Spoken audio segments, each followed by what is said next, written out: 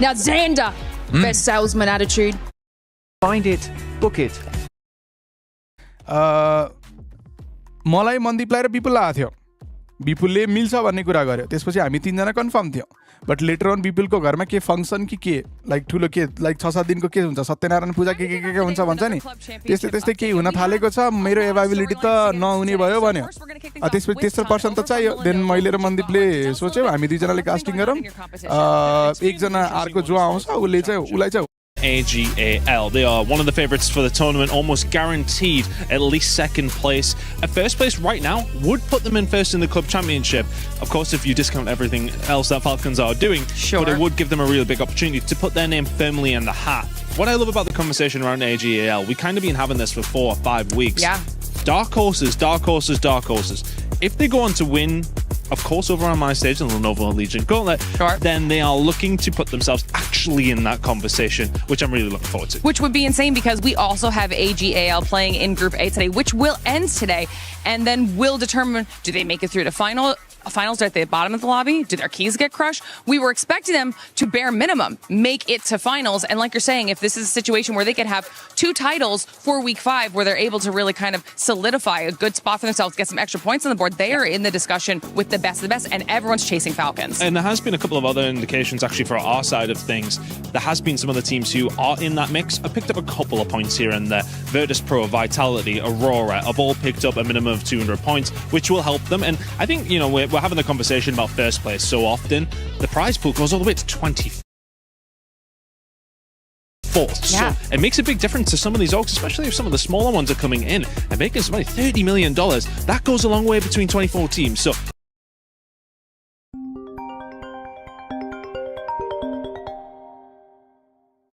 200 or 300 points here and there on some of the games they're not expected to get them on. That's a big bonus. And we also have Vitality in our game as well. We'll be seeing them in Group B, so we won't be seeing them just yet, but so many storylines for us to follow along with throughout the week. So I'll update you a little bit later on with not only how we're doing, but with how some of the other storylines are going on some of the other stages as well. Thank you so much for that club championship, Glitter and Chris. And also, I'm going to go to Hot Jukes and Blank and ask them how they were able to do that transportation clone jitsu, because that was awesome. We need to figure out how to do that, but let's actually go back to the overall. With this, we're going to see Four Thrives just sitting pretty at the top, and we're going to be seeing some of the other teams also being consistent. As you can tell, in second place with 52 points, it's GOAT. Enigma Galaxy, though, that was one team that ended up showing up. They really did. I mean, we had a lot of conversations about this, Max, right? Because Enigma Galaxy, this is a big name. We've seen them do big things before, but coming into this, we're like, are they going to be able to do it again after a kind of a rough run the last few months? Yeah, I mean, usually when I'm told, what do you think about Enigma Galaxy? I'm like, I'm not a fan of how they rotate around the map and such. Like, really, this event, day one, they shut me up, okay? I used to be one of the biggest, like, critiques of Ralph and his gelling style. But these 2-2 splits we've seen throughout the entire tournament have been, well, entire tournament, 6 games so far, but very impressive stuff, especially on Erangel. If they maintain this kind of composure and momentum, I think a spot in the top 5 is definitely possible for them to maintain until the end of today. And that's one thing that we're going to be keeping a close eye on. As I said earlier, top 5 will be moving on directly to the finals. And if we were to compare, as we're here on the second page now, if we were to compare 5 to 6, which OG is currently in 6, they're only separated by just 2 points, which can change in a matter of the first game. That is going to be so tight towards the end of the day, and also towards the bottom of the 3. We heard it too. X-Force needs to do something, and I got a chance to talk to the players, and they were saying that they're currently just having bad communications. Not the time to have that right now, X-Force. No, it's really not. I have such high hopes still for X-Force here, 7. I do think that if they can bounce back today, we could see a massive, massive difference, and maybe even getting out of the out of the bottom 3, rather. What's something that you would like to see X-Force do? More proactivity, not aggression, proactivity. I want to see them do more and think and plan ahead a little bit more than they are doing right now.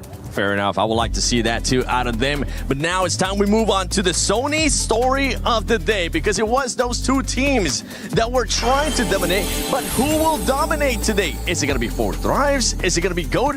Because Four Thrives, yesterday, they finished in the first place, and this squad did it, Max, without, this squad did it without getting a win.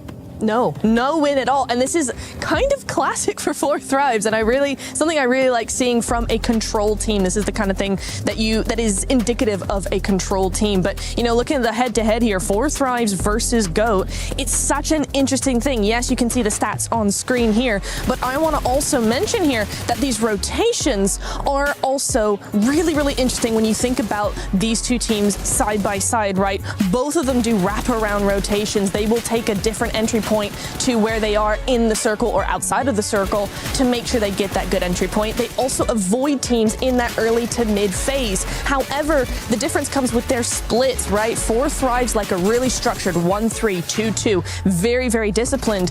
Go, on the other hand here, Max, they like to spread out. They are a little bit looser with what they're doing. I really like what we've seen from GOAT team, but they're very do or die going into these games, right? Or you get yourself a massive chicken dinner, you get all those placement points, everything for yourself.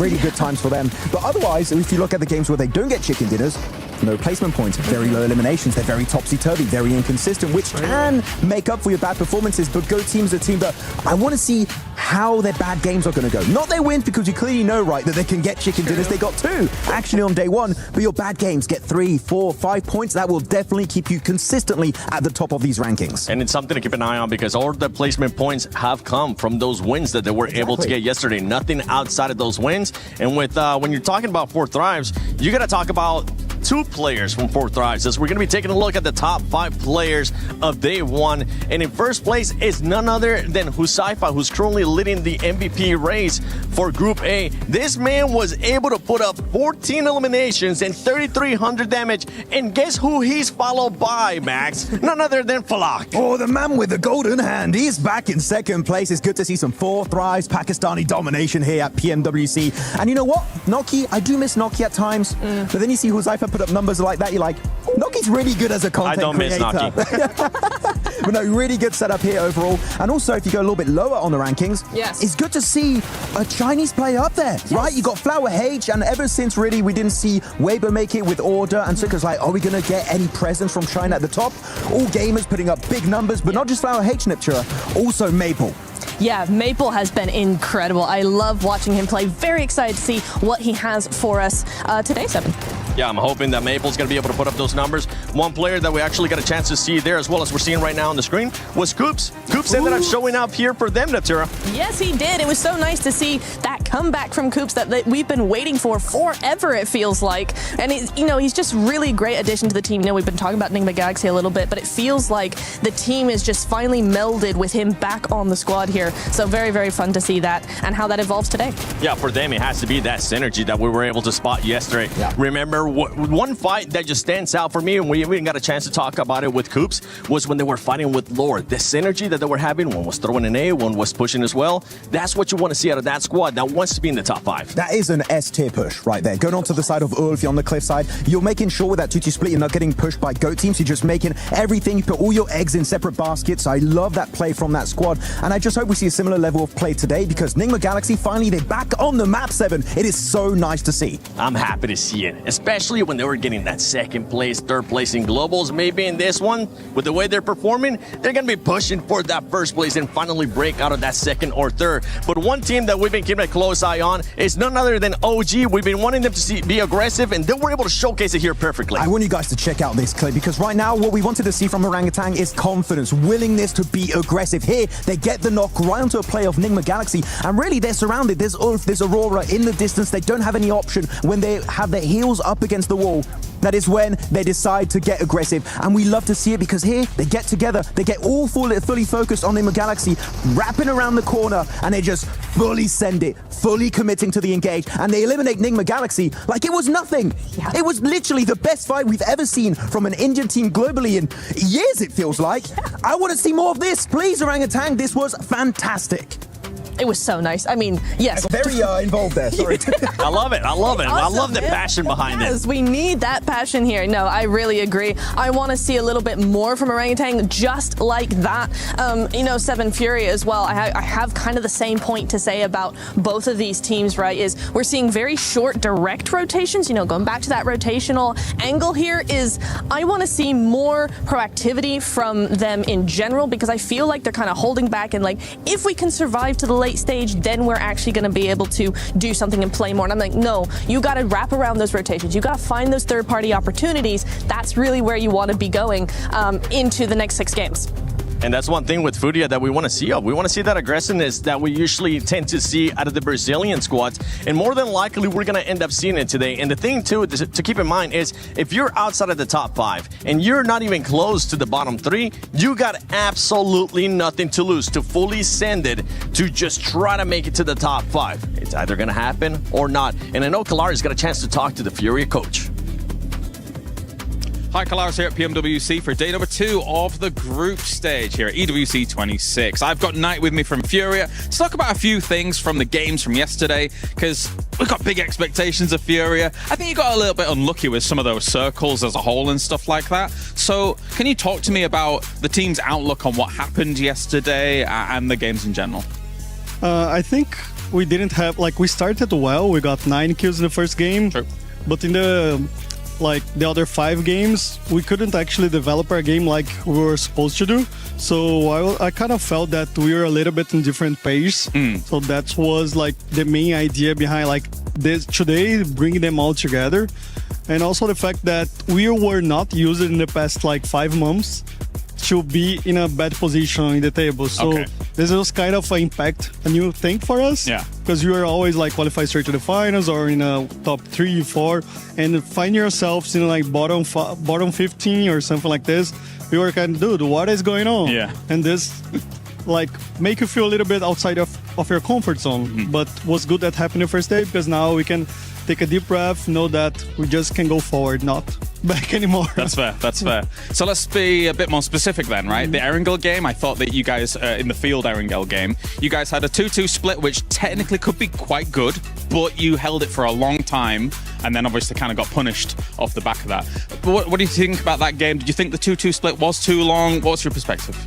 I think the idea was actually good because we would provide cover for each other. Yeah. The main problem was that Flash, they had so many space for them in the north side of the map. No one was putting pressure on them. So they ended up having the whole east side of the map. Yeah. So since no one is applying pressure on them, we were a little bit exposed for them pushing us, because they had one guy over the check in our right side. So the other 2 guys couldn't help the other 2 guys, so we were kind of splitted. But if there was any team like Nigma was applying a little bit of pressure on them, it would be a perfect split. This happens. It happens. I think you're right. I think Flash had so much room to work with, so that really benefited them. And finally, the Miramar, Los Leones. Obviously, a bit of a hard time with Los Leones. I mean, for a lot of teams, right? It's always going to be difficult in an urban ending like that. You guys had a split across the warehouses outside Los Leones and inside Los Leones, which I think is smart if it shifts away, but then you kind of had a bit of a dysfunction at the junction, as it were. So talk to me about that. So I think actually the idea wasn't to have this split, because the main problem was we had an idea of getting the building the exits of Los Leones, but 40 got ahead of us, so we had to do a quick change of position, and the last 2 guys were outside of the position to go inside Los Leones, so they have to go through the open field, and we eventually lost Silence there. It was cut, and then Ayala I think almost lost his car, so he were unable to get back with the other 3 players. So we ended up all split in the map, and it wasn't supposed to happen. Yeah.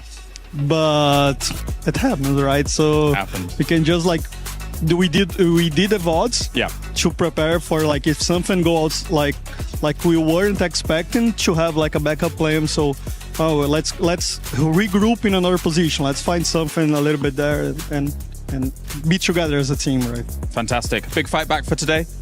I think we are more than capable of bouncing back. We have a very skillful team, and only depends of if we apply our game, the game that we're practicing, we definitely can be in the top 5 today.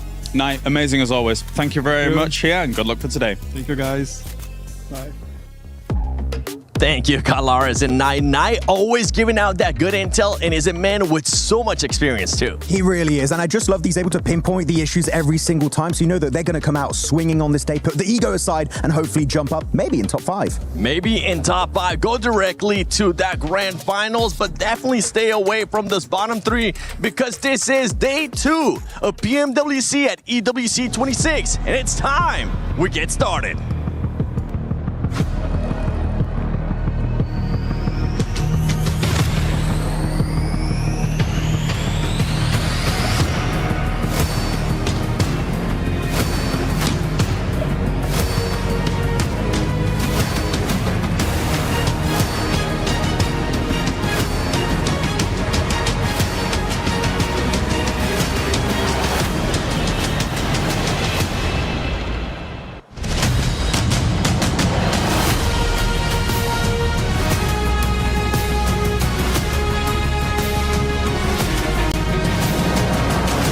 Mesdames et messieurs, bienvenue for our day 2 of the PMWC group stage. Today, 5 teams will secure their spots into the finals. They've had a taste of what it's like to compete on the Gdynia City grid, but now it's time for Group A to show up or be shown the door. And Barney, the standing can change very quickly, but one thing remains the same. Every team wants to avoid these bottom 3 at all costs. Just 6 more maps will decide your fate, and if you weren't feeling the pressure yesterday, you're certainly going to be feeling it today, because keys are going to be crushed. And so, it's time to close out Group A with a bang, starting with Furia!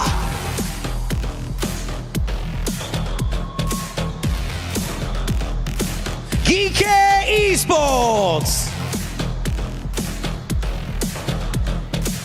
Team Flash! Go Team! AGAL! Thundertalk Gaming! X-Force Rejects! Kiwum Derricks! Nigma Galaxy! 4 Tribes Esports! Orangutan!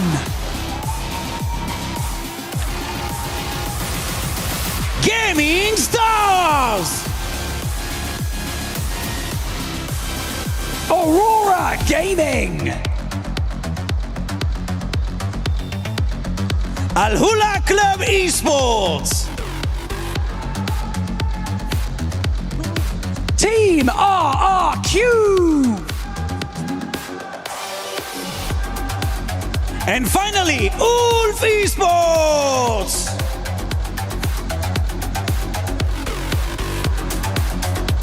We've reached the moment where every decision counts. Our players are ready to give it everything they've got and prove they belong at the top. 5 teams watch and wait from the finals lobby. 8 fight for survival and 3 are sent packing. It's time for day 2 of the PMWC group stage at EWC 2026.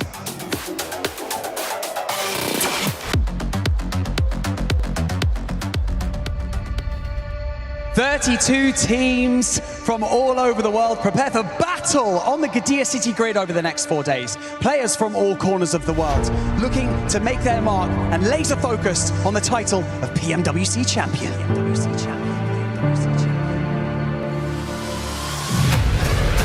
GK Esports! AGL! Team Flash! GOAT Team! Thundertalk Gaming! Kiwoo DRX! Team RQ! Aurora Gaming! This is the beginning of a lengthy journey to find the most talented team in the world. Maple's got one of his own. Good shot on it. Could be blind. It's all. He gets one. Can he do the drop down? Can he hit the shots? DK Safety. He's got them on a broadside. Oh, insult to injury. Take down the down player first, but it is a duo chicken dinner. Not quite connecting. The shotgun is ringing out over the bonnet. Nearly doing the work, but the explosion takes him down instead. And gotta hit the shots with the shots all up the rim. Killer Joe gets it done. His days should be numbered. Wow. It gives him a reason to remember the name as well. Ragnarok's time is well and truly passed. There's the shot over onto Aurora. OG, bring it on home with the last chicken dinner of the day, Paris! You've been wonderful today, Paris. Give yourself a pat on the back. Man, it's insane. Hi there, guys, and welcome back for day 2 here at PMWC at EWC. It is me, Blank, as well as Mr. Hot Chicks, who's joining me here today. Very excited to get into this one. We have 6 more matches so far of Group A to get ourselves through today. There's a lot on the line for some of these teams, because some teams will be going home today. Some keys will be getting crushed, Hot Jukes. That is correct. 3 to be exact. 3 teams, keys, dreams are going to be all done at the end of today. So this is a huge opportunity, right, to put yourselves in the running for that top 5. I mean, we still have 6 matches left to go. That's still plenty of time, right? Even for the teams all the way at the bottom to make it happen. But if you are in those bottom ranks, you really need to get it done here and now. Rondo is the match to do it. We do have a Thunder Talk down towards the bottom side of the tables right now. It's a tough position to be in, right? Again, I think that China has come in swinging this time around, but has it been enough so far? One team is at risk of elimination right now. Alula, they were able to eliminate Alpha 7, but can they save themselves here right now, this year, to make their way through? I think that it's an interesting one, especially for Geeky. Again, there wasn't a massive amount of hopes and dreams laid on this team, but they have surprisingly performed so far. It's been nice to see they came out swinging with a chicken dinner start of the day yesterday. Yeah. But again, we talked about it during the STC Rewind. But Four Thrives, Rewind. 4 Thrives looking great. They are still looking great, and I think they will continue to look great going to today. They had a strong Rondo. Do you think it's going to happen again? It's going to be tough, right? I think that Rondo being that map that is so important here, I think everybody did their homework to another level last night, and are going to mix things up. I mean, I know one team in particular for sure is Nigma Galaxy, because they got taken out immediately on that Rondo there, and they said that, no, yeah, Team Flash, they hunted us down. And I think that the whole lobby at this stage, they saw that, right? They're like, you know what? We're at risk of this happening. You know, even 4 Thrives, I've got to maybe think twice here. So, hey, make those changes, make it happen, and get it done here for match number 1. As it looks like we got the playing going. Let's get this started. And we are down towards the south portion of the map for day number 2. As we get into it, this is the last day for Group A, the last day for some of these teams to make their mark here and progress into the rest of PMWC. But for some teams, it will be the final hurdle that will trip them up. See what they can make happen. This is a difficult circle. It's a difficult playing path, here on Rondo down towards the south side. Doesn't really open up a lot of the northwest. There's going to be some long shoots here for some of our squads. Stadium a little bit hard to make your way on over. But for Nigma Galaxy, you hope that they have figured out a solution, potentially. Aurora as well. I don't think they were able to get as much action as they might have liked over towards Yulin. There was a lot of fighting in Neox Factory. But yeah, you can see here, no double plane path, just the southern one. You can see the team starting to hop on out. You got to make sure that you protect that single player going for that recall. That is so important here. And no double plane paths. Yeah, no double plane paths. No, anymore. No, that's right. That's correct. Yeah, nothing, not going to happen. We got just a single one here. And you know what? One opportunity for a lot of these teams, right, like we were talking about earlier, to get it done. And you can see that Neox Factory area is hot, as well as Dan Ching, and you can see Thunder Talk. That is the team that needs to make it happen here big time, getting into it with AGAL. It's a scary team to get into it, though, because yesterday Maple looked fantastic on the initial approach. Ching underneath from Thunder Talk, but AJ does open up onto Maple of all teams. But I am getting word that is potentially a rehost coming through. We will wait and see. And it is the truth. We're not lying to you. So in the meantime, we will have to wait for that one. But I think most of the players probably not unhappy about that, considering it's quite a difficult plane to start things off down towards that south side in Danxing. It forced a lot of teams out of the way, but then we did get an eastern circle, which wasn't too bad for the squads. Yeah, no big deal here. You know what I'm saying? We get a little bit more time to talk about these teams, get a little bit more time for these teams to kind of prep and figure out how they're going to make this happen here, because 24, they got just these next few hours to either stay here in Paris or go home. And they want to definitely extend that life just a little bit further here. So looking at the leaderboards, let's break that down, right? So top 5, again, folks, those are going to be the ones moving straight to the finals. Bottom 3 are going home. That's it for today. And those teams in between heading into that survival stage. So you have in 5th place, KRX tied with Aurora with 47 points. OG with that chicken dinner on that last game, right? Were able to really make things happen. But it does look like we are hearing... We lied. Yeah, we lied. Psych! We lied! Psych! We're back in. We're here. Disregard all previous conversation because we are back here on Rondo. I am excited for it to go to another rehost though. But for the time being, we'll treat this as real life. That's correct. Real stakes on the line. Juicy stakes at that. As T24 opens up onto 1, now looks for the second. It's going to be a hard push, but they cannot take him down. T24 brings the gore in Neox. I'll tell you what, 1v2, baby. That was real, and that was live. That's how you get it done. T24 getting revenge for his teammates. Valak ends up going down, so they are stuck with 2. I'm sure IQ is going to be out there getting them back up here in just a couple of seconds. With beautiful play to start things off. The group of death has not disappointed at all. And again, I mean, it made me laugh hearing Max say this is the deathy group. It is kind of. He's not wrong. T24 even taking a tumble there versus Ayala, who has been quite a strong member for Furious. Sadly, they are quite down on the numbers at the moment. Whoa! Wait. Was that 4th drive just out? Okay, 4T struggle. T24 is able to get 2 elims for them, but that is a disastrous result for them. Again, always difficult to see where other players went down. We did have a slight blackout during the middle of that, so couldn't quite see where the 4th player actually left, but it might have been Flash. Yeah. It may have been Flash again. And we were just talking about that. Yeah. We were, right? I was just saying, like, hey, you know what? Even if you're 4th drives, you got to be concerned here because you're at the top of the leaderboards. If someone's going to hunt you down, that's the squad to do it.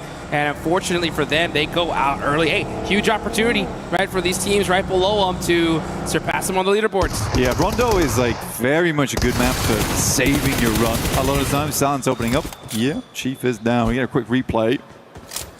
This is Flower H. This is actually the fight versus Thunder Talk, which was going fairly badly. Now, Flower H was having an absolutely sick day yesterday in terms of the damage numbers, and that is a quick spin around. Did they fully go out, though? Let's take a quick look on the leaderboards. Yeah, all gamers, 4 players alive. They look good. They were able to reset on that one. That's fantastic. That's what you have to do. I mean, I don't know where exactly IQ was, because he wasn't in the fight with this team. But he was, I guess, tried to go to a recall tower, got caught out, unfortunately, and that's them done and dusted. Hey, the rest of the lobby's still here, though, 15 teams. Aula, Claws, trying to hit some cheeky shots using that stairwell. Silence is down to 1 HP. He gets the knock, and Claws gets naded. Rest of the team, I think, is just a little bit too far to support him. Actually, never mind. Yeah, right behind him. Quick is there to challenge Furia. Chief gonna try to get his teammate up here. But with this fight slowing down, yeah, I think Quick is like, oof, this is a little bit too late to start this push. Yeah, he's in the struggle bus now. And again, this is one of the situations where it's actually very hard to deal with it. Because the amount of sightlines you can kind of angle off here with the smokes, Quick's almost certainly going to go down. Silence just has to play the right-hand side. Chief just needs to eke his way up on the left-hand side here. He has to hit a nasty grenade to even hopefully clutch this one out, but he's only got one chance, and that's it. Stun grenade goes out, and a nade over the top of it, and he's forced off the edge here. So now they control the entirety of the high ground. Yeah, and Aula, they need these points pretty bad now. Just with this performance alone, right? Just 3 eliminations that puts them out of that bottom 3. But you know, this is that opportunity to do such a good game that it sets you up for the rest of this day. I mean, heck, a win here with double-digit eliminations, that puts them in the running for top 5. literally. So not the worst start. They got 3 elims so far. They still have all their players up. Let's see what they can do. It's an interesting approach from Malula, though, because the entirety of Neox is very quiet, considering that original playing path. But all 4 players from Malula are here, which means that if they do lose this engagement versus Furia, that's all the chances gone here on Rondo. Nice pre-fire there from Ayala, and they end up catching him. Oh, but great return fire there from Yasser. Silence on that back end. Quick gonna go ahead and hold behind this coverage. Yeah, Alula should be able to get everybody up. Chief running off this other angle, though, that's gonna make things interesting. But you're right, yeah, Alula fully committed to Neox Factory, and so far it's working, and they are racking up the points. Much needed points as well. In 12th place, they have dragged themselves out of what was a danger zone earlier. Just Silence left remaining now. Sticky bomb. No helmet, which is kind of the most disastrous thing about this. So many sightlines to deal with on the other side. Pretty hard approach, but they already got the reset in. Pull themselves back into play. That's over towards Fong Tun, though. Man, they got a journey ahead of them. Yeah, they do. So that I was wondering, like, should Silence even think about like pushing this right now with the rest of his team so far away? Yeah, probably not. He needs to survive and hold on a little bit longer. You definitely want that recall life just for the time being. Next zone just pop on up, goes dead center here. The problem is you got that river just chopping right through the center of it.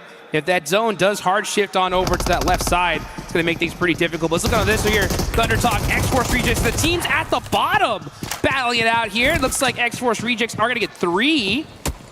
Oh, getting shot in the back, though. That's Ulf from downtown. Sneaking that knock. But it looks like they should be able to get this res. Oh, actually, no, forget the res. They go for this final elimination. They say, we need these points.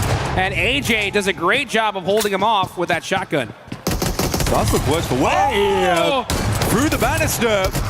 Catches another. AJ looking good right now. Quick step out on the side. Could push over towards the stairs. Taking more damage coming through from Doc right now, but there are flushes to be had. More eliminations is all really Thunder Talk's looking for in this moment.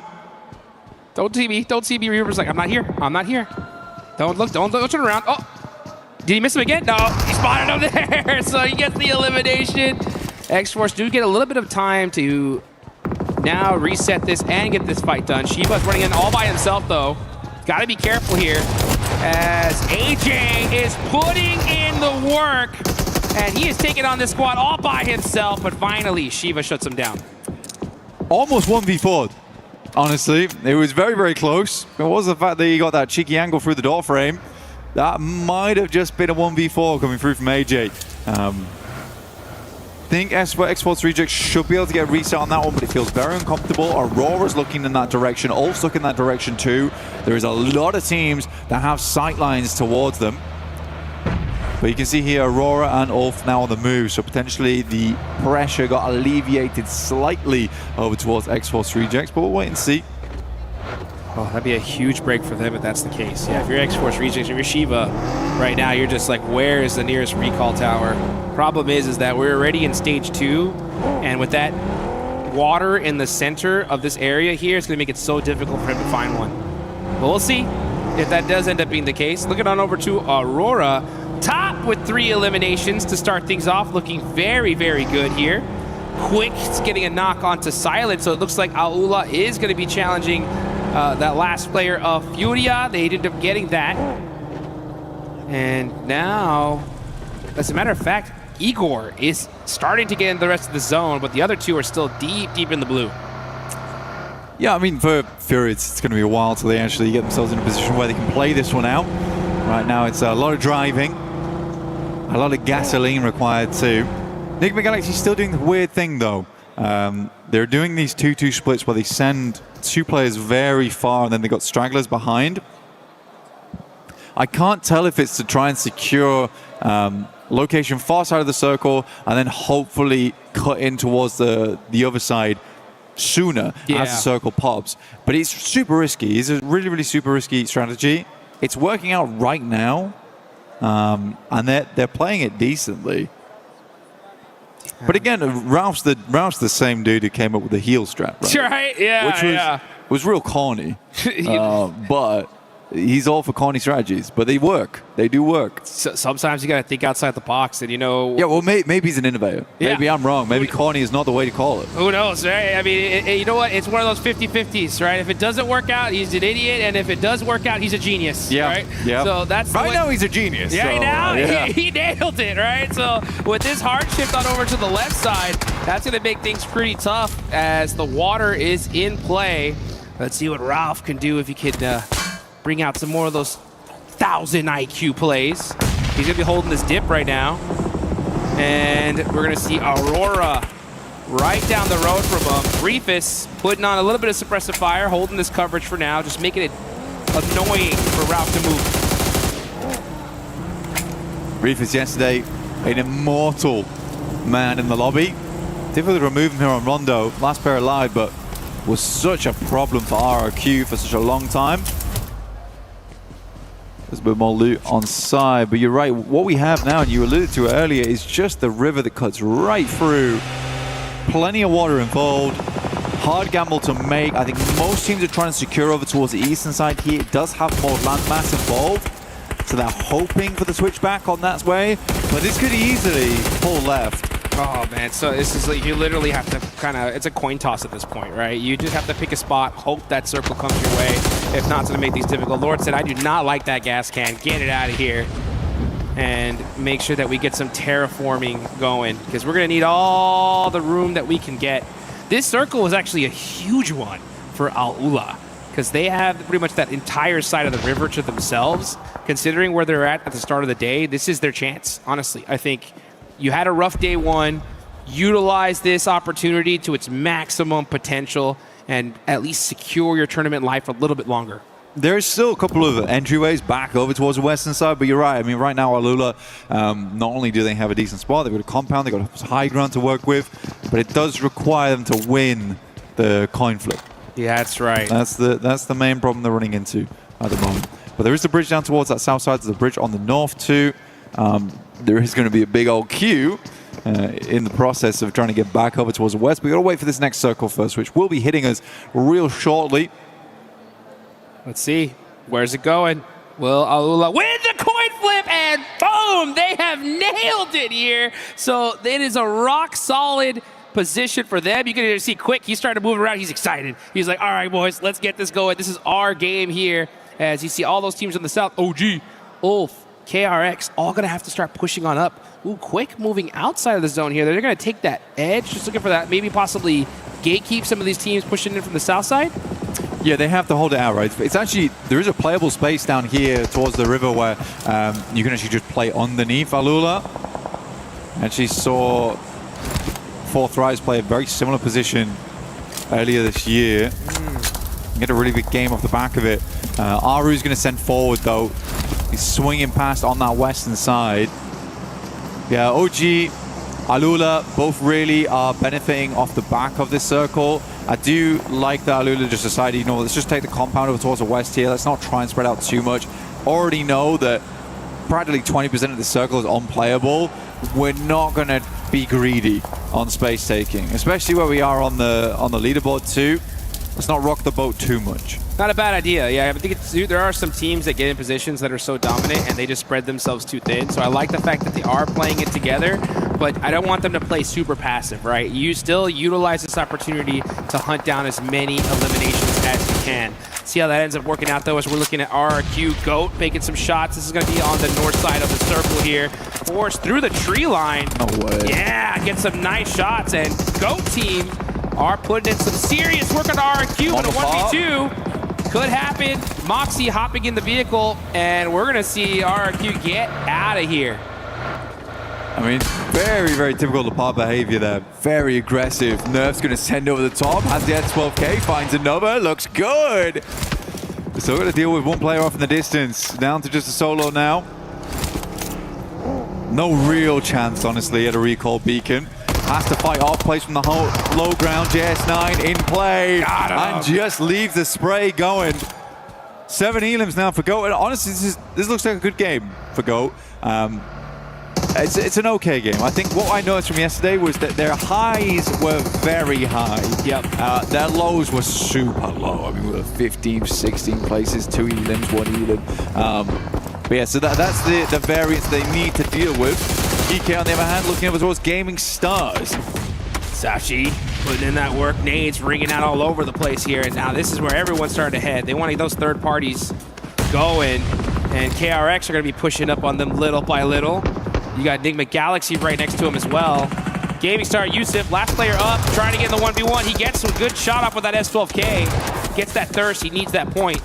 Oh, but that nade is going to shut him down. That's QXCZ getting it done. And now Hoxie's like, all right, let's finish this out here. Let's get these points and secure this position. Ragnarok said, you know what? You can have it. I'm out of here.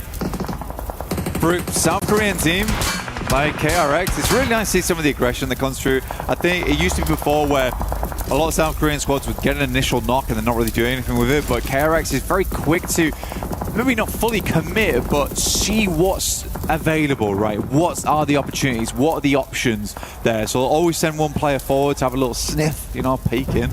So I like it. I do like it from KRX, but now they're up against Enigma Galaxy, who are playing on their northern edge. Next circle pops and it's still dead central on this river. It's so uncomfortable. Such a tough circle. Team Flash are just going to be holding this high ground for now. Even though the zone is going to be closing, they're like, yeah, let's just try to put as much pressure as we can. And then we're going to push into the zone at the last second. I mean, yeah, Win and Squad are starting to steal some of these eliminations. This is very difficult for Enigma Galaxy. Yeah, they're just having to straight hit the deck. And look at those angles. These sight lines from Team Flash are disgusting. Yeah, Bo's got some good shots down there, but right now Enigma Galaxy is essentially just weathering the storm. They know that they can just keep dropping the smokes, but how many smokes they got left remaining? Eventually, the Flash are going to have to pull off this spot, but in tandem with KRX, Enigma Galaxy, and Flash all at the same time. Satan stays alive, bears amount of HP. The blue does slowly march towards him like a tsunami. And this blue zone's going to hurt, that's for sure. So Satan and Squad need to start getting moving here. But Vinny right behind him. He's going to have to make this push. He's running in through the smokes here. He's getting pieced up little by little. We're going to switch on over to top. Vinny does get knocked, but Team Flash are able to get into this circle cleanly. And they're going to be gatekeeping whoever is going to be the winners of this fight. Right now, it looks like Enigma Galaxy might just be it, as it's just Hoxie up for KRX. Now that nade just a little bit too far away, but this is a terrible fight for both these guys. They need to finish this out as soon as possible. The blue zone is creeping in. Hoxie gets another knock, and now it's just Lord, but oh, Hoxie getting shot all the way from Aurora is going to shut him down. It's a horrendous cross, right? You've got the higher ground that drops down towards the low. Everyone's trying to get in together. I don't think anyone makes that run. Again, this is such an RNG circle. A lot of teams are going to suffer because of it. I mean, Alula as well as OG both took a gamble on the western side. Massively paid off. I like how OG's moved up on towards this northern edge, though. They have a lot of teams they need to deal with in the future. But right now it's about living. Just survive. If you can get that survival into the late game, fair enough to you. Oh, Reefus, perfect nade there from Ulf. Let's see how this one looks. Good bounce too, man. Ulf on point, throwing some heat-seeking missiles from across the map there. Doc's trying to get a little bit of revenge for Reefus, but they are doing great. Aurora, 10 eliminations. This is what we like to see from this squad. Yeah, they show up during groups, man. That's for sure. Now, I think the team that I didn't expect to be showing up right now is Furia. They're on the northern side over towards the western edge of these bits of landmass, which is quite cool to see Furia being the team that makes it. Man, they had been walking, they had been driving. Yeah. It has been cross-country for this team, but they brought the right trainers, they brought the right tires, and they are here to play right now. And Alulas were really aggressive at the start of this, and then once they got the zone, they kind of just slowed things down. They still have a few eliminations here, but now they're down to 2 players and forced to give up all of this real estate. Furia, though, with 6. They are looking really good to start things off here. Unfortunately, yesterday, just kind of a very mid-day overall, in the middle of the leaderboards. But this could be their chance to push them up to the top. Yeah, it was super meh. I mean, I think that's fair enough to say, especially from Furia. We expect a lot more from this team, and again, this is the resilience that I expected to see from Furia, is you cannot count this team out until the final bell rings. For them, they're looking over towards Alula right now. They're even trying to wrap over towards that western side slightly, which is cool to see, but we're up against Aurora. We're on board with Eren. It could get explosive. Let's see Eren up close and personal. He caught top with a laydown.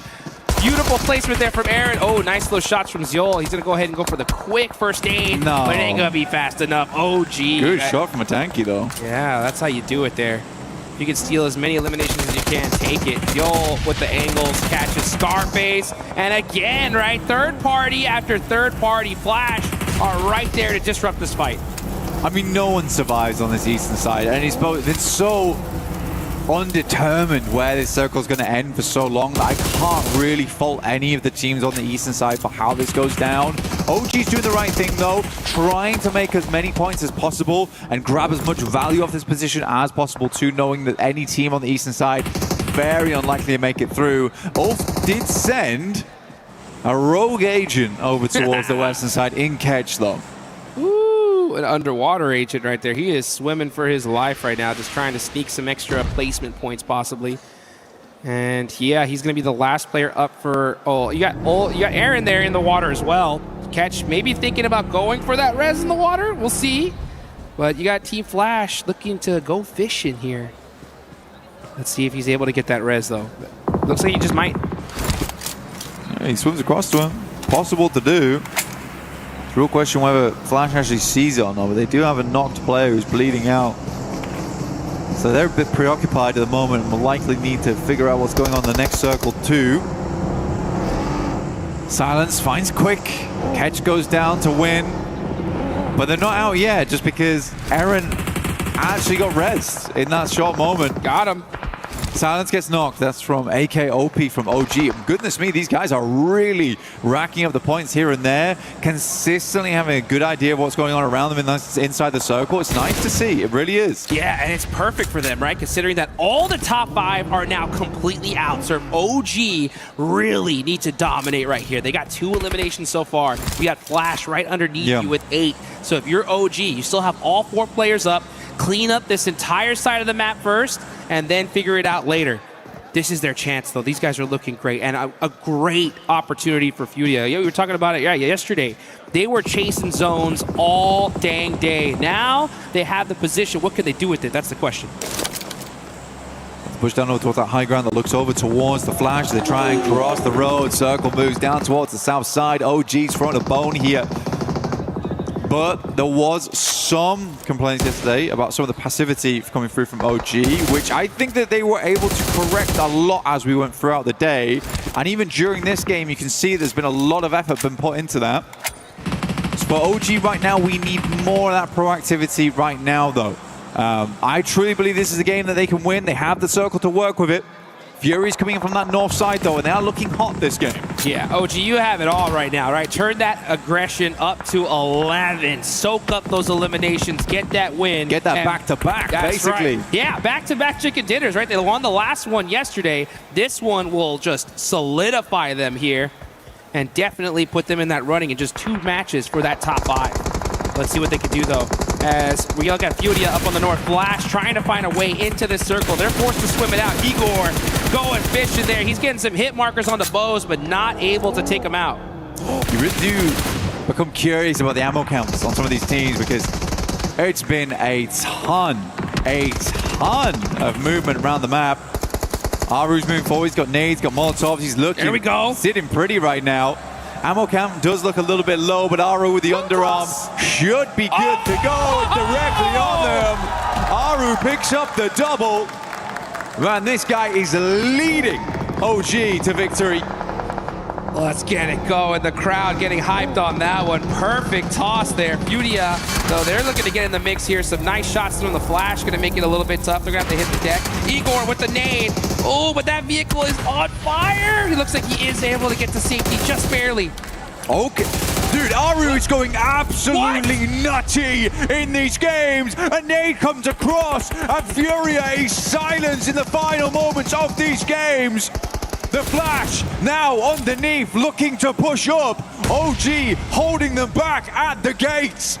From Miramar to Rondo, can they do it all here? Back-to-back chicken dinners are in their future, and the future is now. Can they grasp it as Team Flash rocking a 3-1 split here? You got WizGod, gonna have to watch out for that nade, that air burst a little bit too far away. And now Aru, man, putting in the work for his team. They gotta be careful though. Here they go, they have the high ground. What can they do with it? Now, Tops from that off angle, making it a little bit difficult for them to peek over the hill. But here we go, the battle starting to ring out. Bandy's all that's left on side at the moment. S12K, Silence looking to quieten down the run coming through from India, but it's not happening. They will not be silenced. They will not be shut up here. Aru still going strong. A tanky underneath, looking to get the shots in, but Flash moves around the side. He's whipping the shots, unfortunately. But finally, they will hit the last shot, and India grabs the back-to-back. From day 1 to day 2, this team looks clean. And the crowd goes wild. OG, 2 chicken dinners in a row. They finish out the day strong yesterday, and they started the strongest today here in the final day of Group A. And now the whole lobby has been put on notice. I mean, it's good at the moment. Aru looks like an arrow right now, and he's got purpose, flying fast towards that bullseye, fast towards that qualification spot. It's such a difference from last time we saw them as well. And, you know, if you're a fan of this team, you've got to be proud because, again, the improvement has been insane. Perfectly executed right there, right? I mean, hey, they got themselves a good, solid position. We had the questions, right? Were they going to play it passively? Were they going to get aggressive? They turned on that aggression at the perfect time. Perfect peaks, fight decisions, and they were able to get that win. And this is the way to do it, right? I mean, they were having a little bit of a rough day at the start yesterday. Finished strong. Boom, knock it out of the park today. They're set up for top 5. They absolutely are. I mean, for this team, it's a really big boon for them. I mean, taking some of that pressure off is a really nice thing. Right at the start of the day, we always say it's about Rondo. Being able to get rid of a lot of the pressure so quickly in day 2 is so much relief for you as a squad. And for Orangutan, honestly, they can use this now just to kind of feel out other teams inside this lobby, get some more practice in without feeling all that worried. Let's put it that way. Yeah. I mean, there's definitely a lot of teams that are going to be worried here as we get into the rest of the matches, and we'll have those matches coming in just a bit. We were there for every click, every clutch, every respawn. We were there for the years of grind, and we're here now. The proud founding partner of EWC, powering the biggest event in gaming, shoulder to shoulder with the world's best, making history. Greatness deserves a stage. Lenovo Legion, reach your impossible.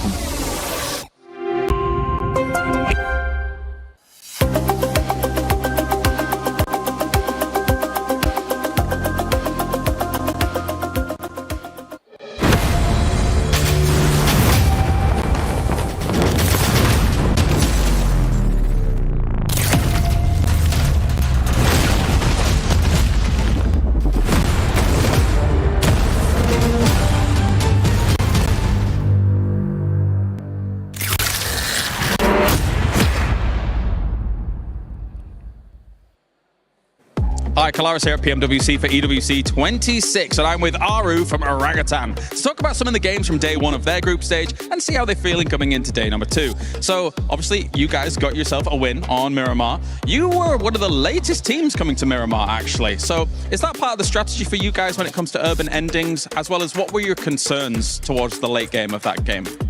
Not really a strategy because we intend to play dynamic as per the situations, and particularly talking about that game, it took us quite a while to collect our vehicles, so it got us a little late.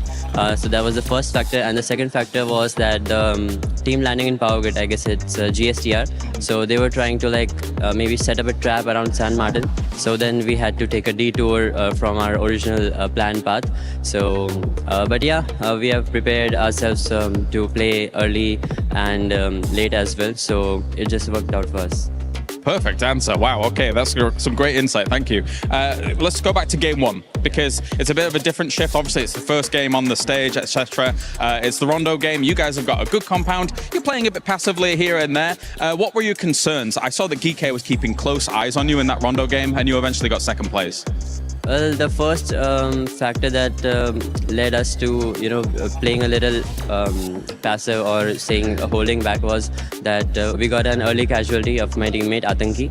And the second one was our vehicles didn't have a lot of fuel, so it was hard to drive around and take info of our surrounding teams to actually see what's going on, if there are any third-party opportunities. And also, we had a good position, but the thing was that it was on the back we had high ground, and on the front we had a complete low ground. So if we have gone either of the ways, the other side teams would have definitely shot at us, so it would have been difficult to come back to our initial position. So I was also not so satisfied with that game because having Rondo and only 2 elimination points is not how we play, and not everyone plays, because Rondo gives you a lot of opportunities to take fights, maybe take free eliminations of the teams, and especially when you are at a good position. So yeah, it was also a little dissatisfied for me, but it was a good start, so we didn't have to get into the second game with high pressure on us. Fair. And overall, yesterday, how does the team look at it? Do they see it as a success here so far? And are there any adaptations coming in today too? Not really success, but the last match really helped us to start our day 2 with a good base. So it's not like we are very far behind from top 5. So coming to day 2, we are just going to plan going game by game. We are just not really focused on the position we are at on the points table.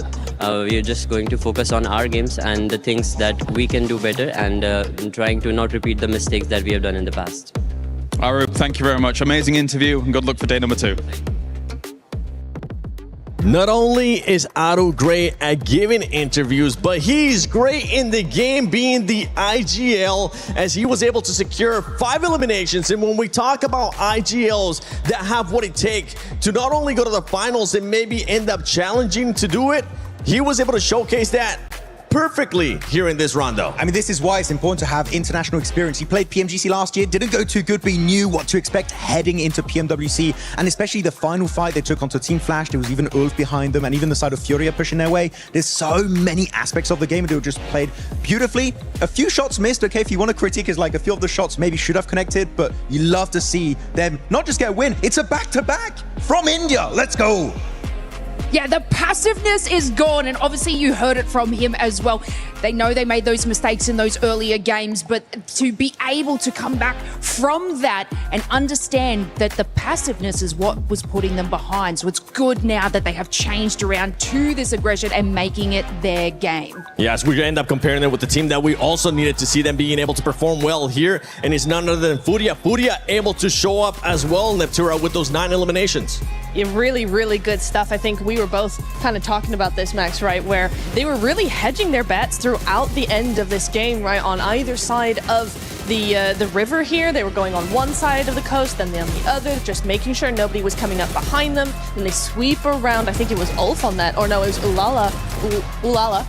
Oh la la. Oh la la. It was them on that eastern side, able to just sweep around. Some really, really good stuff coming in there, Liz. Yeah, I mean, even if we move back to the earlier game, Furia versus Ula, they basically had the contention on the top of the roof, and either one of these teams could have actually taken them down, which was super funny that they then go into their rotation and they're next to each other again to have this battle out. But of course, Furia came out on top, and then this is exactly what we expect to see from Furia at the start of the matches. But if we go off of yesterday, it can be a slight downfall for them. So I hope that they can prioritize these eliminations early on like they have and move themselves into the position. And not only that, we got to talk about the bottom teams as well, Lace, because the bottom teams ended up showing up here. Even though they might have not ended up showing towards the end of that game, they did use that Rondo to go after those eliminations. Exports, Thundertalk Gaming, we finally saw them. Yeah, I mean, if we have a look at Thunder Talk Gaming, I've sort of placed them, they just need a 5-point average that includes eliminations and placement points to push themselves out of that bottom into that bubble. And I mean, they had 3 eliminations early on in contention, and it was basically, I'm pretty sure it was AJ. He almost got a 1v4 on a team. And I mean, that would have set them obviously into a great motion because they actually had a free path rotating into the central zone. As we see Orangutan take over that first place with 66 points. And the wonderful thing of this is that it puts OG in the perfect situation because OG now has absolutely nothing to lose. And they're currently challenging and they're currently in a place to go directly to the finals. This is fantastic. I mean, obviously it's best case scenario for any team, but for Orangutan especially, we are looking at a team here that yesterday was, ramping up the confidence, ramping up the momentum very, very slowly. With this game coming in with a back-to-back, they've gone from 0 wins to 2 and top of the leaderboard in just 2 matches, Max. So I really, really like what we're seeing here. It was proactive. They were thinking about not only the next move, but the next 3 moves as well. The timing was really good. They took advantage of third parties. That's what we wanted to see from them yesterday. Yeah. And they really, really did it. And this is exactly what we wanted to see, exactly the kind of result that they deserve now. Talking about things you want to see, I'm going to say one thing we didn't want to see was 4 Thrives taking a massive L here on Rondo. I mean, really, clearly a very big mistake. The mistake that's very easy to avoid is don't drop in Ulf's territory, right? Yeah. You send your recall player and you're surrounded by 4 Ulf players. I can tell you that is not a good place to be. So hopefully, if they do have a bad playing path, they can try and find a better option. Even just go get a car and send it forward, loot, and get your teammates recalled maybe a minute or 2 later on down the line. 4 Thrives on Rondo need to fix that slight recall system. As we're looking at those bottom 3 teams, Gaming Stars, Thunder Talk Gaming, and Exports Rejects, good thing that they were able to get those points laced as they were able to keep that gap even closer to be outside of the top, out of the bottom 3. But for some of the other squads, the thing is that now you have Alula as well performing. You have Furia being able to perform. They need to continue on with this consistency to try to make it out and hope that those teams that are above them end up getting eliminated early. Yeah, I mean, if we have a look, Alula got themselves out of that bottom 3 position. Obviously, Thunder Talk took the 3 eliminations, but weren't able to carry on the placements that they had from yesterday. But, in the contention with Fury on the building, you saw Claw sort of taking up and entering that fragging position. And basically, we had, I think it was... Who was I looking at? Oh my God. And then we had the moment move around the back, and there was other 8 be able to hold across the building. I mean, they have the ability to be able to get these eliminations, but they focused on that early rotation. They took the fight away from Fury. They're like, okay, we're going to cut our losses. We're going to get back into that position. And this is exactly how they clawed their way. I see what I did there? Clawed their way out of the bottom 3 there. And if they can just carry on this, hitting a 5-point average per game, they're safe. Yeah, hopefully that's going to be the case, but we'll see because right now, I mean, with that back-to-back from OG, India starting to step up and they're looking to be in the finals as we're going to be sending it over to none other than Jackie, the man with the coolest jacket, and Kalaris. With the not so cool jacket here, I'm out impressed. Yeah, you've been done, mate. I've been done. And I do actually preface this a bit with the fact that when I was talking to Aru, that was before the day actually started. So I didn't get actually a chance to talk to him about the win for today because it hadn't happened yet. But it really has shown with that victory that they got here on Rondo, a 2nd place in the day 1, a 1st place now here, and also a 1st place in Miramar, that Orangutan is looking really dynamic on all these maps and really able to adapt to the changes that Rondo potentially brings. Yeah, they're coming out giving it absolute chutzpah on the gameplay, which is what you need, mate. We're about 6 or 7 games into the event now, James, so you got to really give it your best, much unlike that little bit I worked in. Thanks for that. I really appreciate that. I'll be honest, I really wasn't expecting that. No. But on the opposite side of things as well, right, when we look at how all these teams are kind of using utility at the moment, it's going from strength to strength to strength. We've seen some real pinpoint precision, multi-nade plays. KRX was fantastic yesterday over on Erangel, just timing those kinds of plays out perfectly. Yeah, I think that's actually something we were both agreeing on, right? Day one, we were talking about historically how sometimes there's been a lot to be desired with professional level PUBG Mobile on hitting those keynotes with utility usage to really make the most out of it, because it's pivotal late game and it can be the difference of a chicken dinner or not. This event, in terms of engagements and closing fights with at least offensive utility, I think that's been drastically better. We're still seeing some gaps maybe in tactical play. We're talking flashes, right? Some of the smoke plays left a little bit of room to expand, James.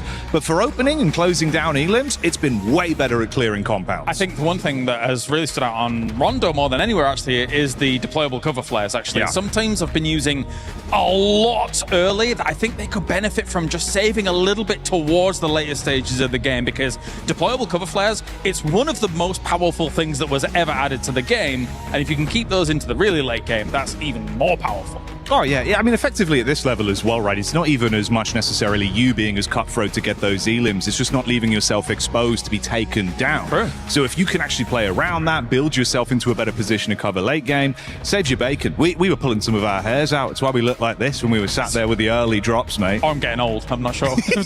You're never really sure. Just to work it in as well, whilst we're talking about the adaptation of play styles, yes. Go obviously on Rondo. They look far more... It's all right to talk about Goat. Can I do it again, James? I was like, yeah, I was waiting for it. I was waiting for it when it was going to go on. Okay, you're allowed to talk about Goat. I'm allowed to talk about Goat. Well, I guess I'll gloat on that one, James. Call that a baby goat. That's calf wordplay. But anyway, Goat team do come out far faster on Rondo. They play with aggression and they look sick with it. That's exciting because in their regular flow of battlegrounds, they're late rotators. They don't want to take those early fights if they can avoid it, because they ramp up late game and look way better when they're fully suited and booted, James. Here, they do prove they can play both play styles. Do you think they can hold on to a top 5? I'd hope so. I think they're a dark horse for the event, but said this day the whole event? Yeah, dark horse, mate. Oh. Hey, that's an exciting potential here, because they're not really one of the teams that a lot of people are kind of including in that top 5. No. You got other teams like Flash that managed to get themselves to the end of this late game again. And actually, I was curious about Flash because I looked back at their games yesterday. I think if Flash was to do what they did yesterday compared to all the other days coming up, I think they wouldn't even make finals with what they showed yesterday. But at least now they've already kind of righted that ship a little bit in this Rondo game to get to that second place, right? Yeah, I think, look, there still is well enough time. Well, I say that, 5 games left to go for some of these teams. So, there's a little bit of time. Nearly did it yourself there, James. I've rotted his brain immediately. Yeah. But yeah, I think you can correct the ship. But obviously, coming in early into game 1, having that bit of an awakening. I think for a lot of these sides, you imagine getting back to the hotel last night, you're unpacking the bag, not looking at really things you can celebrate, more issues you can fix, and just unpack that bag, mate. Get it sorted. Yeah, I mean, the win that they got yesterday, Flash, on the Erangel game, where where you had Furia with a 2-2 split. I spoke to Enigma Galaxy as well. They were misreading the situation a little bit, but Flash had so much room on that east side to then be able to move into that field and hold that down. That's what was the key to victory for them, to get those points on the board.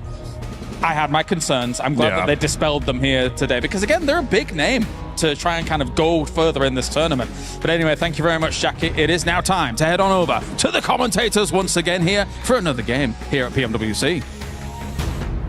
That's Jackie, the jacket. I'm here with Hot Jukes. We're good to go, and boring blank. But yeah, we're getting into our 7th game, 8th game.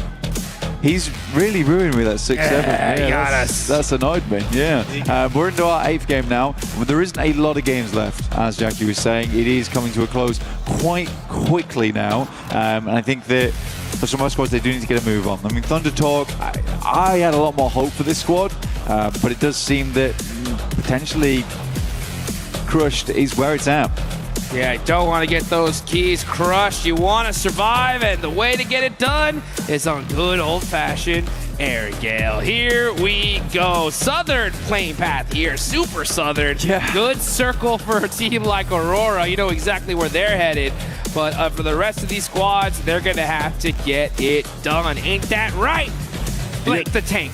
Blank the tank. I'll take that. Robust. Yeah. explode on the scene.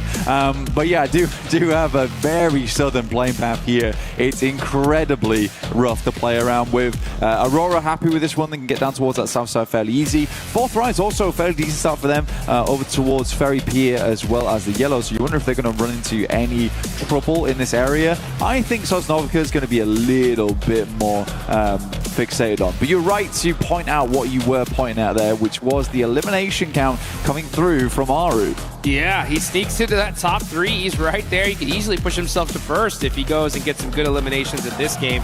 Looking at the match rankings right now,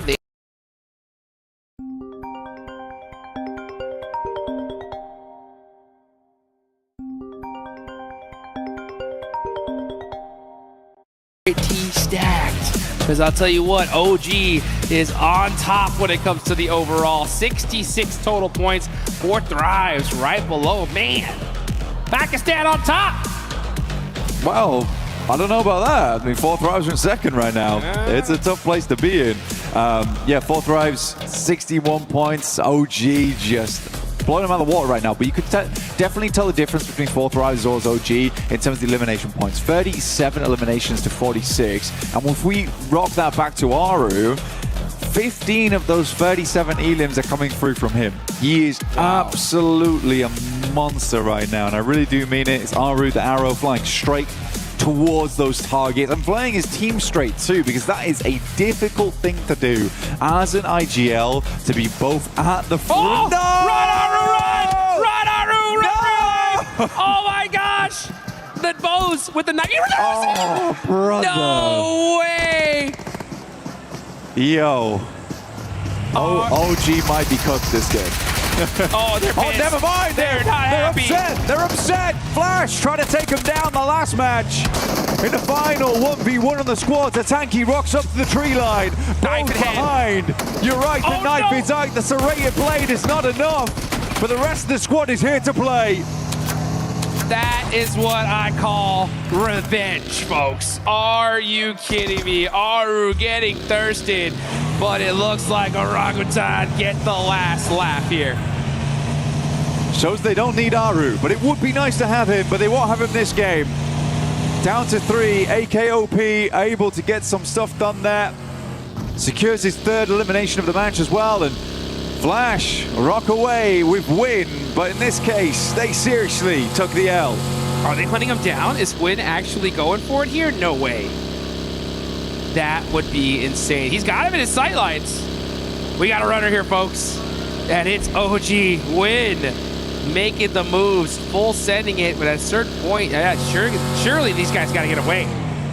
They absolutely do, and I mean, for OG, they're happy to go wherever they like, but for the Flash, they're going to have to head over to the hidden village with Naruto, with our new Ninetales Fury orc skin, which looks awesome, by the way. Sick. 2 separate versions of the same thing, which is crazy. He's hunting him down, dude. He's looking. I know. This is some serious frustration coming through from the Flash. They don't want to lose out like this. He's got to keep the reputation high, apparently. Wow. Win gonna go get some loot here, and the rest of OG get to safety. So what a crazy way to start things off. Aru running for his life, dude, straight-legged it. My brother was in trouble. Oh, man. I ain't gonna lie, though. He was feeling the tickle of the blade on his back. He was just ahead of them. I mean, he had to pull out the old flick of the wrist with a knife to get that thrown at point blank. The only way to get it done. I mean, he was impervious to blades quite some time. Only the point did it. Dude, that tickle was so close. He's like, I can't even run Serpentine at all. I can't move. I gotta go forward. Just straight away. The boys were coming to support him real quick, though. Yeah, they did. That I respect from the rest of OG. And they came in heavy. But they know how important he is. Yeah, they know dude. just how important he is.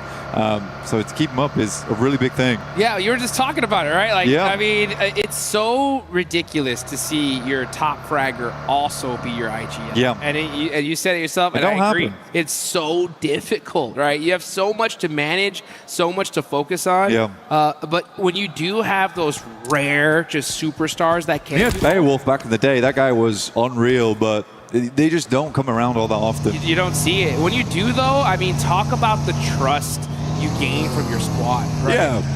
He said go here. He's also carrying us. Yeah, he's also carrying. I think we gotta listen. You know what I'm saying? So it definitely I'm does a sit help for this. Yeah, for sure. Like, yes, sir. Oh, we got you. Right? We're coming. And hey, they saw their leader, right, running away from a knife, and they came heavy. But unfortunately, it just happened to be just a second too late. Coops sends some shots over towards Furia. Honestly, I don't think Furia's last game was terrible at all. I think they got fair far into it. And that was despite having a really, really hard start for them. I mean, their recall beacon was just so out of the way from the destination. And even then, they were trying to figure out it. I do think them getting in quite late was almost a blessing because they could decide on which side they wanted to head towards. But by that time, you have little to no information of what's happening around the map. Yeah. 4T taking shots over towards KRX as they do pass on by. This is towards those yellows on the southern edge. They're just moving through the forest, the south side of Pachinki, but Enigma Galaxy once again already flying out to a new location.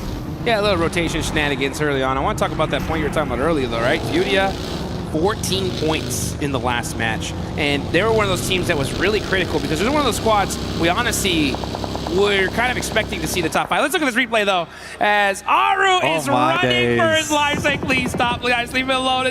And those shots strayed the rest of the team off. But, oh my gosh, Bose with the knife throw just said, nah, we're shutting him down.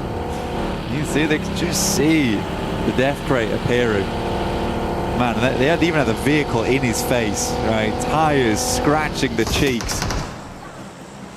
Oh, man. And Bose gets that knock. And I believe Bose picked up that scar from Aru. Really? Yeah, because, I mean, he didn't have it. Otherwise, he would have definitely shot him. But I think Aru had the weapon, but he was just like, no, I can't even turn around right here. They're just too close. It's a tough one. It's a tough one. But, I mean, OG gets away with it. They get some more points on board. 3 points in total, actually. Drops to 69, which is nice. But only 3 players. Yeah, I think it's still doable. Definitely. And for OG, they get a really easy start up towards Yasnaya, which is very central right now. DK, though, up against Alula. Got quick with the quick knock there, and he needs it. I mean, 4 points. Ula are definitely moving up because prior to this one, they had 21. So with 33 now, that does give them a good boost. The problem going into today was there was a good little point gap between that, 6th to the 7th at the bottom placement points. GK, Furia, they had a 12-point gap there, and it kind of just goes down from there. So for Furia to get a good game in, they now balance themselves out. They still need a good couple games if they want to push into top 5.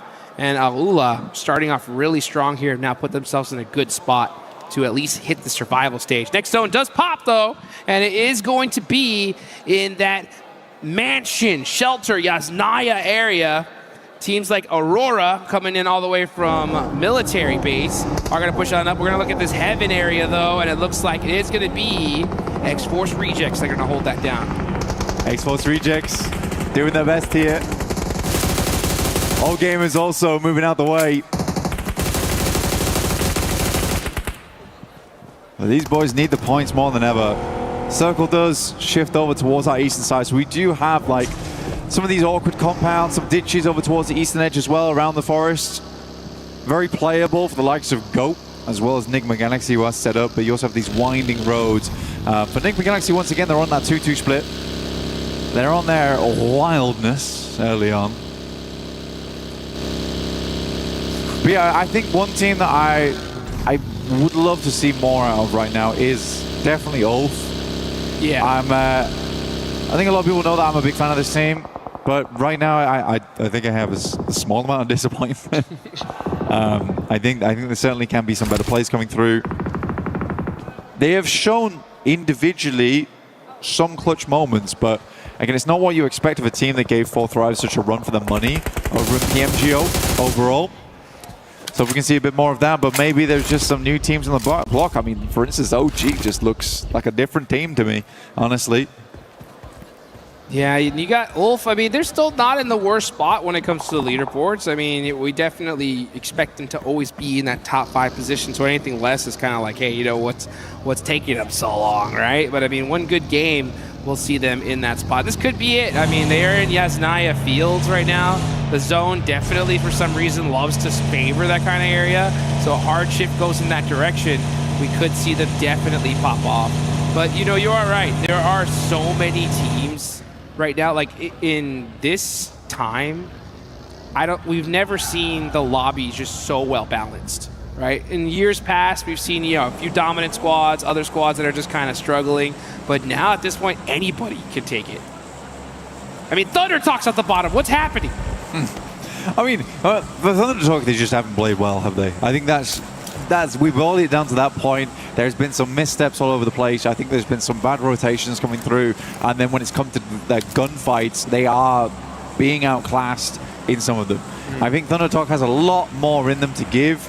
It shouldn't ever come down to AJ looking to win a 1v4.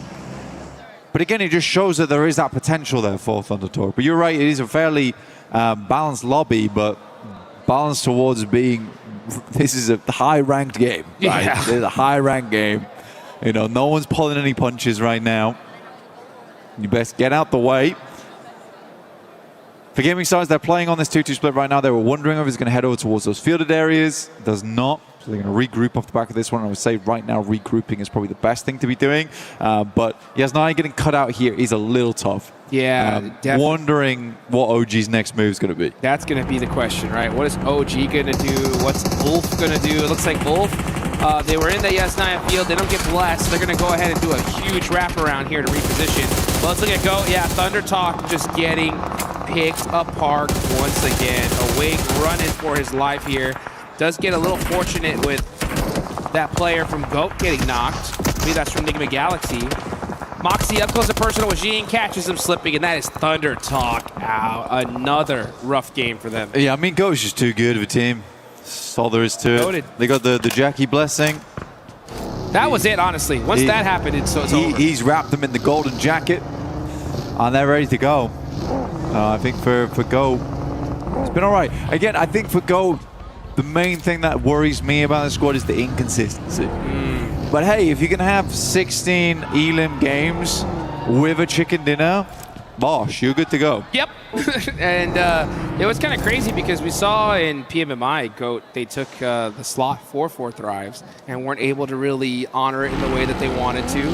But they come here into the World Cup, and at least at this group stage, they're looking good, right? 2nd place so far after these eliminations they have. Hey, just a little bit more work, and they can end up on top. A little bit more work, yeah.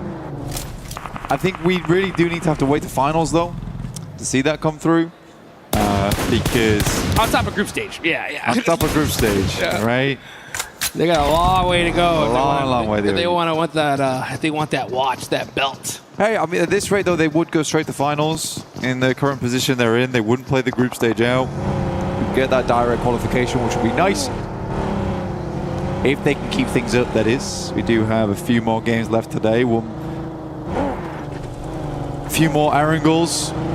That's right. Into our Miramars to close things out with the wonderful John and Jackie. Yeah, dude, crazy prize pool, by the way, man. It's so wild. You have, $1.1 million in the group stage alone, 152 grand on to the survival stage, and then we get to the finals, $1.7 million. This is what I'm talking about here, folks. We're definitely going to be handing out some big prizes at some point. We're going to be going away with some cars. Yeah. Say it that way. Yeah. Let's get it going. Which would be cool. Again, I think that money should be reinvested in the team. Yep. Well, but also, if to say you were the team, right? What's the first thing you're reinvesting into? As a team? Yeah. God, get those boys a better scrimming area. Yeah, that'll work. Give me the refrigerated drinks. All right, I want vending machines for free,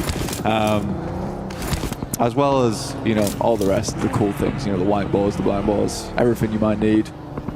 Tablets, etc. Coaching staff, personal masseuses. Your right? favorite phone. Yep. You got to have it all, I mean, to really make it happen here. And that's the thing is like, I've had the pleasure of looking at some of these top squads set up, and teams like Alpha 7 who live together and have for years. They did reinvest in a really good way, actually, from all the wins they went through.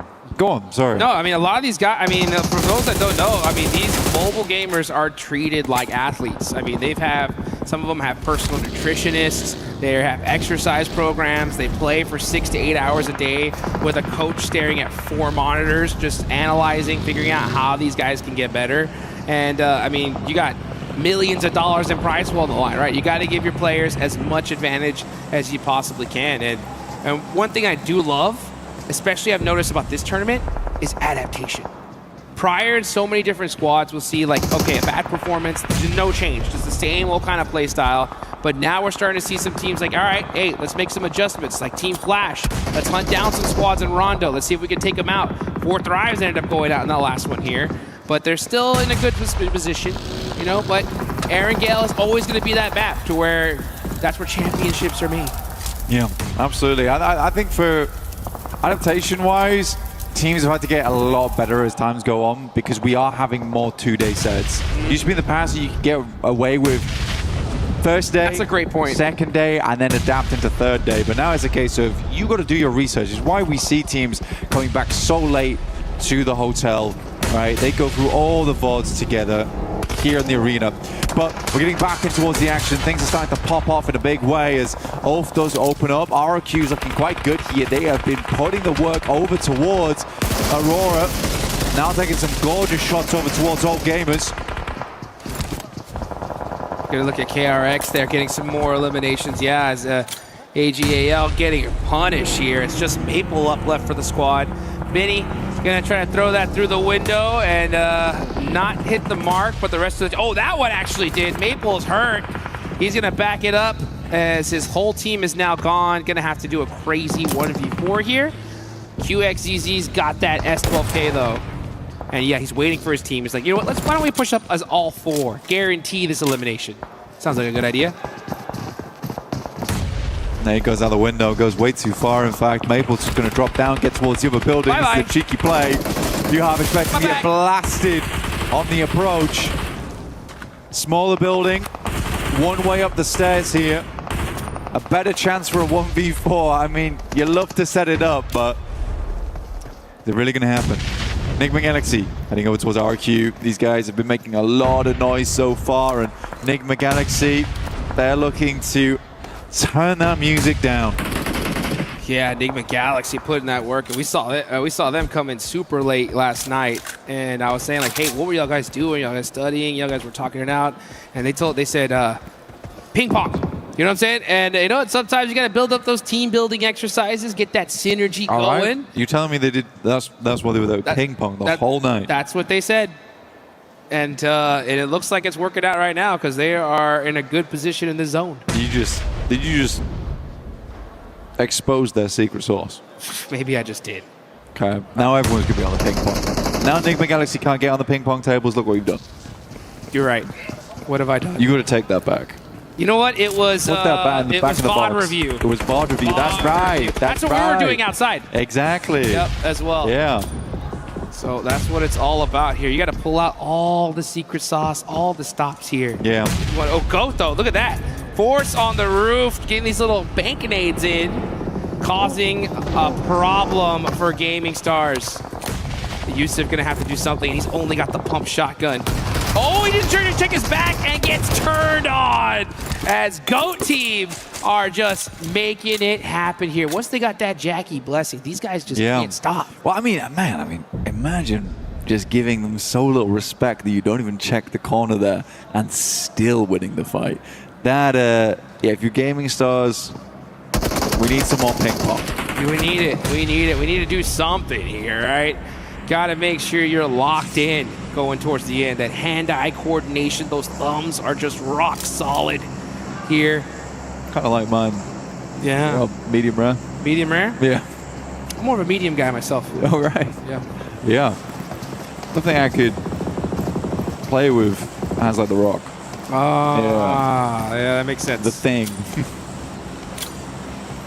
And they do the top though, towards 4 Thrives. Enigma Galaxy taking a fight over towards Go in the meantime. 4 Thrives have been under pressure from a bombardment before, and they immediately start scattering. Do not want to fall prey to the same situation they did versus Enigma Galaxy over on our angle yesterday. Huzaifa. Oh, catch getting ran over by our IQ there. And 4 Thrives were just circling them like sharks, and they are putting in the punishment on Ulf. Man, Ulf just can't seem to get something going here, as 4 Thrives now with 5 eliminations are looking good in Erangel. I mean, right now for Ulf, I don't think they're going to drop to the bottom 3. Getting them towards that top 5 is going to take some special towards the end of the day, though. But they haven't played bad, right? They are a dead center team. Huzaifa finds a shot over towards the tanky, as OG did make their exit from Yasnaya earlier on, moving down towards that southeast side currently. X-Force rejects in front of them, playing in heaven. Yeah, the problem with this is that we still have the top 4 teams in this circle here. And if they all do well in this game, that's going to start creating a little bit of a point gap. And if that happens, especially in the next game, oh, it's going to get wild. Yeah, I kind of feel what's going to happen here between 4 Thrives as well as Heaven. This is the type of team that would just send it. They're going to send just underneath, though, and actually try and deal with OG. WizGod opens up, though, and this is good damage. Huzaifa also falling. Aru's not there, but does it matter? Tanky put in that work. Getting out Huzaifa, and yeah, now it's just IQ up left, so OG with the stiff arm there. Getting it done. Trying to hold on to that top spot. Now they got some good solid points. If you look at them right now, they're at 71. That is a good almost 20 points away from 6th place. If they end up strong here, that could be a straight lock for the top 5. Yo, you know what happened? I reckon Aru went to this game, he was like, guys, you can't perform without me. Then we got some serious problems. I'm going to go drop over here, you guys drop over there. I'm going to get knifed up. It's going to be okay. You guys got to play on a 3, and we'll see if you can make it work. Remember everything I taught you. And it looks like they're doing it proud right now as 3 players. They hold off 4 Thrives. Leave IQ as just 1. Maypole's still going, miraculously, by the way. Can't believe he even made it to 8th there. He's going to go ahead and take at least 1 point home with them. He'll take that, as Aurora and Mansion are completely hard stuck. You got Enigma Galaxy staring at him. Yeah, look at that Satan from downtown. He's got some good coverage here. And this is outside of the circle, so I'm not surprised we're going to see Enigma Galaxy just kind of wait it out, look to maybe get these last 3 eliminations, and then push into the zone from there. You got Coops up close and personal. Keeping an eye on things, but you got to be careful. You cannot afford to get knocked. Igor, though, actually from Furia is staring at this as well. Man, Aurora, this is worst case scenario for you. 2 monster squads looking at you. You're outside of the circle here. Man, they're just going to try to do what they can. Nade underneath. Through from Coops right now. Doc seeing it enter. Another one could do the trick. Some of that. And Coops is feeling it right now. He's been a fantastic player for the squad. Steps up now, 1v1 versus Reapers. They're down. It is Chief to find the final shot from far, far away. It's been a rarity, though, seeing a Heaven Circle in a long, long time. Usually it's a little bit of a feature, but never the ending position. See exactly where Stage 7 heads over towards. Does it drop down towards that southwest side? Let's get it going here. Enigma Galaxy putting in that work. They have the edge of the circle here. We'll see where exactly it's going to go ahead and shift onto. But they got coverage right now. Protect those vehicles. That's so important because if the zone hard shifts away from them, they're definitely going to need them. So keep those protected. Wait for that next zone. You got 477 still up from GOAT, trying to soak up some more placement points. Next zone does pop, though. Where are we headed? Enigma Galaxy will absolutely have to move, and we are over towards Heaven. Gives OG another chance here as well on that western side. They're looking for the turkey here, dude. Hey, the OG fans were happy about that one. I heard some claps happen the second that zone shifted. Let's see how this all works. Yeah, they are looking for that turkey. 3 in a row here. Here comes Nigma Galaxy, though, on the drive. 477 stuck out, and they actually pass him up completely. They're driving straight towards OG. OG's going to have to hold them off around the other edge of things. It is a 4v3 here. Tanky the first to fall. But WizGod actually is able to get a bit of a clap back over towards that way, and Ralph is left behind. So only 2 players for Nigma Galaxy, possibly allowing chance for OG to reset. IQ, last player up for 4 drives as well. OG are hurt, though. That nade looks good. WizGod, ooh, barely getting out of the way of that one. Coop's going to throw another, though. Coop is hungry. He finds a nice headshot there. That one stung. He knows exactly where they are. This nade is an eviction notice saying hello and goodbye. Gets the knock on a Tanky. They're on their last legs right now. I think there was a bare moment where everyone was on practically 10 HP. WizGod will finish off IQ up in the distance. That felt personal. Coop's throwing a quick Molotov down low. He needs to start doing some of that low toss action we saw earlier. But he's got another nade locked and loaded. Let's see if he can throw this heat-seeking missile down south. Oh, he's got to watch his back, though, and he gets him! Coops is doing some damage right here, all by himself. The nade goes a little bit too far. WizGod takes another nasty hit. Smoke's going forward here, trying to keep AKOP alive, but a 4th place is still fantastic for OG. Setting goes down, that will give time for potentially WizGod to move up and pick up AKOP in the midst of all the smoke here. Makes the dash now.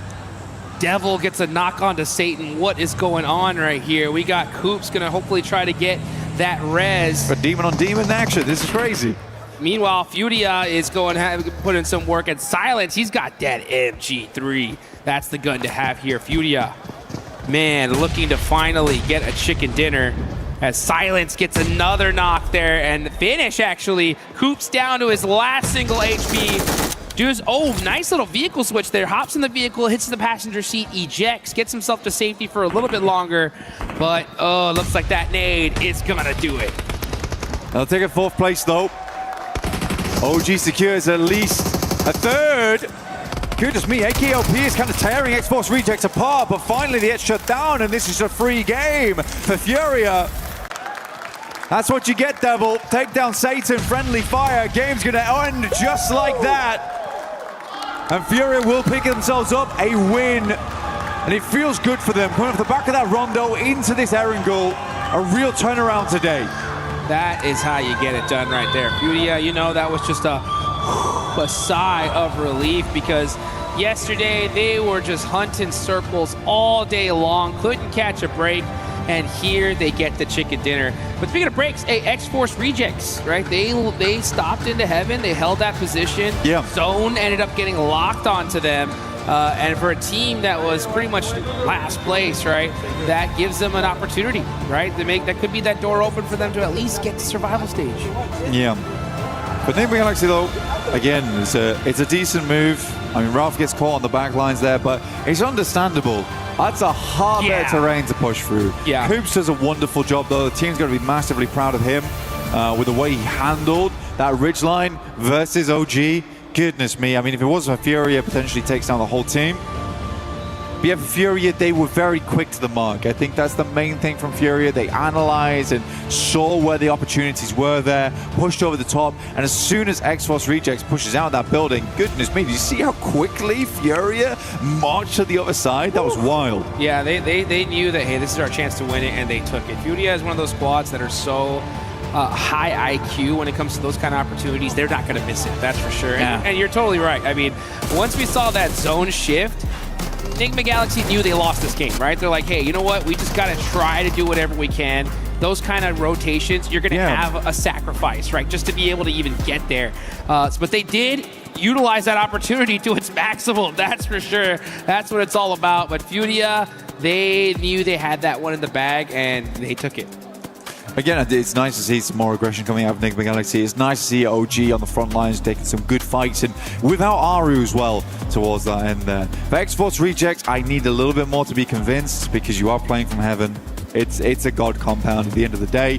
It was luck, right? It was luck. But you know what? Sometimes luck is all it takes. It's just what you need. It's just what you need, and they just happened to get it. And it's good for them that it happened now in the second game of the last day, right? So we've seen it in the past where teams that are coming in a little bit nervous, don't have that as much experience as some of these other guys, they get a lucky game, and sometimes that just gives them the confidence they need to actually do something, right? Yeah. But, no, it's true, because you suddenly start to play a little bit more different. Yeah, you're like, oh. Especially nervous teams as well coming into this, It's a big stage. We have fans from around the world here as well. Sometimes it can be hard either disappointing your fans or trying to uplift them in the process. So you get yourself a lucky win, boom, you're good to go. Yes, indeed. And, man, it's so good to see these teams, right, be able to pull out all the stops here towards the end. These leaderboards have been bouncing all over the place here. But you know what? We got Calaris with Flash. Let's go ahead and hear what these guys have to say. That's me. Thank you very much, Hot Jukes. Yes, I am with Top Z from Flash after these 2 games, because I really wanted to talk to them about very unusual circumstances that have been happening. But first, let's start with day number 1 and the results there. It was kind of mixed results here and there, but then you got a first place on the Erangel yesterday. So talk to me about the team's approach to yesterday. Are you happy with those results from yesterday? What did you think overall? Ngày hôm qua thì mình đã làm khá là tốt và đang đứng ở một cái vị trí thứ nhất ở cái map là Erangel á, thì mình cảm thấy là cái màn trình diễn của mình ngày hôm qua nó như thế nào, mình có hài lòng với kết quả ngày hôm qua không? Đối với em thì ngày hôm qua bọn em thật sự là chưa làm tốt. In my opinion, yesterday, to be honest, we haven't done a very good job on the maps, I would say. Okay. That's fair. And coming into day 2, you got a second place on the Rondo after holding on the east side, and then that was against Orangutan. And then game 2 happens today, and then Orangutan hits you guys on Erangel as well. So what's your thoughts about that, and do you want maybe some revenge on Orangutan after all that? Với ngày hôm nay á, thì mình đã đứng ở top 2 ở cái trận đấu đầu tiên á, và sau đó thì mình lại bị đối thủ là Orangutan á, đã ném bom trúng cho mình á, và hạ gục mình. Thì ở trận thứ 2 thì mình cảm thấy như thế nào, liệu rằng mình có muốn trả thù đối thủ của mình hay không? Sau trận 2 thì bọn em cũng rút được kinh nghiệm nhiều hơn, vì trận đó cũng khá là không có may mắn, nên mấy trận sau bọn em sẽ cố gắng đạt được thành tích cao nhất.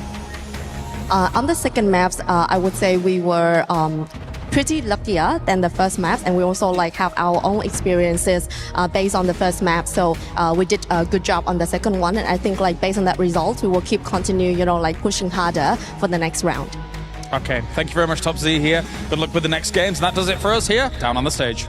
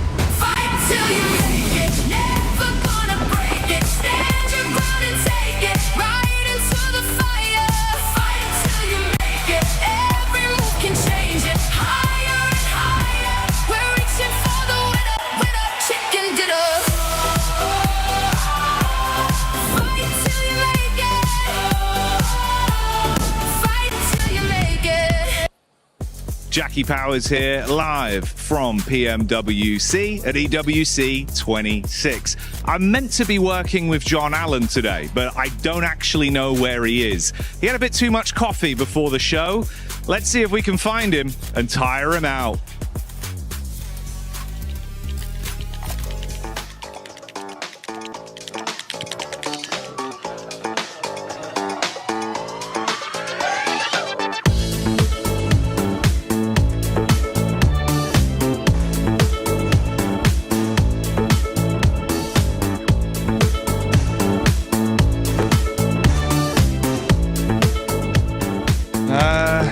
John's got quite a lot of energy, I think, still.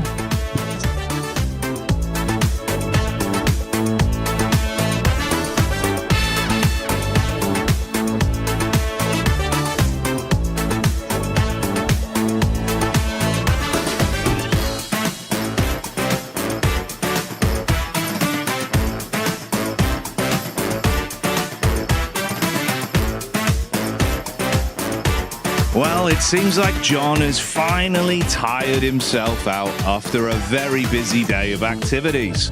But here at EWC 26, PMWC is just kicking off for another day of games. Don't miss it, as it's going to be explosive. There's only one rule: just don't wake John.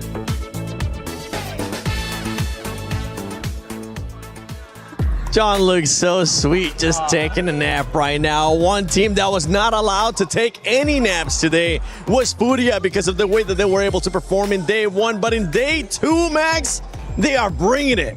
Oh, they were sleeping day one, but now they're wide awake and they're back in the fray. It's so good to see them play around heaven, maybe making sure they clear their backside and then just pushing into heaven, playing the high ground spot. And we'll have a clip later on of how they wrapped up that game properly. But Furia, it's so good to see Brazil is showing some presence here in this group. And 16 points, oh, that's going to put them way higher up on the rankings. And we're looking at the second place Orangutan with the points. Honestly, the consistency that we're seeing out of this squad is exactly what we want to see. And if they're going to continue on like this, pretty soon we're going to be saying that squad is going to be going straight to the finals because they're creating a bit of a lead there all the way down to the team that's in 6th place.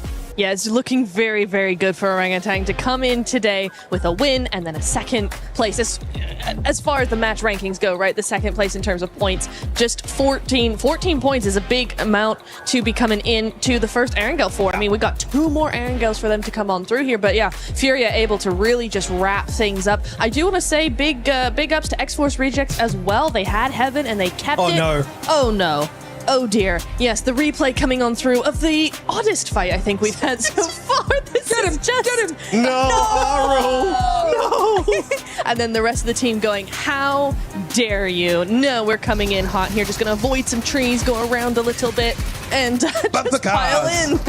It's a very dangerous game of tag with knives. Who does that? This shows the camaraderie, you know? You're like, oh, you took out our leader. How dare you? And this is the energy that I love seeing from OG. I do want to sort of touch on, if we go back to, sorry, oh my God, I'm having a break. X-Force. Look, they were from the bottom. Now they're here. This was something, okay, this is something that they needed to do, I guess, a little bit earlier on in the stage. But look, you were saying they had Heaven. That was good. They were able to have line of sight. Even when the contention started with for Thrives against OG, they were able to grab a couple of eliminations from that position. But the mistake that led, obviously having that, they were pushing out of the building, which Furia, obviously with their 1000 IQ, were able to capitalize on that. But look, they had 16 points heading into today. So having that game pushes them out of that bottom 3, which is exactly what they need to do. But is it something that they can sort of carry on into these next matches? I do feel that they rotated incredibly early. They didn't really have the utility to sort of back up these fights that were happening down on the hill, which any sort of grenade, I think they would have taken that home. So it was a little bit difficult, too early of a rotate for them.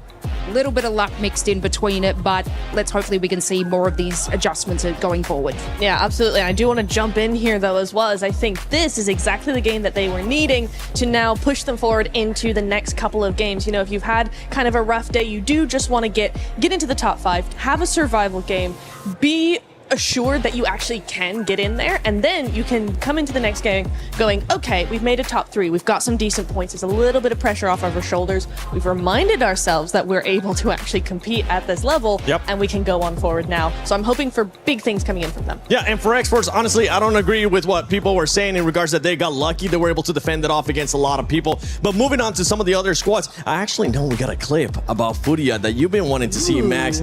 Oh, you know what, before you even show it, how about show some stats? They were passive, but the thing is, it ended up working out in their favor because they were playing that to win it. I just wanted to see a win from Furia, genuinely. That's all I wanted to see. They gave it to you. After yesterday, we didn't get it, but here we go, looking at the final clip.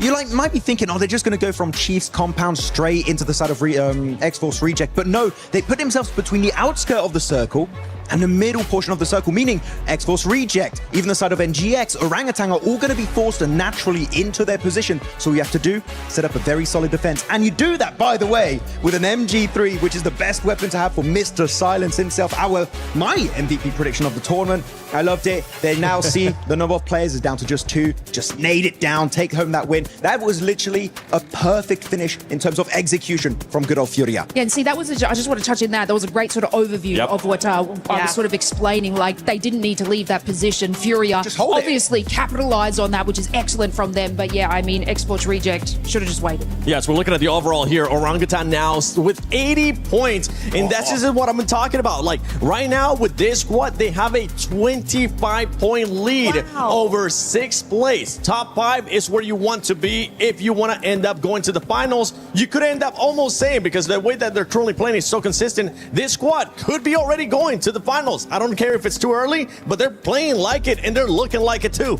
I mean, honestly, I think we get to the halfway point, and I think that statement is going to be very true, just based on what happens in the next game, right? 4th Rhymes as well. They're starting to go down the leaderboard just a little bit. RRQ. I mean, yes, X-Force Rejects have made it out of the bottom 3 by quite a bit, actually. But Team RRQ, that's not a team I was expecting to see down here, Max. Nopeko, please. Where is Nopeko? I want to see some presence from him. Though we did see a little bit higher up on that second page, this Ulf. And a lot of people would say that's disappointing, right? For a team that was second place back at PMGO Season 1 and did so good, especially during the PMGC finals. Let them cook, right? They're slow starting team. Yangtaşol, right? I don't know how you say it in Turkish, but they're slow starting team. I wouldn't be too scared for them, at least as they don't make in the bottom 3. We're fine. Ulf will come back eventually in this tournament. I was going to say, I don't want to flex out my Turkish just yet, all right? We're not there. Let's hold on to that one. But before we even move on, how about we talk about some predictions here? Because for everybody currently watching at home, you can go to the EWC Play app and do your predictions if you haven't already. And if you do end up winning something, make sure you use that hashtag EWC and hashtag EWC26. I want you to tell me quickly, predictions. Who's going to be winning the next game? Winning the next game is going to be 4th Rhymes. Enigma Galaxy. Stop asking me, because apparently I get it wrong and then I get roasted. So don't ask me that question again. Such a cop-out. X-Force Rejects, that's who I won, all right? X-Force Rejects, show me, keep on that momentum going. But we're actually going to be going to none other than Barty with the defending champions of PMWC, Yangon Galacticos. Are we good? Right you are, Seven. I've got the defending champions of PMWC joining me on the main stage here. I've got Yangon Galacticos. Smile, let's have a quick chat. You know, cast your mind back to PMWC last year. You guys managed to secure the championship. The way that you did that was by consistently putting up placement points. You didn't play too aggressive. You just played your game. Now we've had an entire year since then, and you're going to be joining the group stage tomorrow. Has the strategy changed? What's the plan coming into this year's PMWC?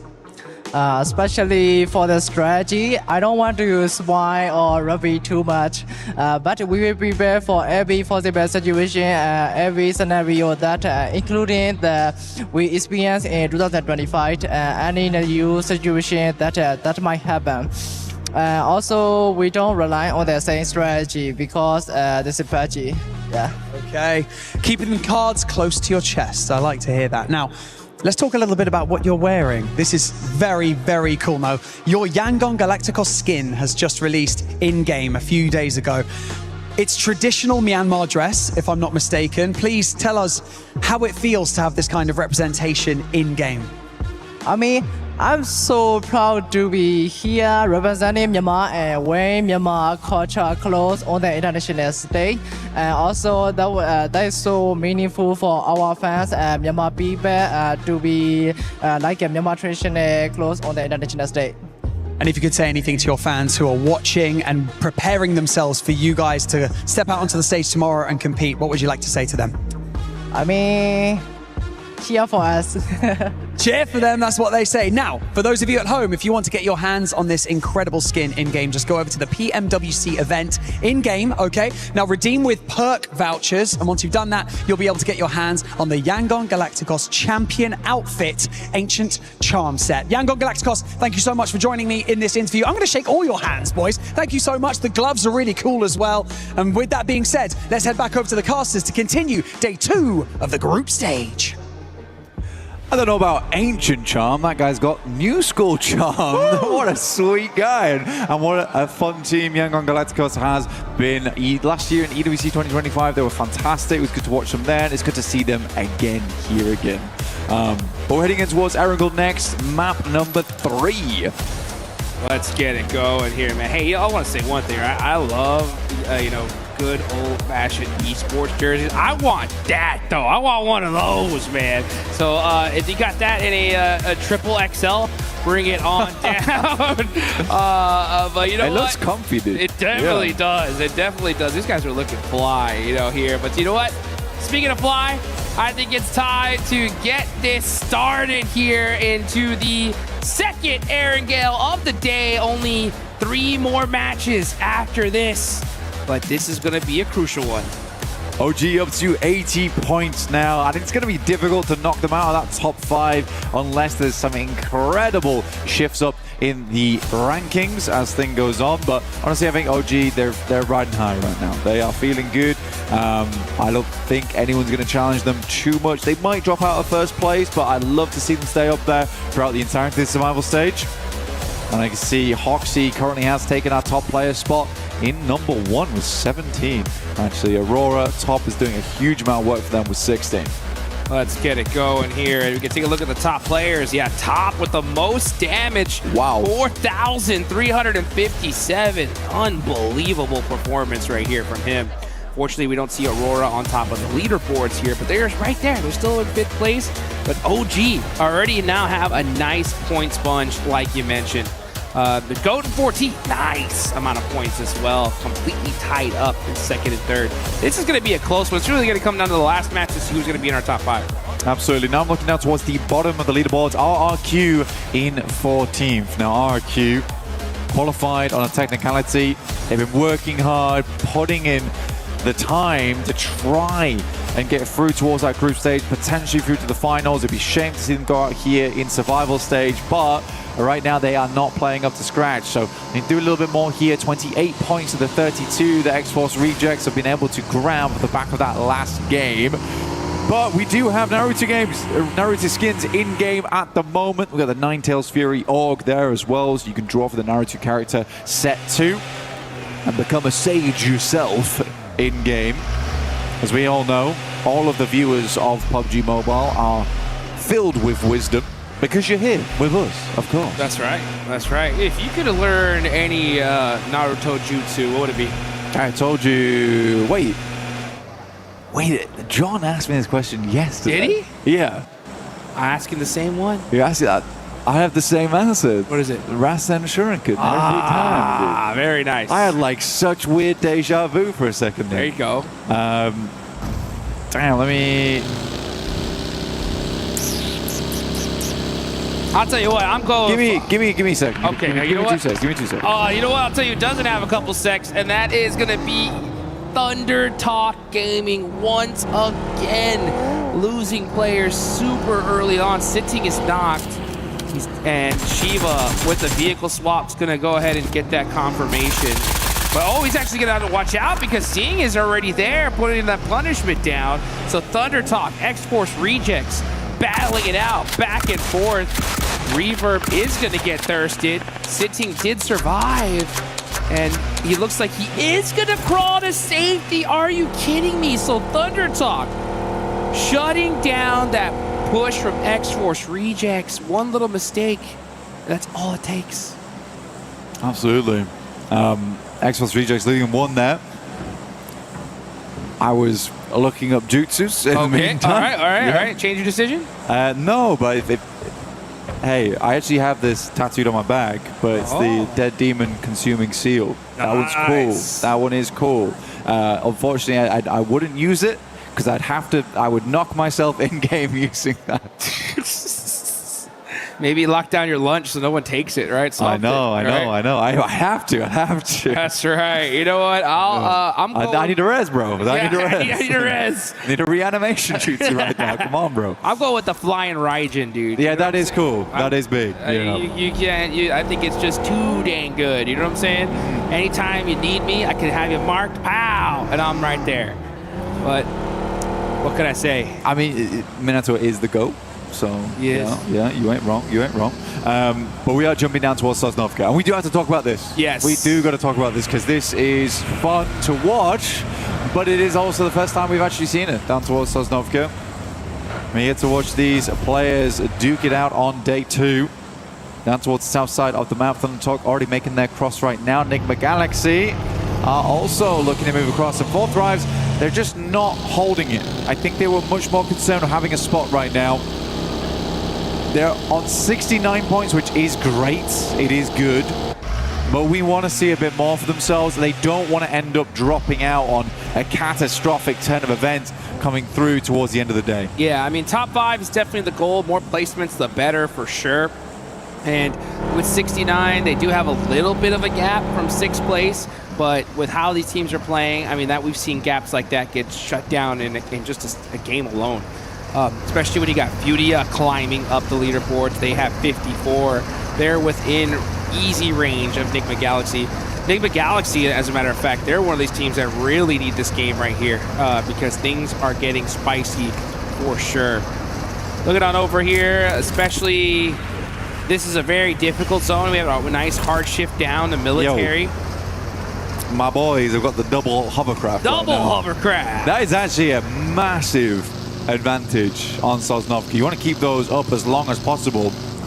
You can sort of hide them down towards the south side if you wanted. Yeah, especially if you can go hunt down one of those welding guns. Man, that's going to be so good for them here towards the end. And it looks like out of 2 teams that are already in military base, 4 Thrives and Enigma Galaxy are mighty close to each other here. Meanwhile, KRX is going to be storming the beach here in a little while as well.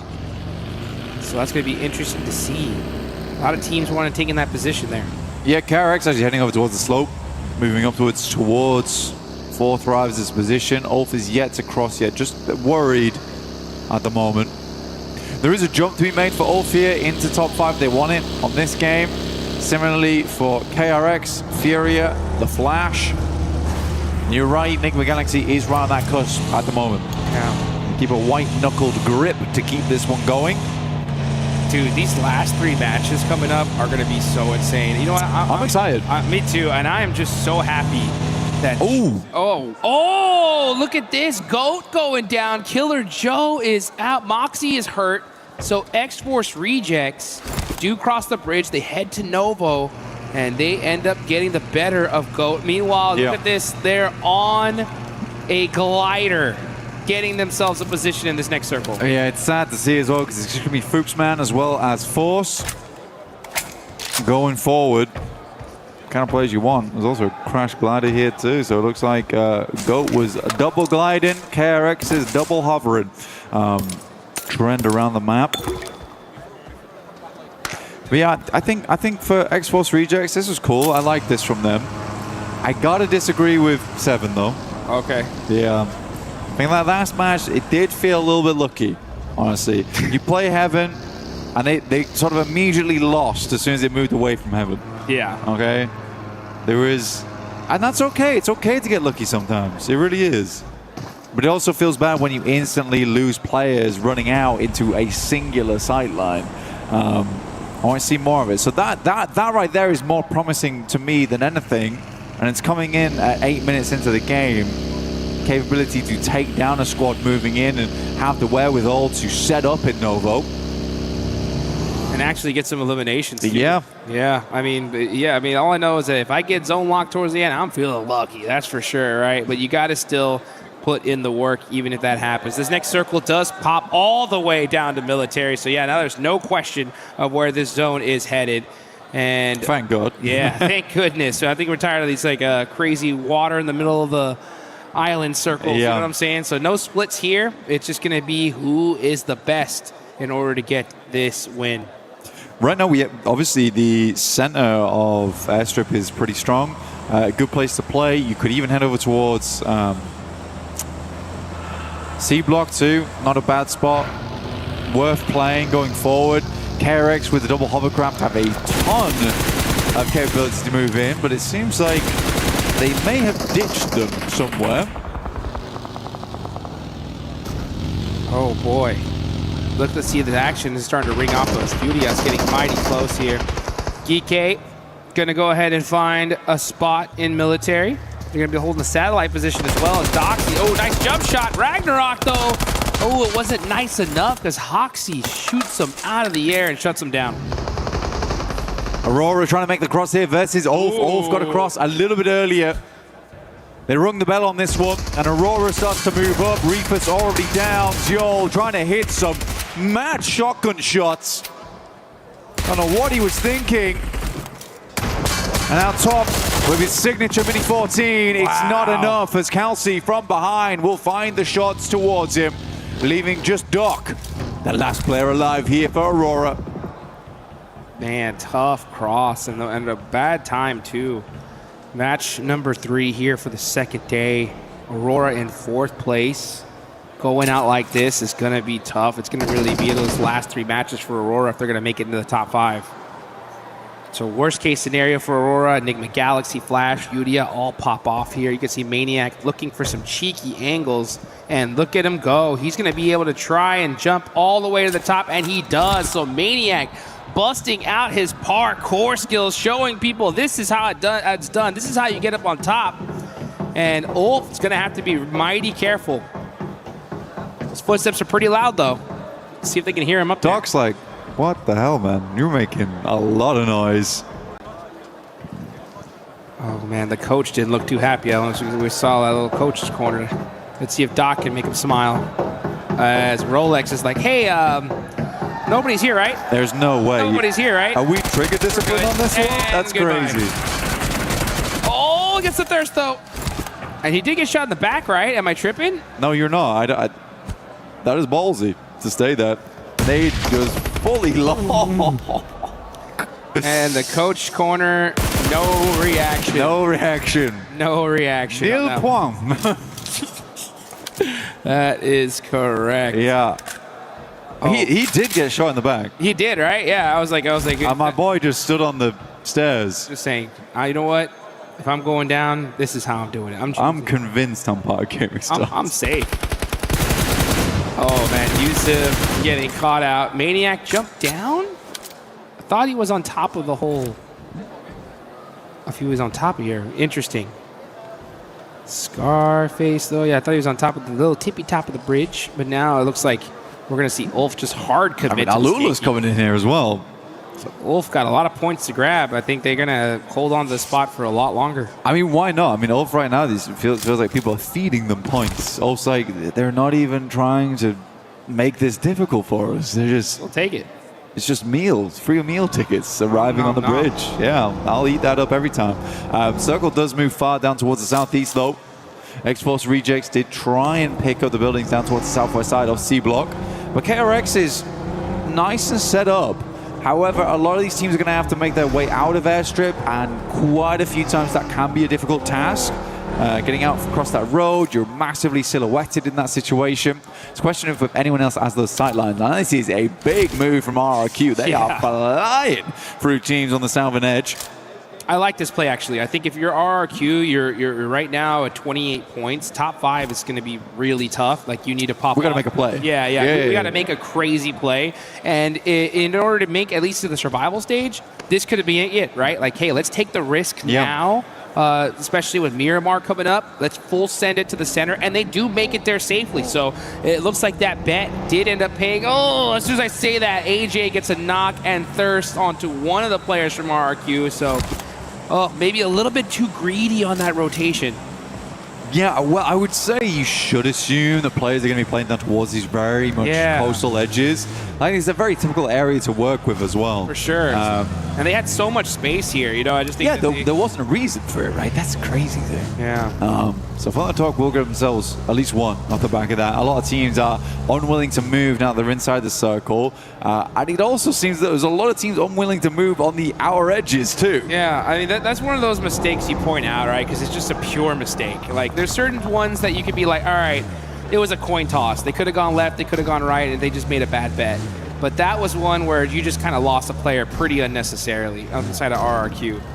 And it's those little tiny ones that they just like are a domino effect to your demise. So it could have been like, oh, we could have won the game with 15 points, but now we're stuck in a third place with 2. You know what I'm saying? We'll see what happens, though, as we look at this. Ooh, nice shot of that map. Let's see where the circle goes, though. Are we going to have a crazy shift? Does it center up? That's going to make things interesting. Oh, man, that's boy. sad for RQ, though. That is tough. You make a big play for the south side, and assuming it's going to move out away from airstrip, it runs it straight back. And KRX, honestly, for them, they're pretty happy with their spot. Yeah. They're even happier now. And if they still got the double hovercraft, they will be very well set up going into this late game. Not that they need to move much, but they can create some really good impromptu cover. All gamers will fly straight across this bridge. Gaming Stars realizing now they need to move instantaneously. RQ flip to a new area. Fuchsman's on the other side. They made the push quick. A bunker each. Yeah, I like it. I like it. Your RQ, the zone swapped on over. Take those bunkers, secure those spots. KRX, I believe they were holding those satellite positions with those hovercrafts, so that's a really good position, especially if the zone decides to go ahead and hard shift down south.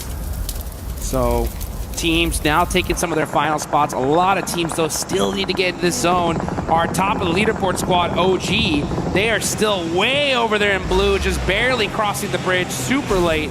Ula is in the same position on the other side as well. It's a hard, I mean, we kind of was focused over towards the 2 bridges there, and we were really unwilling to move. So was all gamers, a little bit scared of it. And I know that OG likes to really analyze how they want to go forward. So if they still think a team's there, like they did yesterday on Miramar Gaming Stars, they'll try and figure out a different situation. Now they're trying to wrap on the northern edge, which I do think this is kind of interesting. They could come down from the hillside and sling into the south side of C block if they wanted to.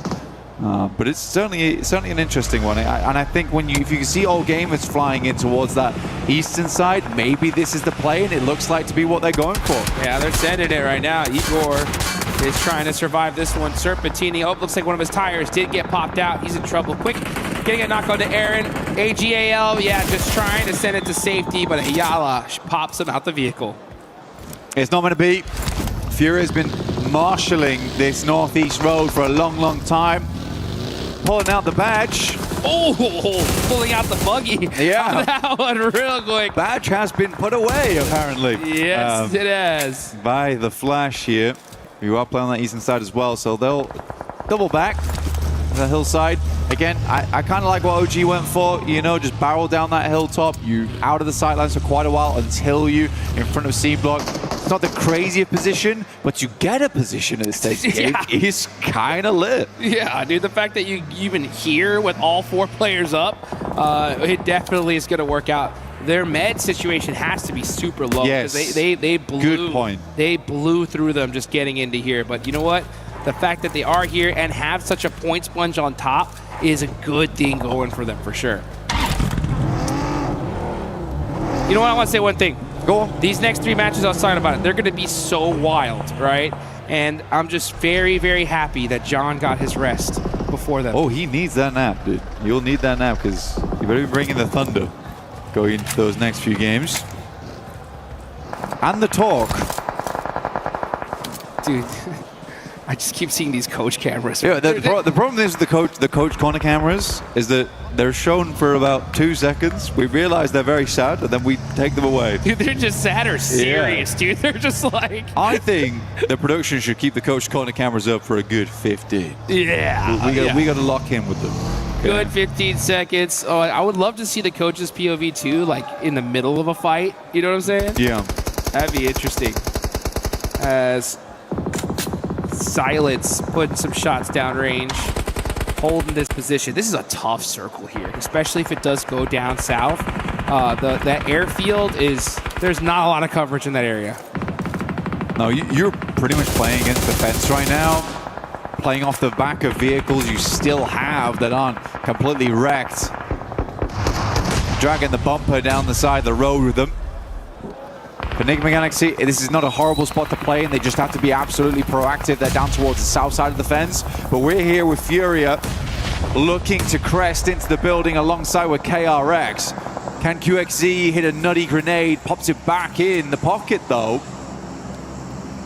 And it makes sense. Oh my goodness me. They were fast to this location. But wow, the utility The vests, the ammo, that don't look great. We got micro Uzis on board as well.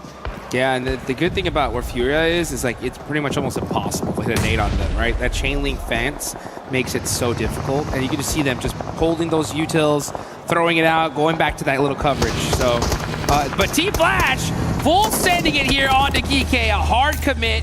And it's up to them to win this fight. Oh, great teamwork there with a 2v1. They are fully taking advantage of Geeky, catching them off guard. I don't think they really expected them to push. And if you're Geeky, it's kind of your fault there. You had to make sure that you got at least some shots onto them coming on in. But they were able to fully push this easily. And now, with that bounce nade, Team Flash is pushing up little by little. It's a naughty pincer they came in with. Zeus around the corner, still on fire. Oh my goodness me. They toast him up a little bit, but he crunches back down on them with a couple of shots through from the DBS. Lovely to see here from the Flash, but yet there's only one stairway to get up on that building. You pincer on both sides. It's hard to deal with if you don't have a player on the bottom floor, and that team was already hurting. So it's a good identification from Flash, a good identification of how that building is best aggressed upon. So yeah, well done. Very, very well done. And now they have the ability to hold up both KRX and Fury in the near future. Yeah, I mean, we had to see Geeky up on that top floor, and you could see exactly that's what Flash is doing. They have two up on top, just keeping an eye out so nobody pushes up on them for free. And that little mistake allowed Team Flash to just push up and get it done. Silence throwing a smoke right onto himself here. We know that was on purpose. Damn, well, that is a nice nade. I think he's trying to get the M79 over towards the player was knocked, but it's kind of just given away where he's playing. Got the pumpy and a nade. This has to be a special one, but the door's closed on him. Oh dear. Oh, and that nade's gonna knock him out. It's just up to Chief. Next zone does go on over to the wide open field. Chief barely getting outside of that Molotov range. KRX, they want this elimination. They're just scared. Oh, that's on target. Yeah, that. Goodbye, Chief. Dinner has been served, and that is Furia out of there, roasted to a crisp. Yeah, I mean, unfortunate for Chief. Was not the chef in that scenario, that's for sure. But now we have Enigma Galaxy down towards that southwest side. Their basic big task here is pretty much to hold everyone out coming through airstrip. There's a lot of little bits of interesting terrain. The airplanes themselves as well in the way. But this open area, so easy to dodge away from a lot of the nades. See how Ulf is able to play this one out. Get a quick replay on this one. Oh! Nice nade from XZ over towards Sitting and Thunder Talk. Thunder Talk just can't catch a break here, man. Oh, they need to do something crazy if they want to just even get to the survival stage at this point. Top 5 is just way too far away with only 3 matches left. They have to literally win all 3. But let's get into this game here. This is what's important. RQ shutting down X-Force Reject, saying, nope, that is going to be it for you guys. But look at our leaderboards here. We got so many people in the top 9 still alive. These leaderboards are going to get crazy. Ooh, up on top, Scarface with so much lay of the land here. Throw in the nades, not trying to give away his position. And gets the lock onto Lord. He's got another, though. I mean, they must have passed all the nades across to Scarface. He's up on high. He's dropping bombs. At the moment, Enigma Galaxy struggling to hold up. Fourth Rives decide they'd move over in the midst of all the chaos. Satan very low. But my goodness me, 40 bullets left basically. Eren will finish off Satan. Kelsey takes a big hit here. But for Ulf, this is a large game. 8 eliminations coming through. An almost impossible push for them that they're making happen here. Oh, they needed this one. They needed this one so bad. 24 gets the knock on a Scarface, and that is that critical angle taken away. So now they no longer have the high ground.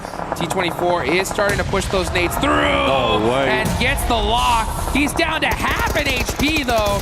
Gets knocked in return. Balak, though, is here, and he came to play. 1v1 situation. Balak up close and personal with the shotgun. He's got the range. He switches to the M4 and shuts him down. Balak with 1 HP, making it happen for his team. 3 legendary players on the same location. It's Balak, Eren, and Coops. And Coops comes out on top. Goodness me. They needed him to dunk it into the hoop here, and he's certainly done that. Looks to move away, but now has to deal with RQ, who rocks up to the location. They're on set, they're on deck, and they're looking to get themselves out of the danger zone. Woo! RQ just sweeping up the dust after that one. That was wild. So many superstars just going at it. And look at our top three. Still in the game, but only single players alive. Next zone goes on over to the left. This thing is ping-ponging all over the place. The Flash, though, they've got an unreal spot on this one. They just have to deal with KRX in the near future, and KRX, they are low on supplies. Team Flash has got a lovely little watchtower to make sure they aren't rocking up to them too quickly, and then you're right, it is very much open space after then. Likely the circle pulls away from both WizGod and the Flash. No one wants to move out to this open zone. This is a very difficult circle for everyone. I am more surprised that Foopsman has been left unimpeded inside the bunker over towards the eastern side for so long. And it certainly kept him safe. All right. Dude, he be fooping right there. Foopsman just holding it down. He ain't moving at all, I'll tell you that. The second he walks out, he's done. Honestly, just go out the blue zone. He's got a smoke in his hand. He may try, but... I mean, they're not at the point. I mean, that run just out. Don't try, that honestly. Run out like is this, hellish. It's over. If he makes it even into that white line of this circle, then I'm talking about GOAT are going to win this whole tournament. Yeah. I'm telling you. It's a hard push. I mean, there is this tiny ridge line you can play, but by the time you show your face, that happens. Yeah, the second he even looked out. The second he even looked. Oh, check this setup out. Oh, KRX, I wish you come to the door right now. Nade goes through, looks to be fairly decent, but Hoxie doesn't jump out the window. But the Flash, they've got a nasty surprise waiting for them at the door. Look at that. And then the nade busts all of those gas cans. They wanted to make sure they had the perfect setup if they did push in. But now we're going to see KRX get beat up by 4 Thrives, trying to make something happen. Team Flash, though, punishing them and wiping them out. KRX not able to make the push. I think Hazaifa stole a lot of those heliums, though, unfortunately. RQ still going. Hazaifa gets himself up in towards. Strong position in the game here. RQ, Gemforce will find WizGod. Hazaifa at least secures himself a 3rd place here. But RQ absolutely will pull themselves out of the bottom spots this game. It's a certainty at this point. But we are centering up over towards horrendously open ground. Zypha, man, last player up for 4 Thrives, does get this just one piece of coverage in this circle. What can he do with it? Especially if he's very fortunate to catch RRQ and Flash fight each other. Who knows what could happen, but Flash are going to have to push on out of that position. You can see him holding that kind of satellite tower position. So get a little bit of coverage here, but there's just nothing. It is all wide open field. Everybody just hugging the edge for the little bit of coverage they have. You can see this is one of the most disgusting areas of the map. Gross, dude. This is straight gross. There's nothing. It really is. Yeah, I think gross is a good way to put it. RQ is moving forward, though. They get themselves over towards the ballistics. Flash playing up on top. Oh. It's a good shot from the par. Expect nothing less. Hazaifa, the pile driver, off in the distance. Looking to smash these two teams apart as a solo. Quick tap fire. He's going to have to tap fire. He's only got like 70 rounds left, and to make it even less, trying to get another elimination, though Genfoss actually gets that knock on the bows. He's going for the thirst. He wants all the points here, but it's not going to be enough. That's 4 Thrives out of there. Here we go. It's Team Flash versus RRQ. A nice interview with Flash earlier on. They were looking to find some more success today. There were some decent games yesterday. But can they secure the chicken dinner here at our halfway mark of day 2? Try and get themselves towards a position to get a direct qualification through to the finals in the top 5. Zeus playing off the back of the loot crate. Has the ghillie suit. Might actually be insanely important here. But they know they've spotted him. RRQ, a lot on the line for them right now. Win the final player left alive. It's all up to RRQ here. They needed this win so desperately, especially with only 3 matches after this. They're trying to make that last second run into the top 5, and a chicken dinner here could be the beginning of that. But well, Team Flash, they're pushing themselves big up the leaderboards. Here we go, it's just Win. He's got the last rock, but it ain't gonna be big enough. It's RRQ getting the chicken dinner right when they needed it. Playing off the missile, they certainly will rocket up the leaderboard with that one. It's an important moment for this team at this stage of the day, but the fight is not done yet. They do not want to drop back down towards that bottom 3.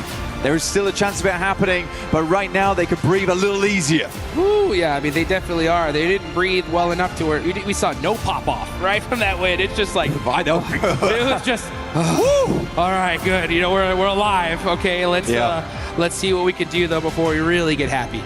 But Flash, honestly, they played well. I think the aggression onto that compound versus GK, it was gorgeous. That was gorgeous. Really well set up, honestly. And I think there's been multiple times we've seen Flash where they've demonstrated just great map knowledge, but more than that, great tactical knowledge of how to play those moments. Dude, not to mention we saw those beautiful setups with those gas cans, right? It just goes to show. They're cheeky guys. They're doing everything they can, right, to make sure that they win those games, and that's how you get it done. That's the Flash feel. They'll do whatever it takes, and if it means playing off the back of a loot crate in Miramar to qualify for one of the biggest tournaments, they'll do it, all right? And I think that's what I like about Flash. They really take any opportunity, any moment to make it happen. And honestly, it just goes to show, like GK, right? I don't know how you let them push up on you without getting one shot down range.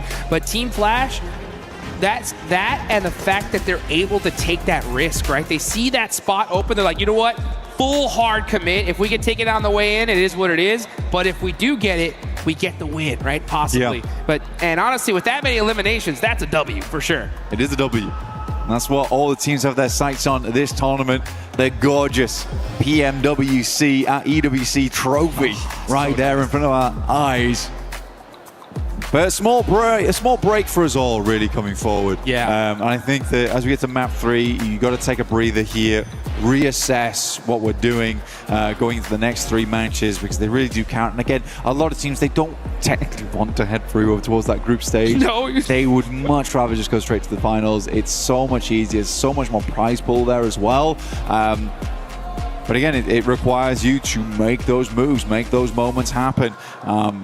But yeah, I do want to see more on Enigma Galaxy. I think that they're a team that absolutely can secure a spot in top 5. For sure. There's been moments where we look across them and like, oh guys, you kind of look a little bit sad after that game, but they're playing well, man. They are playing well. And hope they can continue to do that, because we'll be back very shortly, and we'll see you soon with JJ, John, and Alan.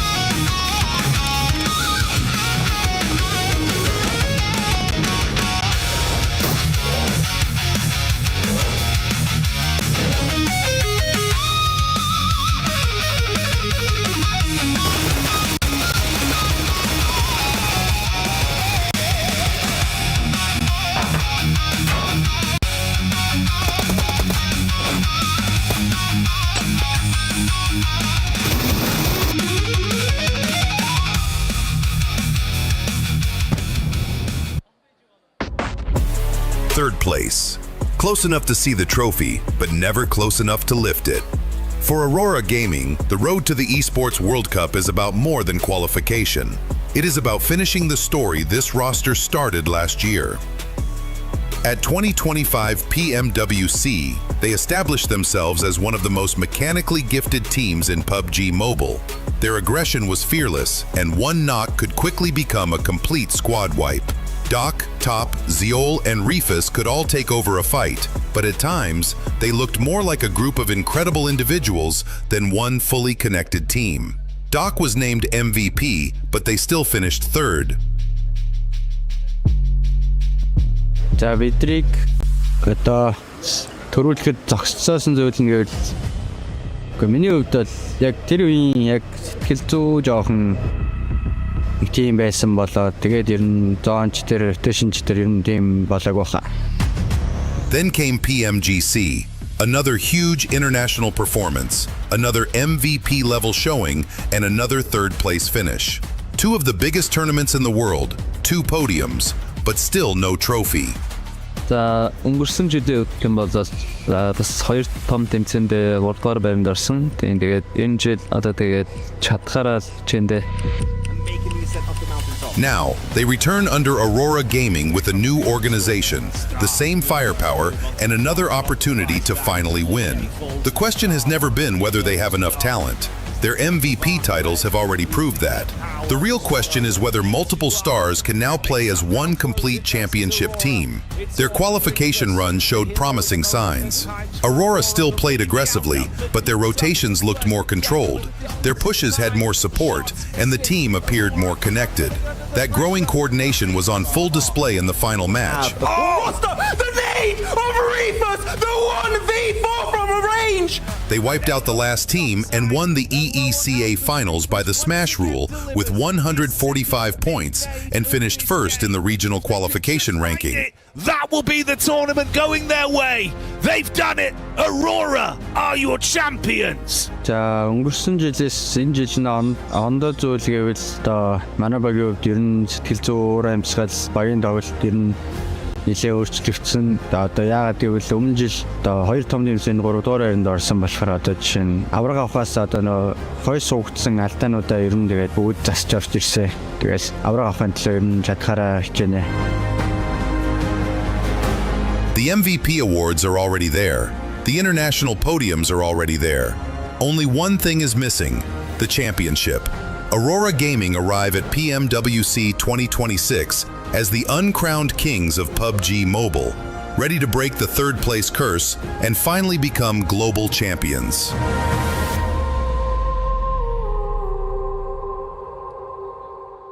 Jangan diadu, Sep. Jangan sampai kedok, Sep.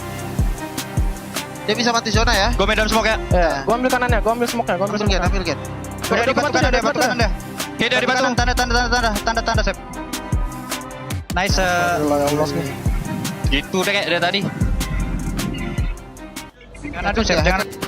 Welcome back, ladies and gentlemen, to PMWC at EWC 26, day 2 of Group A, as we're just 3 games away from crushing Keys. But talking about Keys that don't want to be crushed, RRQ, the team that needed those points, the team that needed to be able to get out of the top 3, I think with that win, they should be able to.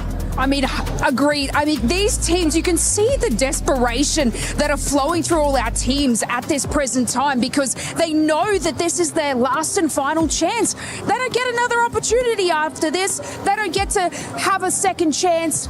They're already on day number 2. Now, this performance from RRQ, obviously they were incredibly quiet in our first 2 matches. So having this sort of comeback for them is not, I'm going to say, a miracle.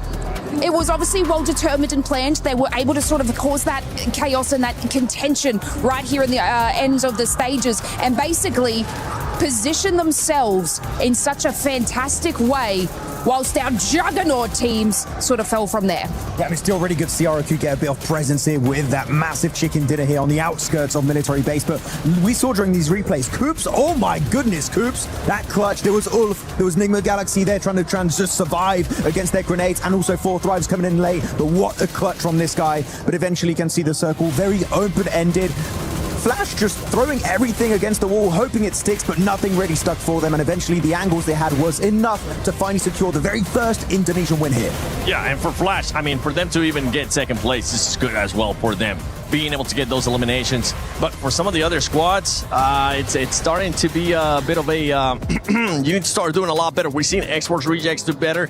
We've seen it now, none other than the team that just ended up winning RRQ do better to get themselves out of that bottom three, as we're looking at a head-to-head here from Flash and 4Thrives. And 4Thrives, my gosh, Falak can definitely do his thing. He's still showing that they want to go for that first place, because they should be able to go for that first. Is that Glitter? Glitter! Whoa, wait, come back. I actually want to see if we can get a club. Is there any club championship update? Oh, no. But I'm literally going to get one right now, so stay tuned. Thank you. Glitter Explosion, our championship update person. Just the girl. She knows everything about CC. But going back to some of the other with 4Thrives, right? They're still battling with OG for that first place. If you end up being in first place, you will be able to crush those keys. Yeah, they've been having a bit of a tougher time in the last few games today, because the finish is always just a solo of 4Thrives. You're not seeing like the dominant force, 4-3 players alive just steamrolling every team in these matches. No, it was Huzaifa earlier on in that Heaven finish. It was IQ. I want to see the just dominance of 4Thrives back in these games, because right now it's been a bit silent, but day 1-7 was just so good for them. It should still be enough for them to remain in that top 5. One team that we haven't seen being able to be dominant or even currently in the top 5, if I'm not mistaken, when we get a chance to end up looking at the overall, is Ulf.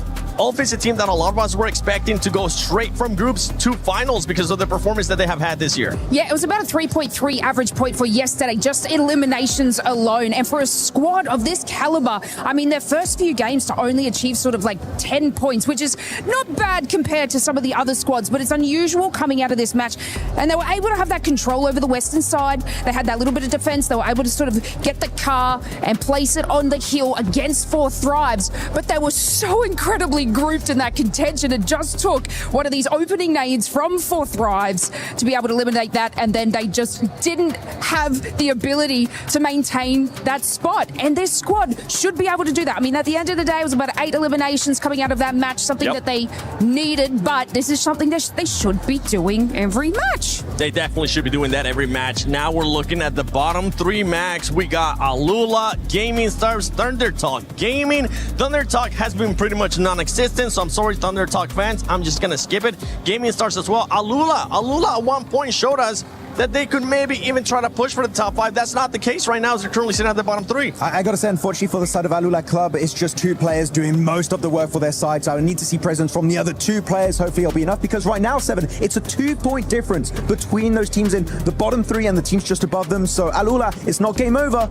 but they need to get these points on board right now. Their non-games literally are 0-pointers. You can't afford to do that at PMWC. Yeah, you cannot afford to do that kind of stuff at PMWC, especially with 3 matches left.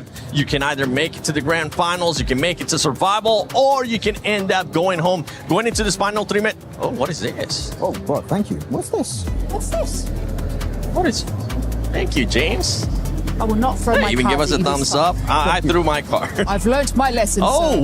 wait. This is a PUBG Mobile blind box. There's something inside. Let's open it. There's a Giga Rare one. Oh, my gosh. The mysterious, the joyful. Wait, y'all ready for this? Is that the clan or can't? Lace, wait, you ready for this? I want the pink one. Max is already going. Oh my God, you guys are already ripping it. Sorry, we're littering right now. Don't worry, we'll pick it up after this. Oh, there's more packaging. Oh, I thought I got the special one. Oh, there's a card in there too. Oh, did I just get the one I wanted? Oh, no. Hey, I got the pink one. That's the one. Is that what we get? Let's open it. I got the. Gonna have to put this down I think I got the pink one. Sorry, spoiler alert. What did I get? We're clearly not good at opening blind boxes. If you like ASMR, here you go. El Clasico. Yeah. Wait. Boy. Wait, did we get twinsies? Twins! Wedding. Please let me open this. Yes. Aww. Yes. I like this. You know what? I'm gonna this the rest of the day, because we're now heading to the final 3 matches of PMWC at EWC 26 Group A. Who's going to be making it? This is awesome. I'm loving it. Some excellent blind box openings coming there through from our analyst desk. And they're having a good time. Our teams probably less so, because it is getting sweaty. Yeah, that's the thing about blind boxes, John. You never really know what you're going to get outside of the predefined list of items. But obviously in PUBG Mobile, kind of similar. You always know what you're aiming for, but you never know if you'll get it. Some teams definitely getting more than others. Yeah, right now, hot contest on the bottom bubble, and it's going to be a real fight for them to try and join some of the teams maybe in the survival stage, not to mention the top 5 going straight to those grand finals. We're going to be heading over into Erangel for the last time of Group A as the plane path sends on over. Looks like we're coming from North George, cutting down towards Novo way, towards that military base. We saw that military circle finish in the last match.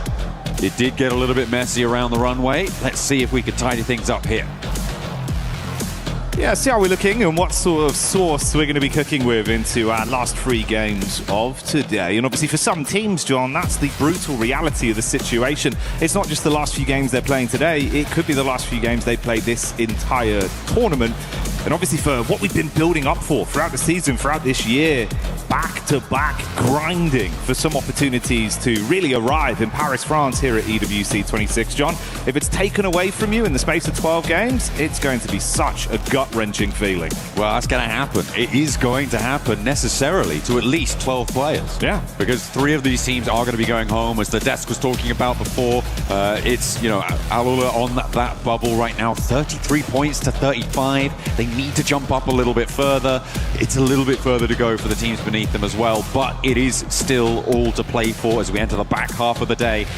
Over military base, looks like we've got 3 teams dropping out. GOAT will be heading on through, trying to make their way over to Novo. A very heavy west plane path. Yeah, it is a bit. Ooh, shift on that as well. God, we've had some kind of rough circles so far. John, I don't know if you'd agree, mate. Past day, especially today again, it's been a bit aggro. This is one that I imagine for GOAT team, you're probably going to look up and go, you know what, it's not that bad. We love a late rotate, guys. This is the dream. Yeah, grab some of those hovercrafts, pull a KRX, send in 2, and get in late into the game, or at least try to. Looks like Flash are on the hunt. They've spotted 2 players in a buggy. Out of the window he goes. Wint for the spray down. Doesn't quite connect on the first one. Reload, leaning out the windows. 3 players in the car, trying to chase them. But it looks like X-Force rejects are wily to it. Yeah, Win looking for the lineup. Full gangster level plays as he leans out the back seat with the boys tracking nicely. That's going to be the bonnet over the top of Reverb to get their first Elim hard hammered in. So not ideal for reject, John. You've dropped into a field and you've been mowed over by a vehicle. Far from it. Yeah, absolutely. Do want to be keeping all your players alive right until the very end, Jackie. That is a top tip for PUBG Mobile. But they are going to be playing on and right on the bubble as well in that 13th place position. It is rough stuff, especially given that they're one of the few teams who's already dropped up towards this north side, right? With 4 players, they have such a better opportunity with Severny to grab everything that they want. And if you guys want to grab everything that you want, make sure that you're joining the Uzumaki Naruto event to make sure you can get the chance to draw those beautiful skins that have been added to the game over the course of it. And see if you can take the top spots here. Well, you have to wait for that probably. Next qualifiers. Yeah, maybe another year, maybe another time. But obviously for the squads that are battling it out right now, I do like the point that you established, the idea that for a team that was thankfully gifted a position that was far closer towards zone, you've got a quicker rotate to actually get yourself set up, find some safe ground, get yourself truly looted rather than just with scraps when things kick off and you're forced to run into a team on rotate. Well, that would be a lot easier if you had all 4 players. Even one at a pivotal point like this makes it far harder to actively fight. And reject, I mean, not, being rude, John, they need the extra level right now. You need the full squad. 3 players, this is going to be a bumpy ride. Yeah, they are only 2 points ahead. They definitely need to have everything playing to their tune if they can get it. Team Flash very happy to be able to add another point to their tally, try and solidify themselves in towards the top 5. Because of how the plane path was sat, it did exacerbate those vehicle drops, which is why you see that sort of conflict. And then trying to break out to the east, you kind of are going to expect it on a situation like that where you start all the way out on that northwest side. So, yeah, brilliant stuff for Team Flash to be able to hunt that one down. I just hope they didn't waste too much time. It was pretty quick, though, so I don't imagine that they have. They also have all of Yasnaya to be looting through. We are seeing the classic Enigma Galaxy send 2 out. and see how far you can go. I'm expecting to see them in Kameshki in about a minute. Yeah, this has been, well, you know, relatively working for them. It's been something they've adopted far more with a 2-2 split, being a bit more proactive. We've seen that over the course of the flow of games today as well. Opportunity that they might run into some bystanders and possibly get a read on it. Avoid early interaction if possible with this setup. It's TTG just nearby. Ulf and then Flash in the middle as well. Another squad that's there though, John, OG. Been looking a lot more exciting as the event's gone on. A lot of fanfare behind them. Yeah, absolutely. They have really picked things up today, obviously taking that top spot right now, just about pipping Fourth Rives to the post for the time being, but there is still time to change that. Of course, again, very closely for position. But for both of these two teams, it's about that top 5. It's brilliant that you have that sort of step up for Orangutan, for Fourth Rives. They have really been putting that pressure on towards the top of the tables, and it's been great to see that they've been able to ascend to such heights. But yeah, for Orangutan, they're looking much more coordinated today. They're looking like they really have it figured out in a lot of situations, I think it's safe to say. Quick refuel there for Fourth Rives as I forget some target practice in. Getting ready for it. And I'm assuming, yeah, I'm just going to top that one up right to the tippy top, and off he goes. Falak on the road again. Falak was kind of crazy with it at the end of that last match, right? Sending forwards over towards, I think it was Enigma Galaxy to try and sweep through. Obviously, no, sorry, it was Coops who took him down from Enigma Galaxy. Yeah. Yeah, it was really quite nutty what they were able to pull off there. Unfortunate that Coops did roll them down, but you can see why people talk about Falak the way they do from the play in the end there. I would say a little bit too much risk for my liking, but that's why I'm not in his shoes. That's fair enough, man. I think, you know, at certain times you've got to dial it on, right? And if you can wreck yourself in those moments, we've seen when he does need to sort of realistically understand it's time to play a bit slower, be a bit more defensive, he can hit that switch. But he's so damn slick with it in firefights that, honestly, I'm pretty excited seeing him giving it. He started off day one with an absolute fanfare of performance, and that's not gone anywhere. Chance they might run into some uncomfortable water, though. You got this wrap over the bridge from Aurora, KRX just up ahead, and 2 of the 4-man split from Nigma, not too far away either. Yeah, still in Pachinki though, and if I know anything about them, they're going to stay there until Zone 2, and then see where they can go. Okay, no, they are on the road now, so they have finally looked to leave Pachinki. As we hop over on board with Geeke, they are currently moving out towards the east side of Roshok, trying to find a way to maybe have a chance to cross the river later on. It looks like Orangutan are further ahead in that pursuit though, and that's going to make things difficult. Will cause a bit of a roadblock there, and instead they post up in some of the buildings. At the moment, with the river as it sits, you're more going to look to prioritize the eastern side of this circle right now because it's so much more mobile. Teams out there are going to have the opportunity to send all the way north nice and quickly, or drop down south if it comes to it. But the teams around the river, they're going to be blocking each other. It's going to be a lot harder to move. It's very, very difficult to try and make that rotation. But sometimes that's just where you have to find yourself. That's just where you are going to end up going. But yeah, I'm looking at the teams on the east and thinking they're going to have a better time of it in towards stage 2 and 3. Yeah, it's fair enough, man. As much as the ideal situation doesn't always present itself, sometimes you've got to just roll with the punches. We did see a little bit of a read there from Geeke as well. It's Ragnarok that's looked like he's actually kind of the spear of this team in situations where they want to instigate. He's always keen for a fight. Took some warning shots over towards OG. Won't really invest much into it, but info goes both ways. They don't need to all-out brawl right now. They'll avoid that encounter.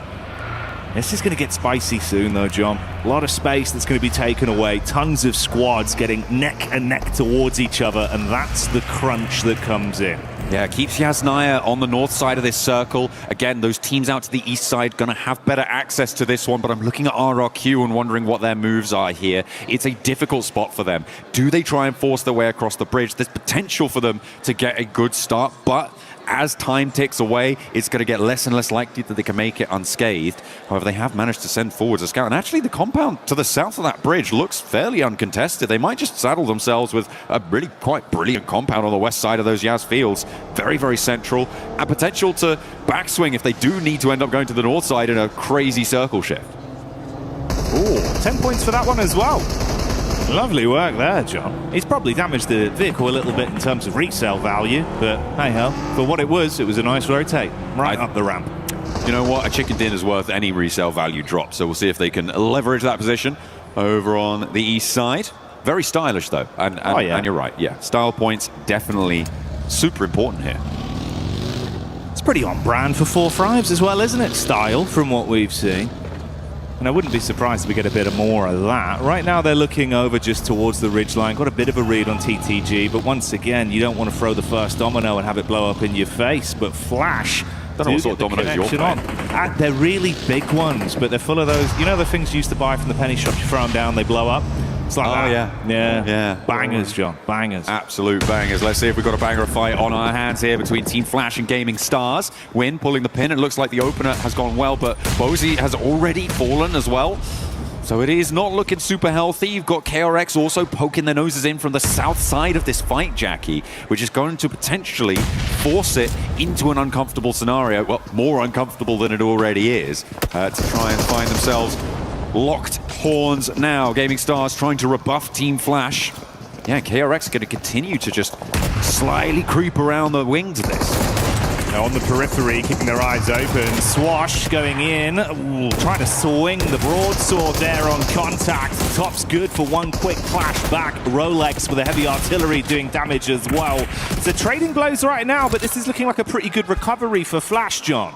Yeah, it looks that way indeed as Gaming Stars go down and Flash hold their nerve in the fight. Some really cheeky angles being held there. The two ghillie suits on the inside of the building, not going to matter too much, but it does probably feel a little bit more insulting when you see a little bush Wookiee coming around the corner, taking those shots at you. In the meantime, we saw a player earlier drop from X-Force Rejects.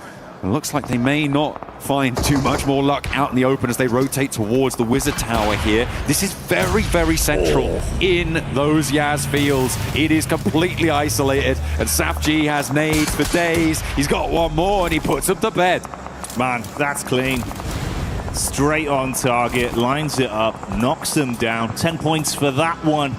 As he'll be walking away with his head held high if this was basketball. Right now it's PUBG Mobile though, and they're living their movie. Two Elims chimed in. They did lose easy for Bad Boy, so it's a 3-man squad from this point forward.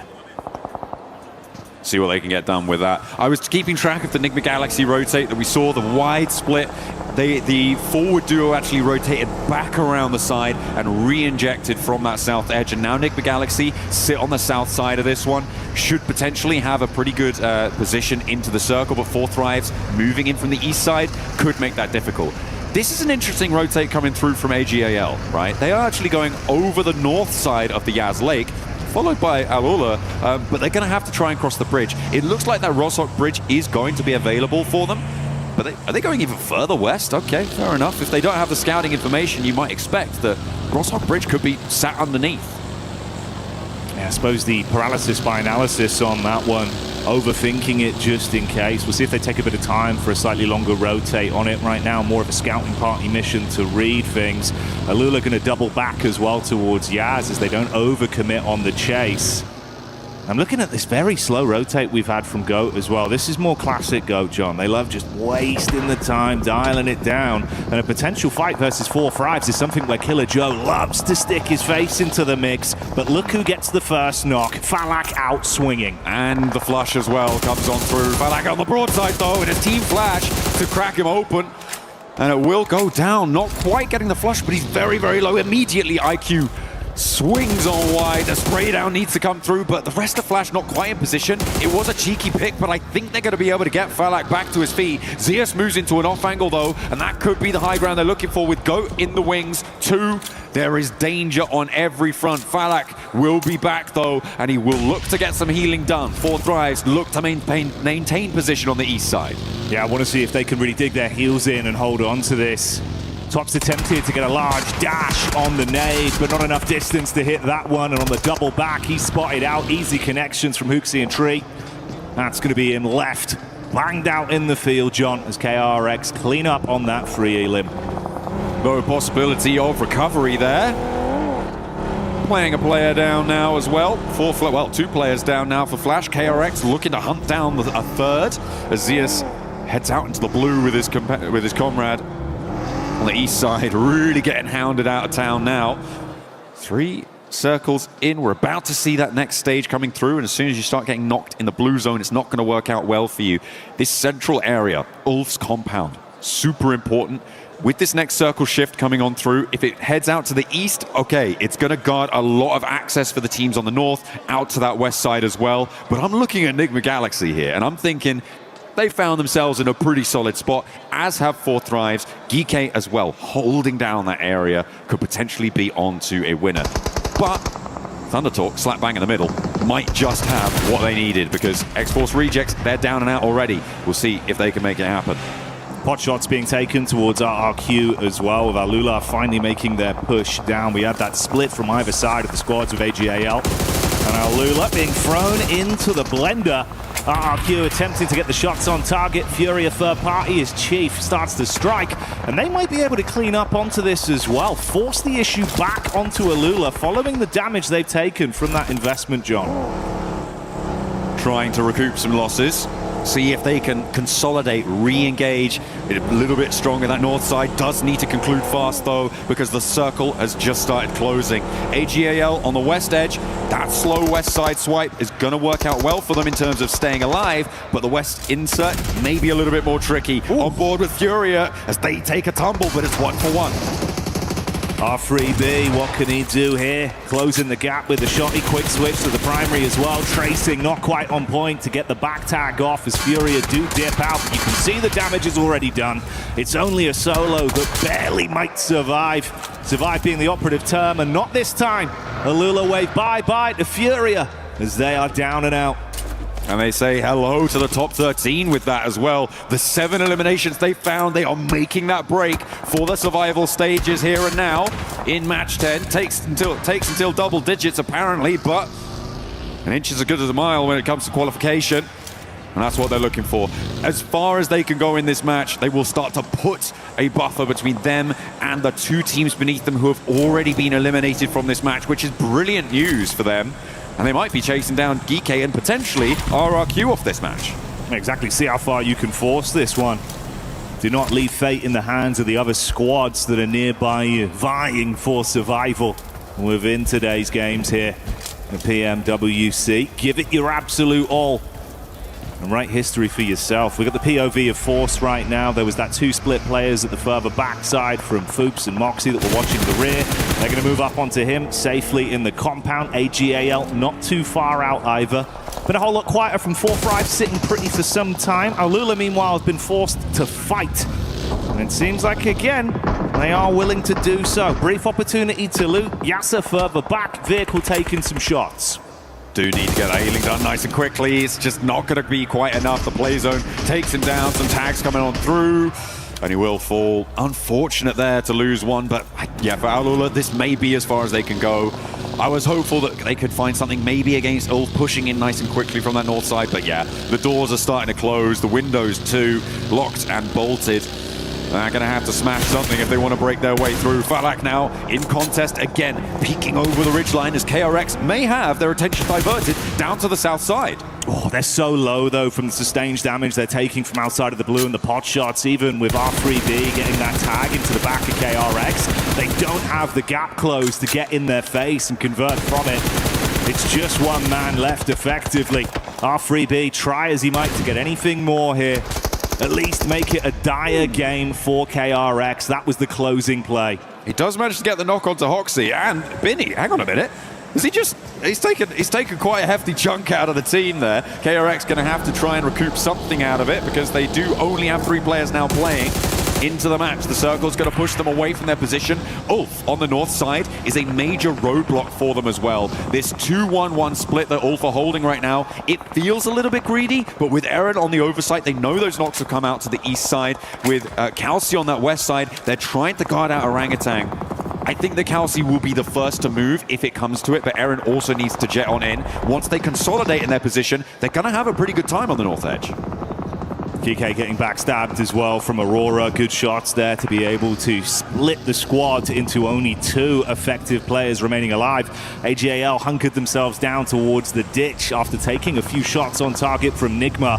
Ooh, backstab though as Joel gets eyes on Ralph. This could be interesting, John. You've also got Goat Team out on the southwest of this to potentially play spoiler to Enigma Galaxy if they get too embroiled to the north side. Ralph also does need someone to move out and pick him up. The rest of the team are further out to the northwest, and it might just be too far for them to go. Giving up on their compound, that's a really tricky decision to make, and Aurora and Goat are going to fight for the opportunity to take down the rest of Enigma Galaxy. The nade protocols have been good so far. Let's see if they can do it again. Aurora lining that one up. Good splash damage into the back. Force fighting from a distance. Moxie so low as Fuchs gets knocked.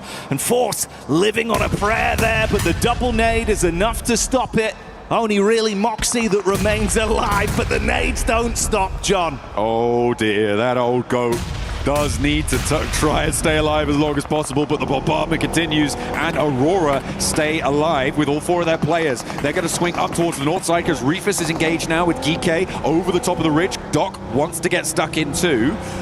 Maybe a little bit more reticent now, though, as Reefus does have the challenge. Steps forward, SafG wins it, and Doc just wasn't there. The rest of Aurora, they weren't there either, and Reefus will be the price that they pay. But is there an answer? Is there retribution? Zyol looks to try and find one, but Geeke managed to get back behind the headland. A nade on in. Let's see if it's good. It splits the difference, takes down one more, and SafG now fighting for his life. Anything but safe in the position he's left in.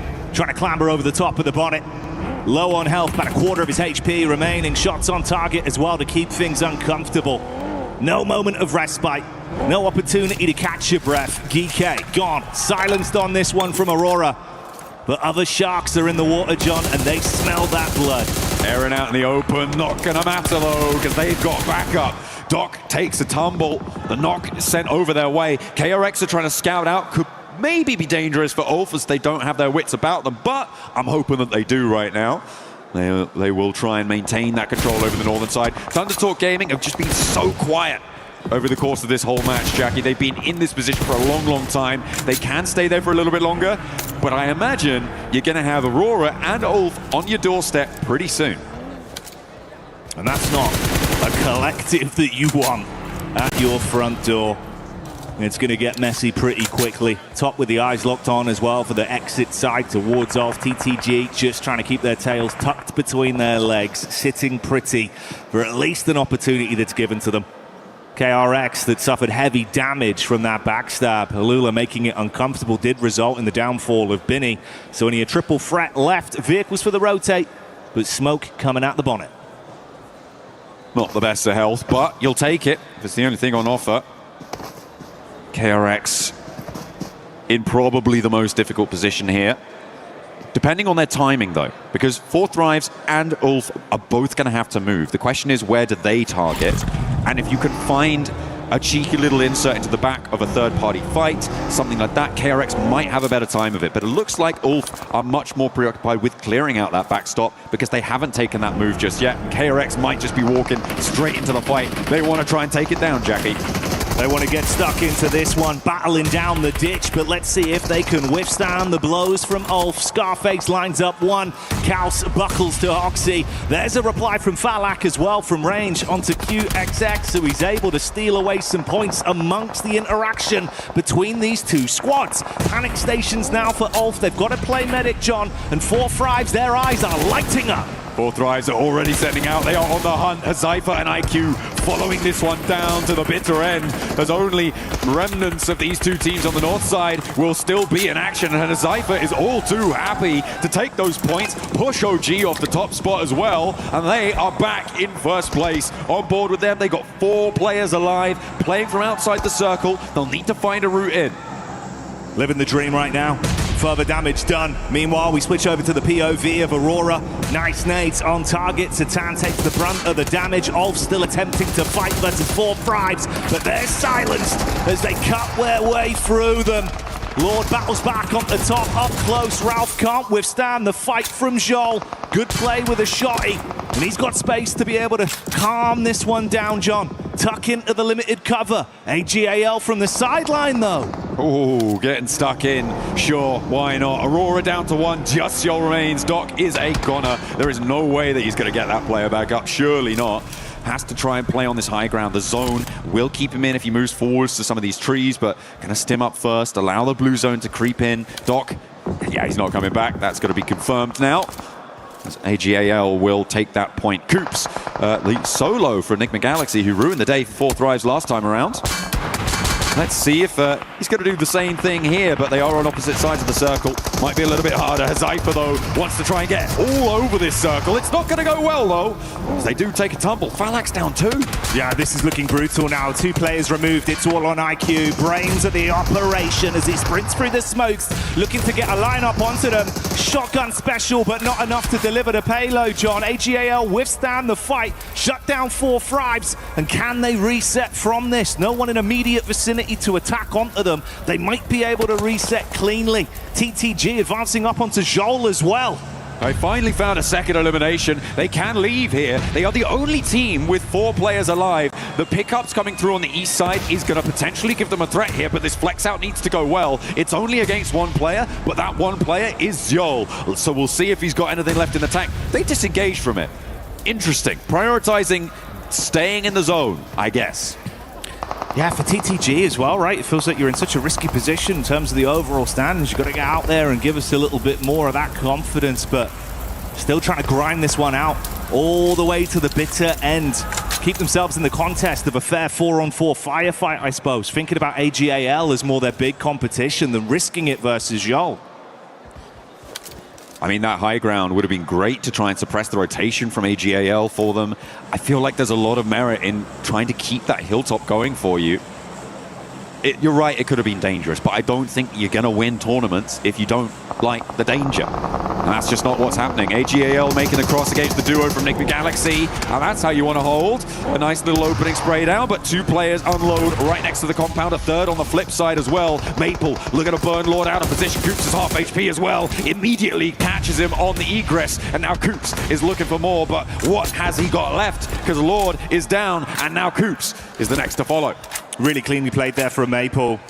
Nice setup with the molly, instant switch to the rifle to hold the angle. Joel, meanwhile, has been crouching around all the commotion, but he's found Jimmy, dispatches him, and we get into that final 4-on-4 head-to-head. AGAL looking slightly more green around the gills with a single knock onto the roster, leaving them with an effective 3 to fight back versus TTG.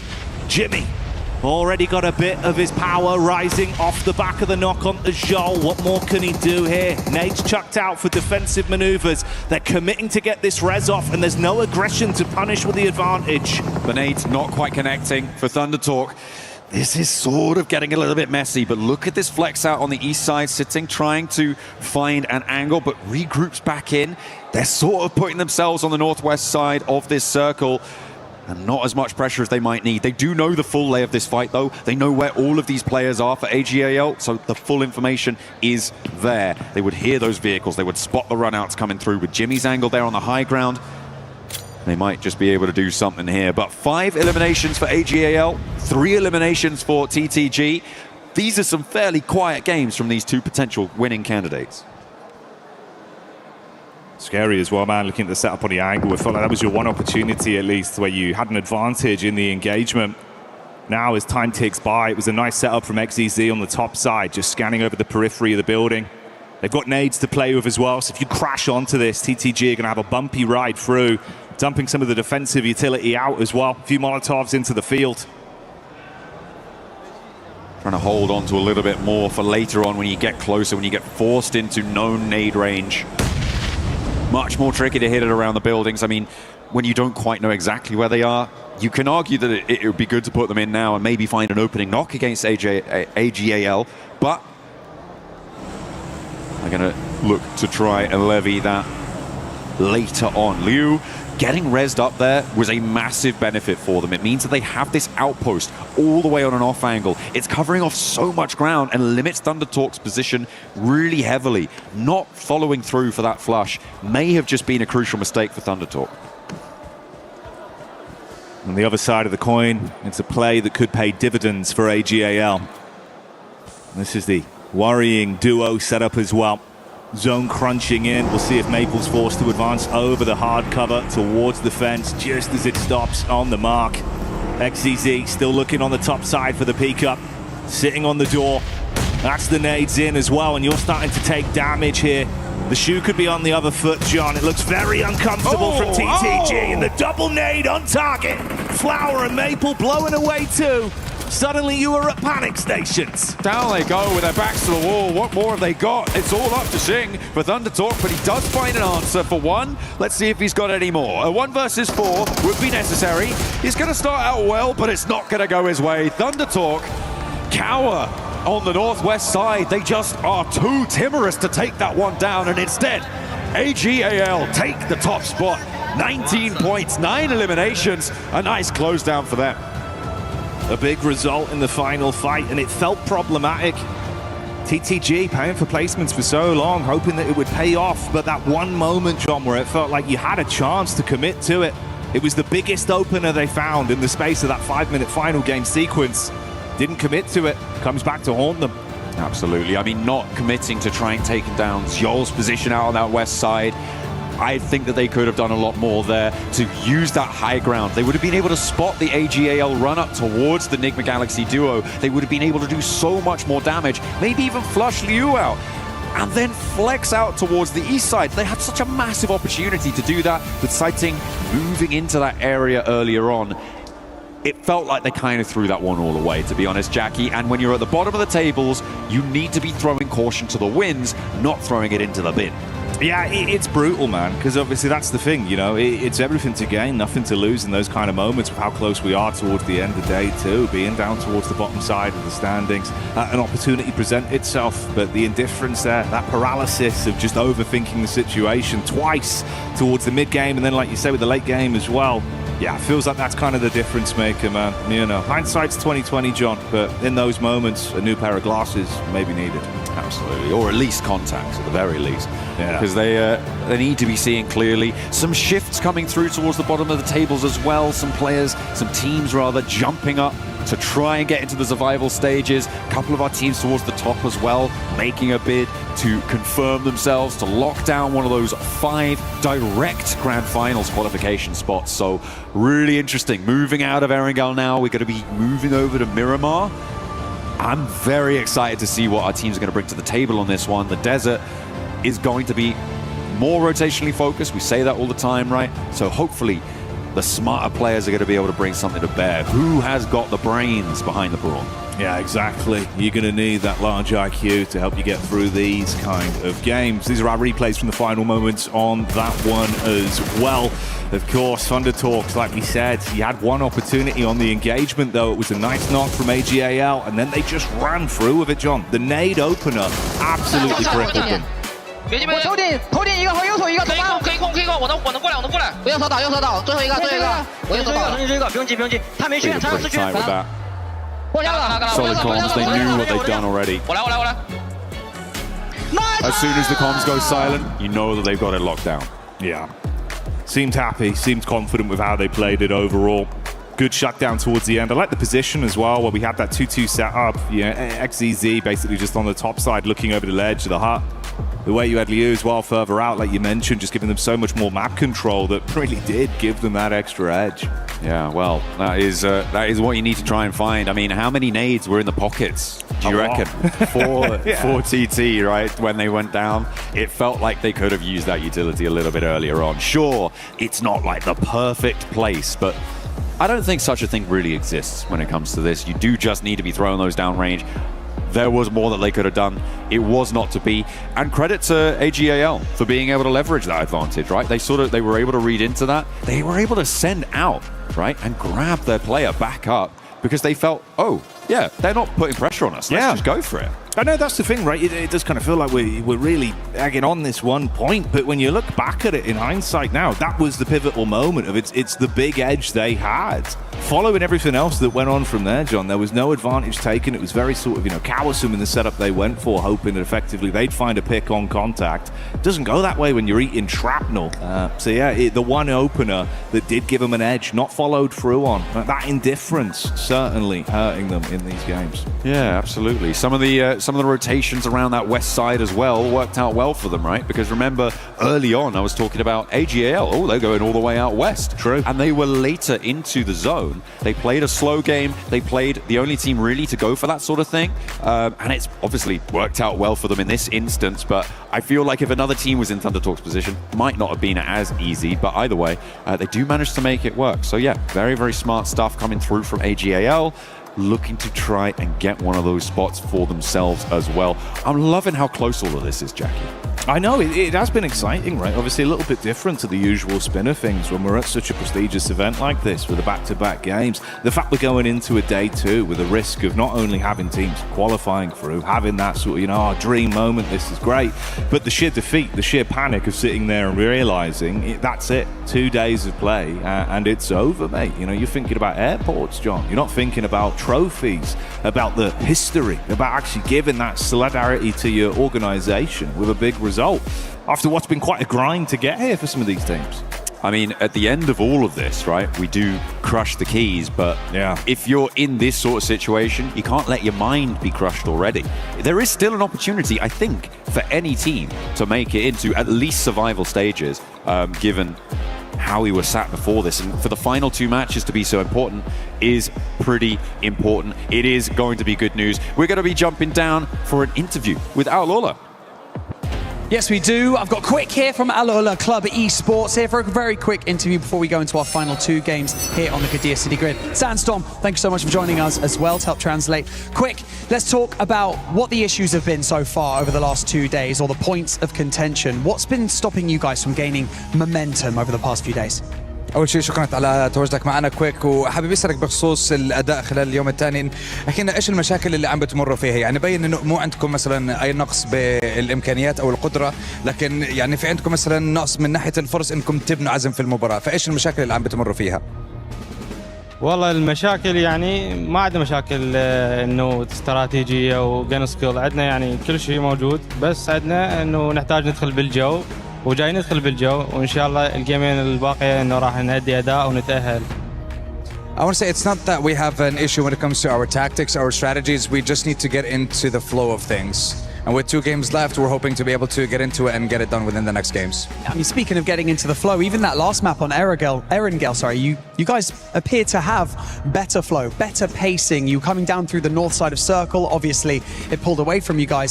You took out Furia, everything seemed to be good. And then the pacing slowed down. What happened? هلا بخصوص المباراة الماضية كان مبين انه في عندكم يعني بوش قوي من المنطقة الشمالية، قدرتوا تشيلوا فريق فيوريا، كانت سرعتكم كويسة، لكن بعدين بطأتوا وتم اقصائكم بالزون. فايش كانت المشكلة وقتها؟ هل مثلا كانت روتيشن بطيئة، ولا ايش المشكلة اللي مريتوا فيها في الجيم الماضي اللي تم اقصائكم من وراها؟ خدنا قرار نشيل RRQ، بعدين دخل علينا تيم فيوريا وقتلناهم، بس اول ما خلص الفايت انه ما عندنا وقت نجمع انفو ندخل على الزون.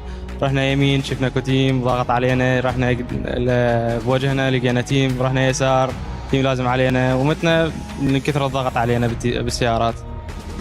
After we were able to make the push and take down Furia, we tried to rotate in multiple different positions, but every direction we took, there was always another squad waiting for us. So yeah, the fighting did benefit us, but it was a little bit late towards the end. So yeah, it became just too difficult for us to actually find a place that was open and wasn't occupied. Yeah, I mean, going into these final 2 games now, it's kind of crunch time, isn't it? You're in that bubble of potentially going into the bottom 3. You're currently out of it. Are you going to be able to stay out of that bottom 3 spot? And how are you guys feeling? Are you feeling positive for these next 2 games? هلا بقى عندكم اخر مباراتين، اخر فرصتين عشان تقدروا تتاهلوا وتكونوا موجودين ضمن حاجز التاهل للسرفايفل ستيج. فاحكي لنا على كيف احساس الفريق، كيف شعورهم، وهل جاهزين، وهل عندهم الامكانيه انهم يضلهم متواجدين ومتاهلين للمرحله الجايه من البطوله؟ شعورنا دائما انه نحو الافضل، انه ايجابيه وما عندنا اي سلبيه، انه احنا نقدر راح نتاهل، بس عندنا مشاكل نريد نحلها، وها هي ما يعني متاهلين الثقة موجودة، الحماس موجود، كل شيء موجود. I want to say as long as we are in the right mentality and we have the right we're in the right state of mind, we can accomplish what we want to, and hopefully within these last 2 games, like I said before, we'll get into the flow of it, and we believe that we have the ability to qualify, and we'll prove it in the last 2 games. I like that, a bit of positivity. Thank you so much, Quick, for joining me in this interview. Sandstorm, you're a legend. Thank you so much. We have another interview here on the Qadir City Grid before we throw it over to the studio, so let's go over to that one. Yes, we do. Thank you very much, Barney. I am with Aaron, one of the superstars, the young superstar from Ulf here, to talk about some of the games that have gone on so far here for them. And my question to you guys is, obviously, it's been a bit of an up and down results so far from you guys. What do you think about the overall games from today as well as your performance? Bugünkü maçlarda yine iyi performanslarınız da oldu, kötü performanslarınız da oldu. Genel olarak bugünü biraz değerlendirebilir misin? Bugün çok iyi de oynamadık, çok kötü de oynamadık. Ortalama puan çektik bence. Çok hatamız var. Onlardan ders çıkarıp son 2 maç inşallah iyi puan çekeceğiz. As you said, we had ups and downs today as well. But we know our mistakes and we hope to learn our lessons from that and finish on the top in those last 2 games. So let's talk about that then a little bit. Obviously, a lot of top fours from you guys so far, but no wins, no chicken dinners just yet. But we're used to knowing that Ulf is always a contender for number 1 and always able to get them chicken dinners on the board. So will there be any adaptations in these next 2 games, or what are you expecting? Henüz bir win almadınız ama Ulf'u biliyoruz, her zaman 1. sıraya zorlayan bir takım. Top 4'de de çok oynadınız ama hiçbir win gelmedi. Bu son oyunlarda stratejinizde herhangi bir değişiklik olacak mı? Yani bir değişikliğimiz olmayacak. Aynı oyunumuza devam edeceğiz. Sadece hatalarımızı telafi etmeye çalışacağız. We will only keep playing our own game and we will try to learn our lessons from the mistakes that we made. All right, fair. Thank you very much, Aaron, for joining us here. That is us done for here down on the stage. Time to head back into the games here for more PMWC.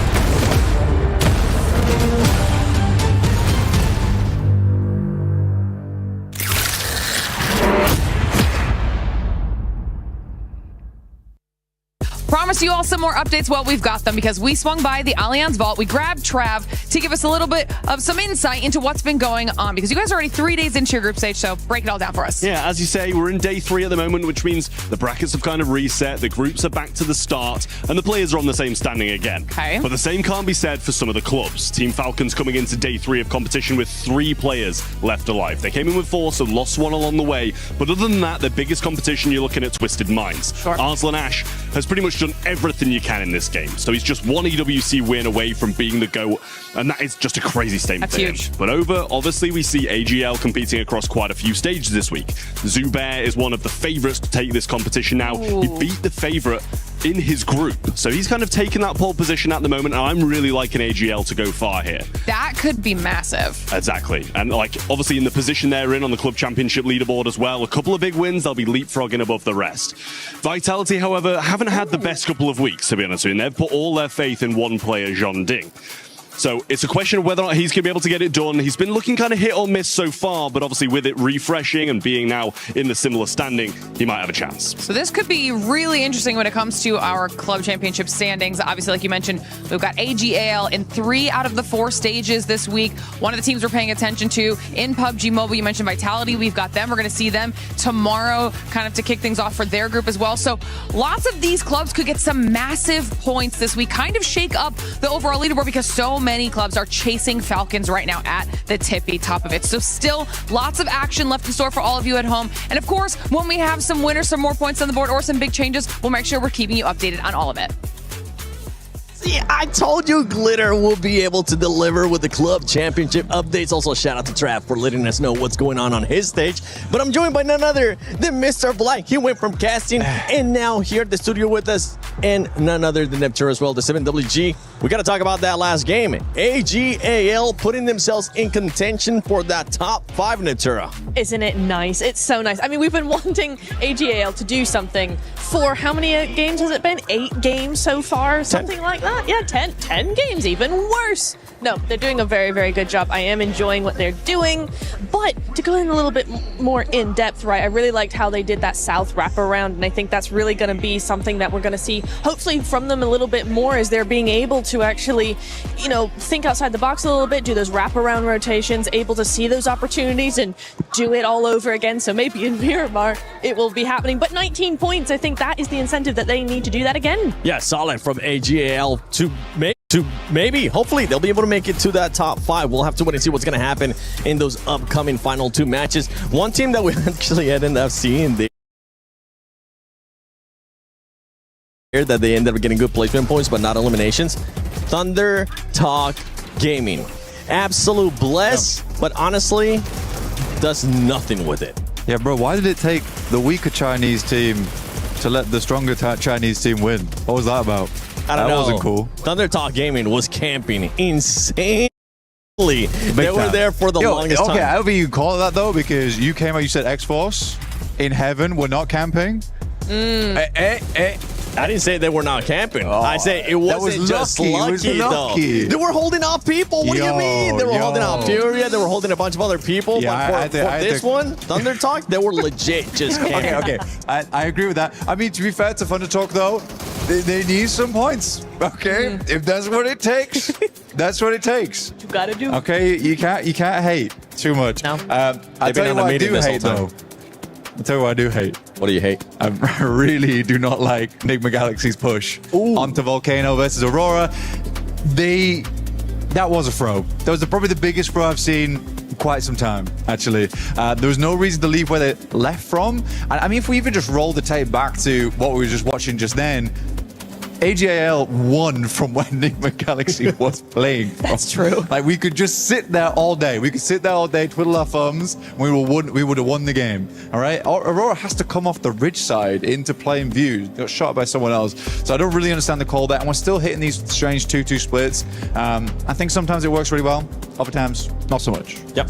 And that one, it didn't work whatsoever if you are Enigma Galaxy. One team that does need the points and was able to put up good points there in the last match was Alula. I really enjoyed the way that they were able to kind of rotate towards the north. And right now, we're seeing an amazing performance out of this squad that's trying to make it to survival at least. Yeah, it's a really nice play. I was watching them versus RRQ, I think, over in the garage area, and it was actually really, really nice to see that aggression come on through. It was a very strong sort of presence that they put themselves into, moving into the garage area over there, because it wasn't a direct push. There was a solo of RRQ in the garage, but it wasn't direct full-on push onto an opposite team. It was just such a strong presence with those vehicles that it was like, hey, we're actually going to be doing something. It's intimidating for the other teams. That's what you want to see from teams more often. And yeah, Alula did a really great job of that. Well, I think this lobby is quite well balanced so far. Seven. Very. It's very well balanced. Very. The thing is that there are some squads where the gameplay feels a little less intentional overall. That's what kind of worries me in a big way at the moment, is that for OG, I do think there has been some times where, you know, they'll find a good spot, they have some good rotates in, and then it feels intentional from there onwards. Like that's a passivity that they go for, and it tends to reward them in the late game. Yeah. I want to see a bit more proactiveness from them in future, because I think that could really help improve their score lines. But right now, they're absolutely fine. There's no reason to change. There are teams, on the other hand, like we're looking at RRQ, they feel like a team that's been forced to make plays. It doesn't feel intentional, and then they're winning off the back of some gun skill. And I think, honestly, Lepar is massively propping up that team at the moment, because he has some really good clutch moments. But it comes off the back of, ooh, did we really want to be here? Now Lepar's going to have to clutch up. Yeah, it's true. I think you're right there. It's like, and I'm seeing it from a lot of teams. I'm just trying to think of like all the lobbies that we've seen, all the groups, all the teams rather. It's kind of a lot of the same thing. I think OG in the beginning were doing it as well, right? Not so much today, but certainly yesterday it was a little bit of a, let's see what happens if we go here and then see what happens. You know, it's not proactive. Yeah. It's not, there's no plan to it. It's just kind of a bit random. And I think a few teams have been doing that. Like, For OG, they're not going to be that upset, all right? They ended up with the first place, third place, fourth place. This is just something that they're going to keep on improving. And And going back to Alula, something that I actually really want, I was hoping you would end up pointing out.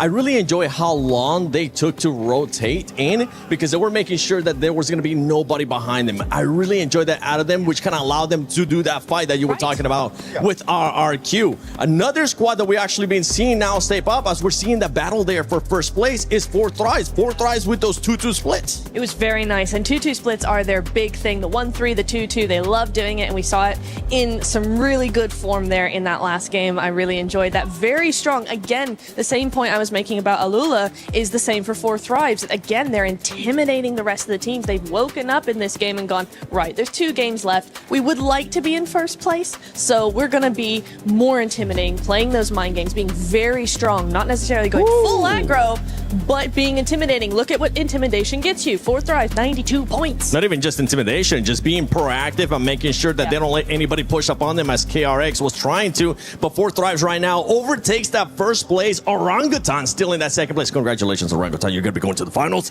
Aurora Gaming there in that third. And now we're going to be looking at that 5th place and that 4th place because I want you to see how close it is from 4th place all the way down to 8th. Wow. It's just 11 points, which honestly, it can, even through this, even through Ulf as well, they can make that jump, Blank. They can. I think for Ulf, there's a big opportunity here at the end of the day to make it happen. I wasn't massively impressed with Erin's answers there, though. There was a lot of, we can learn from our mistakes, we can learn from our lessons. Yeah. What are those lessons? What are those mistakes? Do they even know what those mistakes and lessons to be learned are? And I think that's a struggle thing for me to listen to, really, because I think Ulf, they have good gameplay. Even watching them Erangel on Airstrip, that was really nice. They had a great setup. It's very creative at the end of the day. But I think Ulf, they have these special moments here and there. Yes. Right now, I just don't think we're hitting those yet.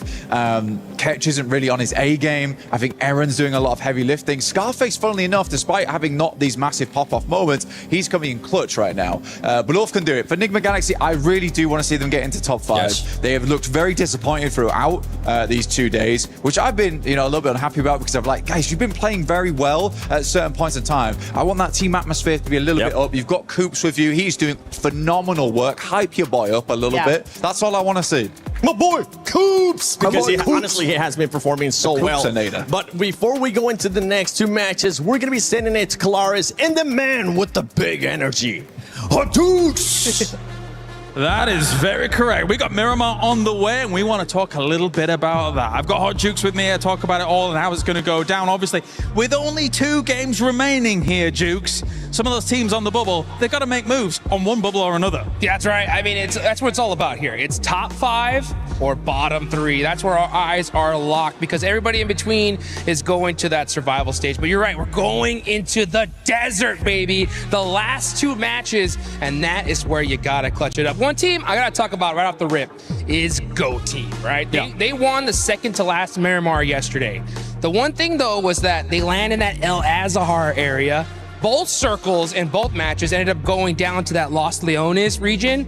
So I think that was advantageous for them here, but the zone could go anywhere here. Can they repeat that? They're going to need to because Enigma Galaxy is going to come from. I think they did such a good job, west side of Impala, to be able to have which compound that they did and then be able to rotate south on that. So that was very, very impressive. On the other side of the bubble, though, I want to talk about GK just a little bit, right? Because they started off the entire tournament for their group stage so far with a win, and since then it's slipping here, slipping there, and I would like to see GK do a little bit more. What are your thoughts on that regard? Yeah, I mean, I think that it was really demoralizing for them in just that other match where it was down in military base. They had such a great position, and they were not able to put any shots on a team flash at all. They took it and won the game from that spot. So it's all about, you have to adapt, right? You're at the biggest stage ever. You're live here in Paris. You got to be able to calm down, settle down, and make it happen no matter what. Well, between you and Jackie, I'm never escaping the GOAT team subject here from all of this. All right, no more barring, no more barring. It's time to head over to the commentators here for the 2 last games of the day.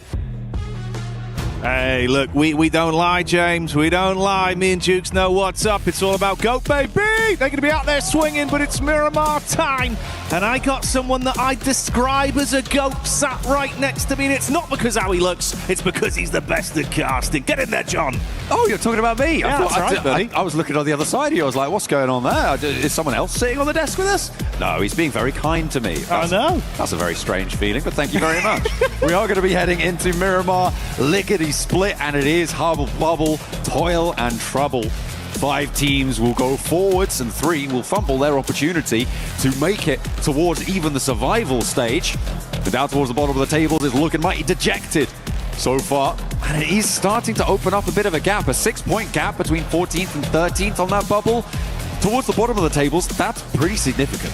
It is. That was kind of slick with it as well with the wordplay, John. You were giving me some nursery rhyme type beats there, and you're spot on because it will be a crime for some of these teams if they don't get through because they can't make dimes here in PUBG Mobile World Cup, and that'll be a travesty. But with 2 games left, you got to smarten up quick. Make sure that you're getting in and amongst it. You cannot afford to be timid, to be timorous, to be shy, and back off when you have a knock to play around, you know? Oh, that's don't kind remind of me. That's Come kind on. Well, look, you know, as long as it's still in my memory, it's going to be in yours too, because it is a real stain on that one. Plane path goes from Minas del Sur over towards La Cobreria up on the northwest side. Fairly chill on this one, waiting for the circle to come on out, and I'm waiting to observe any hot drops, but it looks like for now, we're going to be kind of chill. Picardo, though, could be dangerous if Thundertalk do drop down, because 4 Thrives are on top of it, in and amongst it. But no, Thundertalk, we know what they like to do, and it is get away from other players in the lobby. You got it in twice in the intro, bud. I can't believe I've just got to twist that night. I know, you really are. You're turning it, you're twisting Second it. place isn't first place, is it? Yeah, I mean, technically. Second to lose, I suppose. Or first to lose. Yeah, okay. Yeah, I'll take yeah, it. something like that. We'll run the numbers. That's not our role. That's Max. No, it's not. It's not Max. Oh, dear. They're on the road again with a big bam. They're going on through. It's the GOAT team heading on up on the South Coast Road. Going to potentially move in over towards Puerto Perico and Impala, that sort of area of the map. But the plane path being on the west and the circle being on the northwest is going to make things tricky. But if you want to make things as untricky as possible, make sure you're grabbing those Naruto skins. You saw that flash up on your screens. Jump on into the game. Make sure you go for those draws because you can look mighty fine on the battlegrounds. Oh, yeah, you can look pretty damn slick. Come out there styling on fools with your plays, with the mad skins that they've got. Wonderful collab. Everyone's very excited about it. So like John said, make sure you're checking it out and getting your solo peepers spotting it in-game today. And of course, we'll be using our eyeballs to tell you the lay of the land with the teams here. Give you a run through of everything that matters as we get close. Going into the next game, obviously, it'll be a little bit more deliberation, right? We'll know kind of what we're looking like. Top spots, obviously, being drastically important. Skip survival. And then the bottom side of the pack, because otherwise, John, it's not even a matter of survival stage for you. It's just outright goodbye, good night from the event. Yet to come, really, but it might get a bit defined from this very game of Miramar here. Yeah, if we're going to see early falls from X-Force Reject, Thundertalk Gaming Stars, it may just be a death sentence for them to try and make their way forwards. Obviously, there is always those mathematical probabilities because technically you can get 60 eliminations in a game and get a chicken dinner, which gives you a 70-point match. But I've never seen it happen, Jackie. Not legally, anyway. No, but you can't see air, and they say that it exists. So you never know, John. That's the funny thing. But hey, probably not, eh? Because that would be crazy. I hate that you've just said that to me. Because it's right. But only if you're talking about the visible spectrum of light. Yeah, I mean, like, we can prove it exists, but... Yeah. Can you? I guess. Can you prove it exists? There's a fan next to you. That seems to be moving some air. You don't know what it's doing. I can feel it. If you can't prove air, how can you prove fans, you know? You've got to start from the basics. 1 + 1 = 2. Thundertalk Gaming can't close out a game. That's the sort of situation we need to be starting from. That's the foundational elements of this universe. Well, someone's giving you some funny juice today. Hey, you know what? I had to do a lot of exercises. You did actually, yeah, fair play. I'm going a little stir crazy with it. Yeah, you work normally do cardio, mate, you know. No one saw the full takes of those as well. There's about half an hour of unedited footage of John getting that clip done. So I was rehearsing as well. You were. Oh, it was good to see though, bud. Honestly, I think your rotations would be on point now. The amount of stamina you must have built up. I've lost it all. I used it. I burned through that candle very, very quickly. Let's take a look at the lay of the land now, because it looks like X-Force Rejects with a chance to take a fight against Ulf. And remember, X-Force Rejects, one of those teams in danger. Reverb is down and out of there. So already a poor start for our bubble team. Yeah, not ideal. That one's going to get popped instantly. Akin to bursting in the verbiage we're using here, which isn't what you want if you want to try and rise up and actually get yourself out of that danger zone. Devil up top side with the Mini 14 as well. Alula, we were singing their praises previously. They started to build a good amount of energy. Some of the fights we saw from them actually look good as well. R3B, that awkward encounter versus KRX, so far away in terms of distance, but hitting beautiful shots. So mechanically, individually, John, he looked like he was hitting some great form. Rest of the squad comes alive into this one. It could be a good reset. We heard in the interview as well, you know, yeah, there were mistakes, but we can fix things. We're going to come out on top. Would love to see that proven true. They definitely want to. A lot of power from that last match to see themselves up towards the survival stage zone right now. On 41 points, they're in a decent spot on this map, up towards La Cabrera. They do need access to the hills to their south, and if they can win a fight with X-Force Rejects, that would probably be one of the best case scenarios for them, right? If they can take control of the Crater Fields area, get some of that high ground under lock and key against one of their main rivals, there's very few better positions for a team to be in than to be able to find a little bit of confidence right now. That is going to be weighing heavily on the minds. Everyone sat around them. Enigma Galaxy moving in from that western side. RRQ as well could potentially try and jump into the mix there.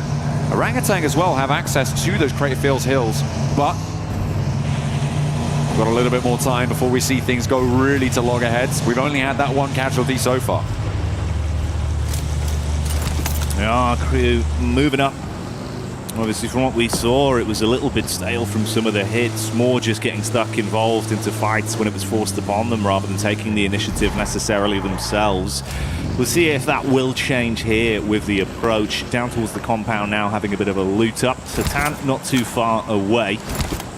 No real read or need to engage onto each other yet. So opportunity to at least get themselves armed without an overinvestment. Visual contact there as well. You can see the vehicle driving away. So Satan will clear distance. Gets a little bit of a wider berth around the roadblocks. For Enigma Galaxy, they're very central on this already. Goat team, really not so much. Already out in the blue, over towards Impala. Coming in from that eastern side for Goat team, they are going to need to get towards it, but it's still very, very early days, especially here on Miramar. Waiting for the second circle can often be pretty impactful on a Miramar. Wait for that small shift and try and play for it later on. Get a little bit more looting done out on that east side. We saw Goat team dropping out and moving quite early on, so the looting phase will have been a little bit offset. Hopefully now, though, they are on the road, and I believe that they are, to try and move in, potentially sweep all the way up to that north side. Could inject towards water treatment over past Cruz de Valle. But there is Geek in the way in El Azahar, so it could potentially be an unexpected blockage in the system for them. The next zone will reveal itself fairly soon, though, so we'll see what they opt to do with that new information once it's revealed. Yeah, see what we're cooking with, and this one gets a bit of a shift on the go. Obviously, those later rotates coming up. Condense is relatively central, filling slightly down. So most sides still within a fairly comfortable amount of territory. Water treatment going to be cut out, so you're going to be giving that up for KRX and looking for an advanced path. You can see Geek advancing a bit quicker now as well, speeding up on their rotate through the roadside with Goat in relatively close by contest. And then that chance for AJL to potentially bump into Aurora on the late advancement. Trying to push in on that south side. There are other options for AGAL here. Maybe not wanting to go past Montenuevo. They could send up. Maybe try and play up towards El Pozo or swing even further north. But you know this side of the map's going to be really heavily occupied. It's a difficult approach. So going straight through may just be the best option available to them. Geek sort of slowly trundling over the hillsides, and Goat have spotted them now. Moxie hops out, looks for the shots, but doesn't quite take it. Doesn't have the lineup with the rest of the team to confidently get a knock, and you don't want to overexpose here. You don't want to be losing players like this, especially with how tenuous Goat team's position is in 5th place. Yeah, and it's not something they generally tend to force the issue on either. Historically, even with the roster being a little bit different to what I'd seen in the past, on Miramar, they were pretty good with late rotates. It's something they really enjoy playing, right? If they can avoid early game fights, they're going to be building into a big finish. It tends to work well for them. That sort of situation, maybe with the tumble from Ragnarok, if he had a clean shot, could have got an opening pick there, tried to build off it. Not worth the risk from the angle they were left in. So late chase, calm it back down. That's more the Goat style. It'll give GK a window of opportunity to get into the zone.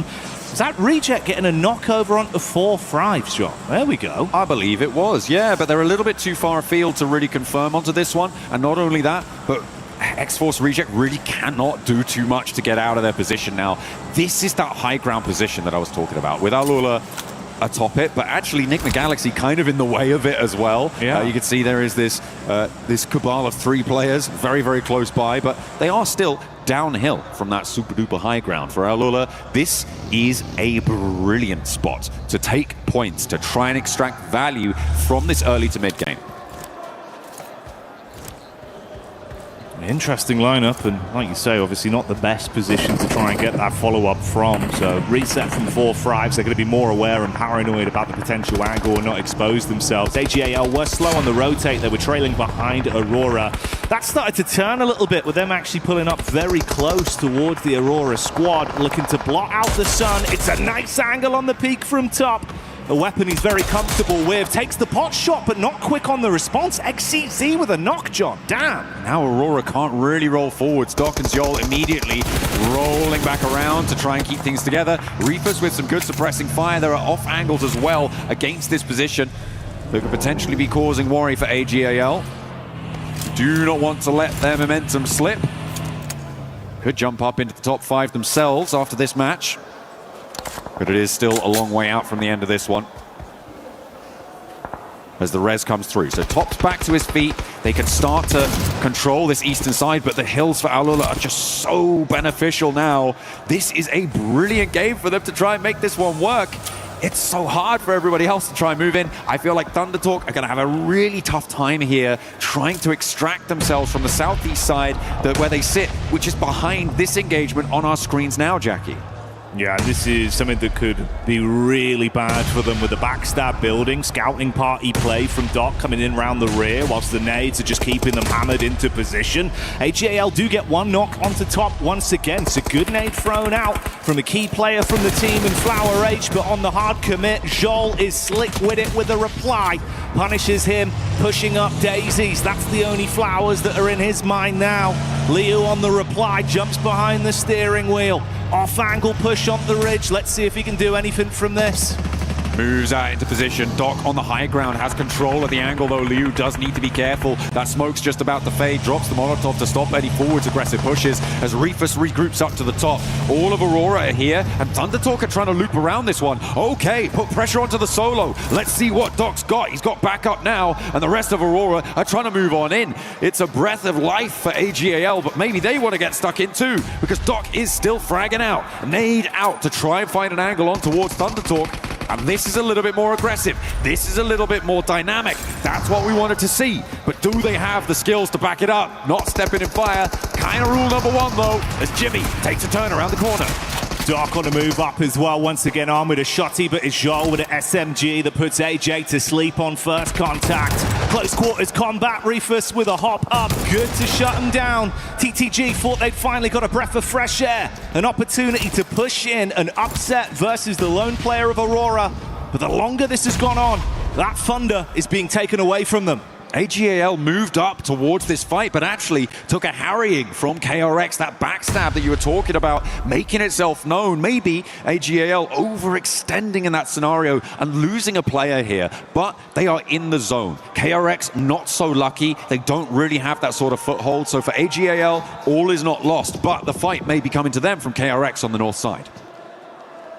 You've got Top priming the nade as well up top right now. This shanty town could be taken down as the nade from top's right on target. Goodbye, Jing. They know they've got to move quick as well with the zone coming up, so they want to advance and try and force the issue. Low HP for top. Reefus with a bait play, opens the door, holds close on the angle, and the shotgun sings for one. Jimmy replies. It's getting awkward in the encounter, but it seems like Aurora can hold on for now. No way to put that one back together. Jimmy just sat there and didn't really do much. Unfortunately for Thunder Talk, they will go down again, and it's good news for our bubble teams once more, who are looking to try and make that chase. As we turn our attention over to the northeast side, it is Orangutan, Four Thrives, and Ulf going at loggerheads to try and push past, because Four Thrives have control of this hill, have control of the ground. It's going to make things tricky in this area.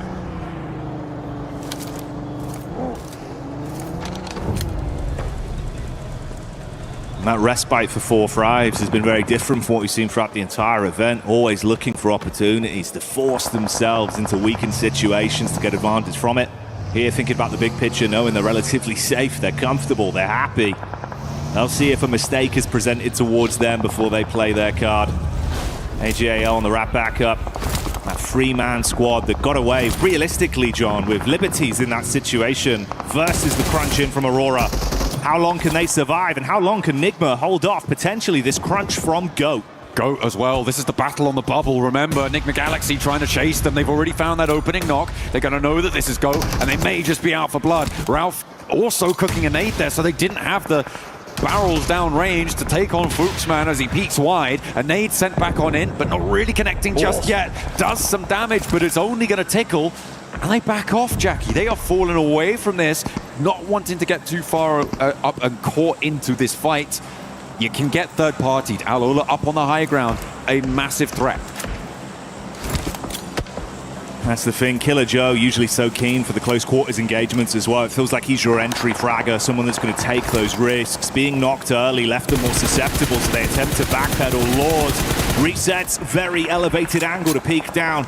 Bullets barraging on target, but the longer he takes that fight, the more exposed he is to the hilltop side there that you've got from Alula. So can't overcommit. Killer Joe with a knock once more, back on his legs.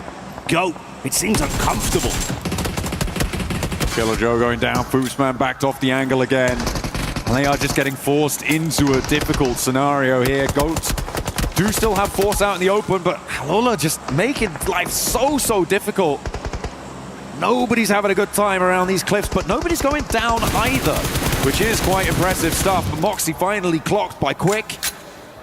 Able to slide away unnoticed. No, he gets found again. That should be a flush, and likely Killer Joe going down too, so GOAT cut in half here. Enigma Galaxy with a big opportunity. There's just no exit path, John. You've got to stay close to the wall and fight up in person, or attempt for a quick getaway. Whatever you choose, Alula just leering over the edge, looking to convert from it. This extended battle between KRX and Aurora as well, leaving them worse for wear every minute that passes. The duo attempts to just get out on it, piece away from the situation, but Joel not given that gift. Another connection, that time it's from Flash Gaming, catching them on the exit with a rotate of the vehicle, only top left. Moving in on that south side, a solo for Aurora. GOAT do manage to get back up to 3. I thought they were going to lose Moxie, 2 players. Killer Joe does manage to somehow get res there. A rotate in the shadow of the mountain, but the circle just keeps giving it to the high ground here. This is good for Enigma Galaxy, but Alola will survive for so much longer. The difficulty is that X-Force Reject are just still in this one. Still a threat, still breathing down their neck. Seemed like that was nearly the go signal as well, called for. Enigma were looking right on the edge, debating whether or not they do swing off it if there was a peek out, a wide angle in play, but Fuchs is trying to keep himself close down to the ground behind the vehicle. Killer Joe in the back line, a similar situation. And they better hope they do it cleanly as well, John. Alula could peer over and attempt to clean up if they take sustained damage from this. No one wants to risk it.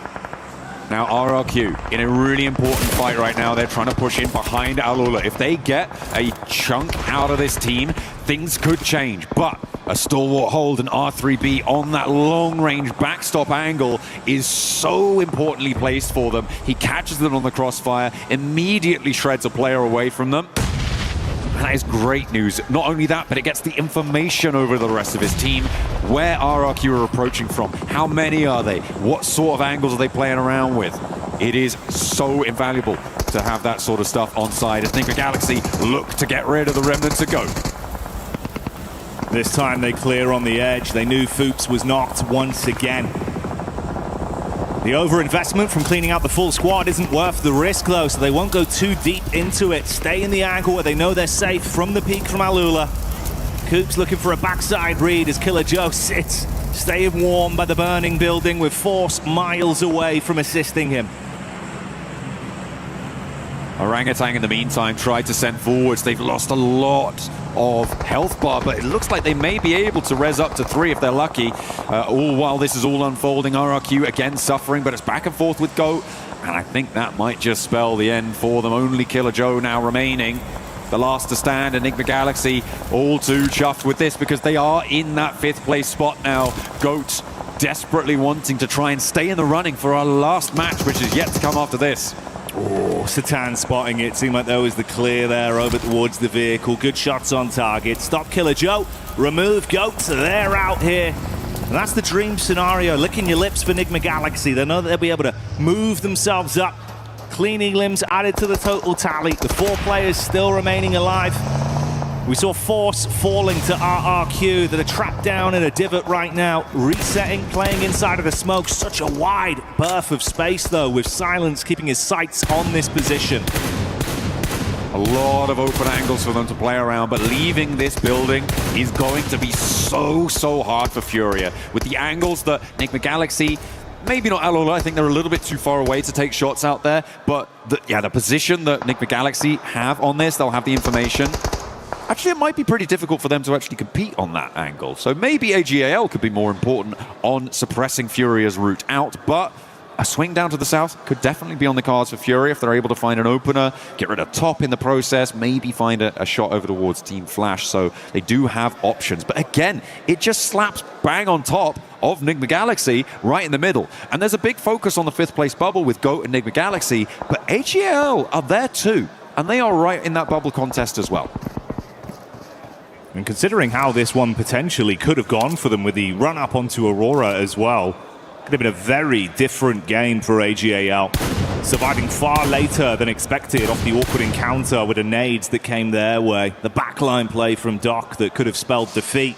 But ironically, it's Aurora that are down to just the solo outside of the zone, and AGAL that still look to fight on for another day. Top trying to creep up towards the hills here, but has to go open broadside towards Team Flash if he wants to make it. Furia up and into the foothills now. Yeah, I don't think the angles are there. Alula picking up more points as well. They're finding shots left and right, doing a lot of damage, but they have to crunch down south now. So leaving that position has kept them safe for so long. On the north side, continuing to just lose a player. Now they're down to 1. And they may not last too much longer. Indeed, they will fall. And it's Ulf out in 9th place.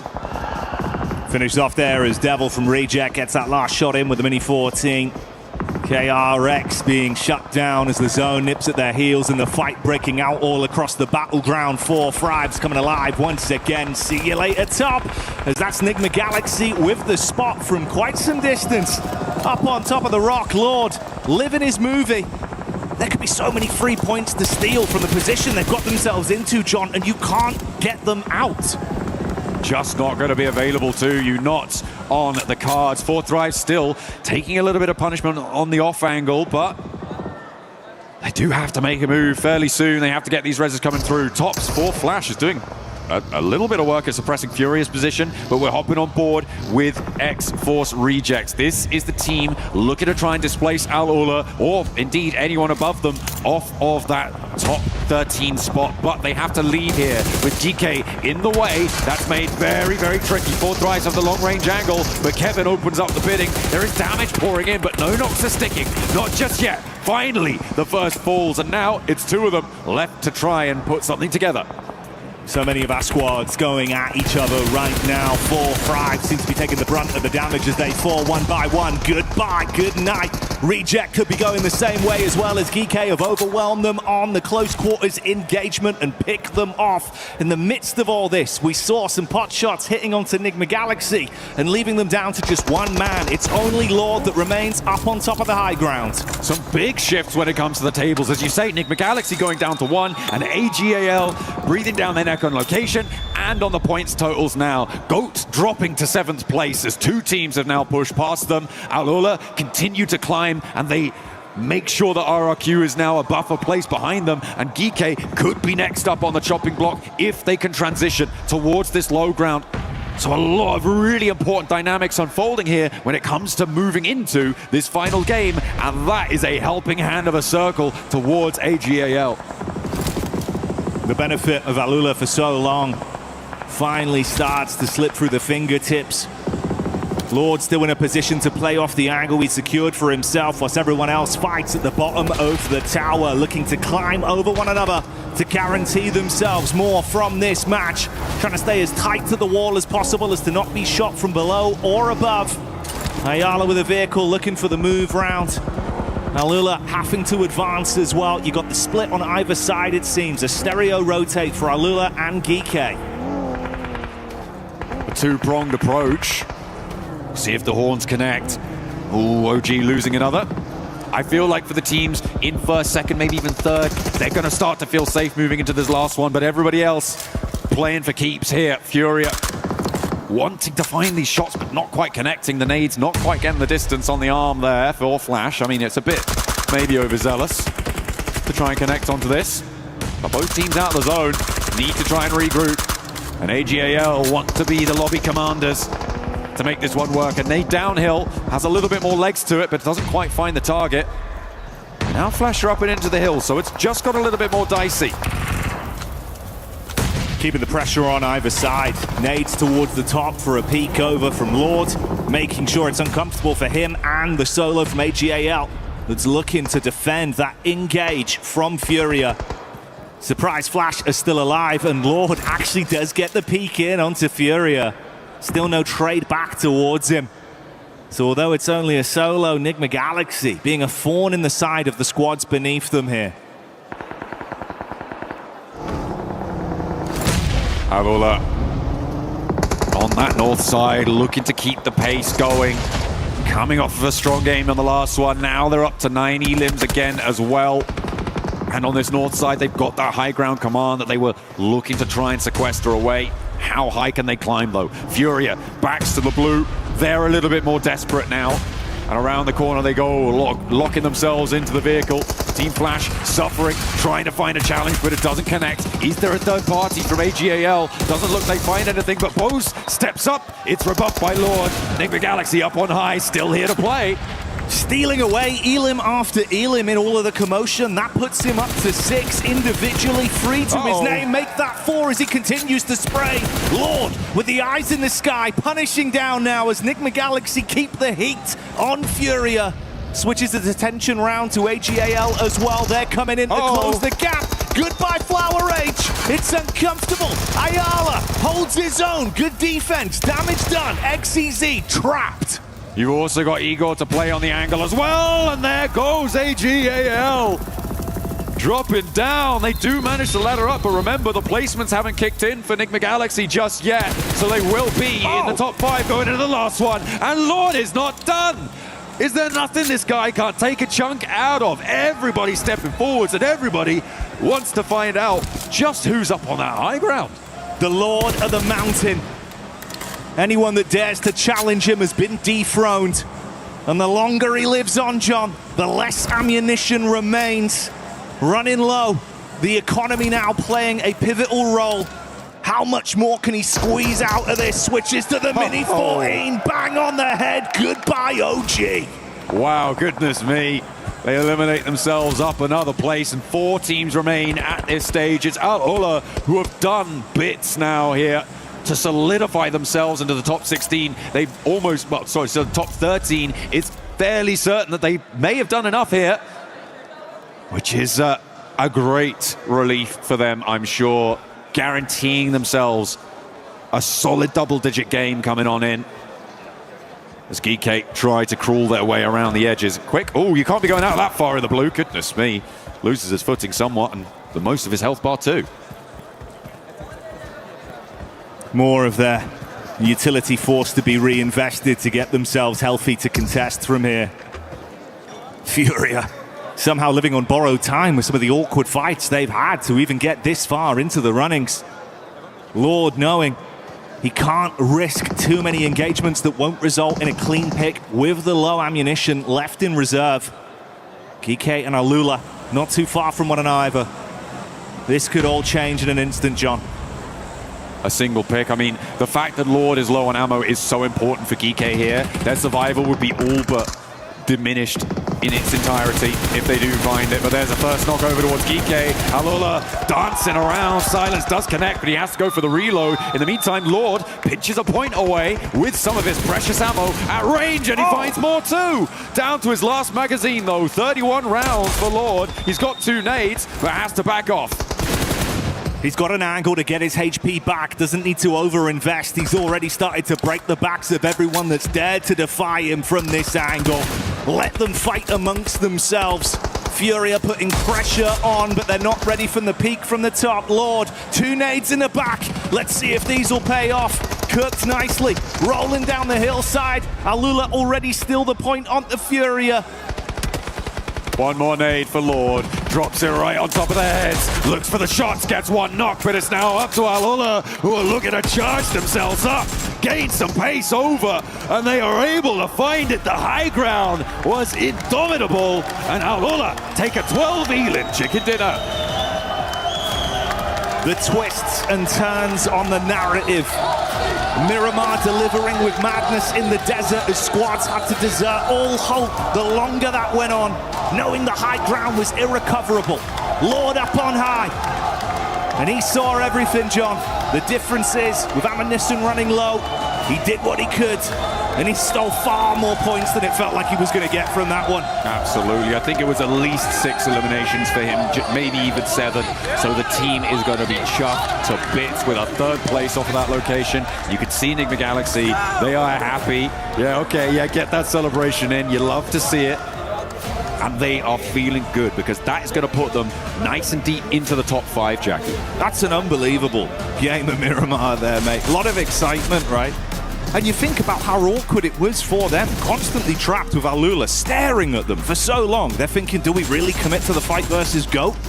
Lord made the heads-up play to climb up. The zone gave them a blessing, and they ran with that as long as they could. Shocking scenes from Alula as well, just always making it uncomfortable for all of these squads. And John, I'm shocked Furia survived that long. I am too. I feel like they were really on their last legs for so many times. But to get to 2nd place is a real testament to their transitional ability. From that location on the southwest side, they picked their path well, taking that fight with Flash. It was stymied, it was corralled, but it was fought well and with good heart for Furia. Happy to see them getting later into this one. Alula, though, the big news here is, of course, their ascendancy away from that bubble at the bottom of the tables. And with a game like that, are they not too far off top 5? I mean, it's possible if they could do it again. I feel like there is potentially something on the cards. It would be a miracle. Hey, man, they said we can fix things in the last 2 games. That's 1 half already secure. Have another big performance, give us another reason to get excited. Come out here and wax lyrical with the plays that they can deliver. It could all change. It's why it's so enticing today. It's why it's so explosive. These teams know. One mistake, you could have your key crushed and your dreams going with it. Yeah, 3 keys will be listed for destruction. By the end of today, we will have those 3 keys named and locked and loaded, ready to go. We are going to go and take a look at some of what our sponsors have to say before we come back with our final match. So do not go anywhere. We'll see you guys in a few.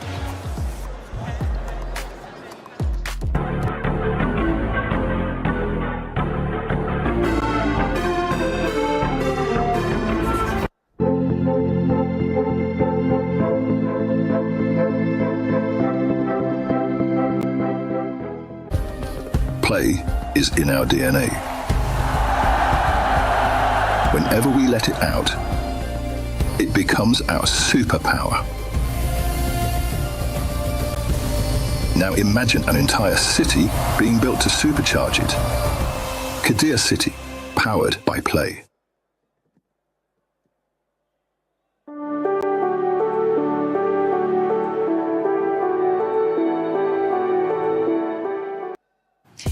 All right, we popped on over to the SDC Arena for our final CC update, and I managed to grab two people to help us talk through everything that we need to. Of course, we have Ginny, but we're also joined by Blaze. So, Blaze, let's start things off by breaking down what's going on here on your stage. I mean, so it's absolutely insane. You know, when it comes down to the CC, you got 3 teams here that can really make a run for those club championship points. You got Falcons, 100 Thieves, and FaZe Esports. So when it comes down to those squads on your stage, they're going to be getting some help over here. Okay, that's actually big because this is an opportunity for a couple of those teams to actually get some more points that they need, Ginny. So talk to me about the CC implications that this could have and if there are any other CC squads that might have some surprises. Yeah, so when it comes to right now, we have 4 out of the top 8 that already qualified. So you got FaZe, you got G2, you got 100 Thieves, as well as Falcons. Very important to note, however, that G2 is not CC eligible because of the fact that they made too many roster changes after the deadline has already passed. They did knock Gentlemates into this lower bracket, and Gentlemates has competed before on COD, where they got 200 points. They competed in Valorant, where they also got 200 points, and they are yet to compete in Rocket League next week, where they have a pretty good roster. So for Gentlemates' side of things, like, they have to win this lower bracket game today to even be in the top 8 and get some points. My question then for you is, how realistic is that, considering what happened yesterday with the 3-0? I mean, it was a 3-0. It was crazy. You know, I talked to some of the players, and they felt like they were playing a God squad over there. Oh, wow. But don't worry, the Gentle Suits are in the building, and if I've seen anything out of that amazing group is that they can wheel their team through some crazy series to push them into the finals. I love that. I love that, which means that there's definitely going to be some very exciting matches coming up over the next couple of days. Yes. So, of course, as we know more, we'll keep all of you updated and see how everything plays out. Thank you, Genie, Glitter, and Blaze for the update with the CC, because things are getting spicy here at PMWC at EWC 26 as we're going to be heading into our final match of Group A. We will end up eliminating the bottom 3 teams. And talking about those bottom 3 teams, Lays, one team that was able to push themselves out of it from the beginning of the day, Alula ended up getting that win as well. Yeah, I just want to obviously mention to you guys at home, they started today with 21 points in the bottom 3. Now, they've had a nice trajectory so far and being able to sort of keep themselves within that middle, but then to skyrocket to a chicken dinner. And not only that, managed to get about 10 eliminations just before the fight with Furia when they're moving their way down off that peak onto the hill, and then they were able obviously to get that. But that wasn't without some help from one of our teammates who was sitting on the top peak there. But for this team, they clearly understand that these last 2 games are incredibly important. They have had a steady run throughout this. I mean, looking at this position here, they are actually sort of moving their way down on top of GK, which I thought, oh, okay. Obviously, they weren't sort of putting out that scout to see where Furia were at that moment. Furia were able to get like a couple of knocks on them, but they were able to reset and then get that win. I have no idea how Fury just kept getting back up. They get knocked back up, knocked back up, knocked back up, and they got really deep in that game. I did not expect them to make it actually to a top 2 finish. That is very impressive. Just highlighting how relentless Fury truly are here, representing Brazil in Paris for PMWC. But the finishing moments here, Yasa giving it his best shot. But Lord in particular, here Niptura, oh my goodness, making it rain from this peak finish with that mini 14. He was holding on to his resources for as long as he really could, but eventually the circle had a different plan in mind. No, he was exactly the right teammate to be up on top there, right? I think he was really, really good at sussing out exactly where everybody was. He was really good at getting those nades. Some of them went a little long, but a lot of them were right on target. I love the mini that he had as well. That was a fantastic weapon of choice to be up there. So all around, a really, really, really, really good play coming from him. Really? Yes. Really. But really. And really, Lore was able to put up good performance for Enigma Galaxy, being able to secure some extra placement points as well, putting up those, oh man, look at us, Tomash, let's go. 8 eliminations there from Lord, and the damage there as well, and this is a squad that's currently in contention for that top 5, and they were securing the top of that mountain. Yeah, I mean, it was great to do that 3-1 split. That's what they had in the mid game. 3 players down below in the thick of it, fighting all the teams. There was Alula, there was even a side of Go at one point just coming their way. But no, Lord was trying to keep his team but he could only do so for so long, right? Eventually, teams are going to be encroaching on his 3 teammates. They get eliminated, and then Lord is alone. I like what he did because he knew he was limited in resources, right, Niptura? He was not able to really take too many shots. He just held onto those resources until the very end, where he could maybe convert that into a chicken dinner. As we know, that didn't happen. But podium, as a solo, that is huge regardless. Huge indeed, as we're going to be taking a look at the overall. And I want you to keep in mind, top 5 go directly to the finals. Bottom 3 gets in home, and the ones in between get to go to survival. 4th thrives, still in the first place, but just like let's just focus on 4th all the way to 9, because 4th place with Aurora Gaming, they have been playing great today, but they just haven't been able to create such a big gap, as they only have 82 points, 4 points more than AGAL in 6th place. No, they do. It's going to be interesting. I have noticed that Aurora have been stepping up, right? They felt that pressure a little bit. They've realized, like, oh, it's not really going our way. We got to up our game a little bit. It is working now. So they are at 82 points. Yeah, it's still going to be all down to the wire in this last game, but at least they're already there. You know, teams like Team Flash are also already there, but 2 points ahead of AGAL. GOAT team as well. Furia climbing up those ranks. They were not in 8th place a few games ago, Max. Yeah, I mean, really looking at the teams in the top 5, 4 thrives, they're safe. We know they're going to make it. They're going straight into your PMWC Grand Finals. Orangutan, I would say, also somewhat safe, right, going out to this one, because right now they're above the likes of Nigma Galaxy, Aurora, Team Flash. We're looking at Aurora Gaming and Team Flash in particular here. They need a big game, Lace. If they do not get that performance here, all gamers, GOAT team, Furia, you know they're going to chase them down for that top 5. Yeah, they need to make these opportunities for themselves. And what we're seeing a lot of teams do is kind of letting just the cookie crumble how it will. These players need to start obviously creating these opportunities and making the lobby play to their way. And I must say that from that game, Furia did that. I would kind of call them like the mountain goats of PUBG, because what is with them being able to scale up a mountain, absolutely decimate in every way, which form. But it's good to see Alula here, obviously moving up with 63 points, definitely securing that place out of the bottom 3. Now, I do want to sort of touch on, I guess, a little bit more of like Thunder talk. Out of that game, this is crunch time for them. They're under pressure. And look, they had a push from Aurora in the building, and they showed no presence, Max. They just sat down there. They didn't create any space, no presence, and got absolutely rolled by Aurora. Yeah, they have the cloak of invisibility, but no one told them to take it off right now. It's time to take it off. They're looking at this one. The point gap is 12 points between X-Force Rejets and RRQ. I would say you are teams in the bottom 3. You have to hot drop RRQ. I'm sorry, it is time. If you don't do it here, you're going right home right away, straight to Charles de Gaulle. And as we know, that is not where you want to be. We usually hate to see the hot drops, but in situations like this, you gotta take destiny into your hands. And yeah, you're absolutely right, Lace. They have to do it. Yeah, and look, this is what I'm saying, where create your game. Make these plays to position other players into moving and having you create that space. Like, even if they were to look at, you know, players like Alula, who were in the bottom, they actually forced GK to rotate into Furia. They made that play. And these bottom teams need to be able to do that as well. Yeah, they need to be able to do that, and they need to be careful with teams that are going to be towards the top, like none other than, who's that? Who's this? Oh, it's the best content creator for PUBG. Come up here, baby. Come up here. You know what? You don't even have to go that way. Just step over the chairs. You got this. Hey. Parkour. The beast. With 4 thrives currently in first place. Oh, put him on. Put him on. Oh, you should. I would have brought mine too. But my Naki is here. And Naki, the team is currently sitting in first place. How are you guys feeling?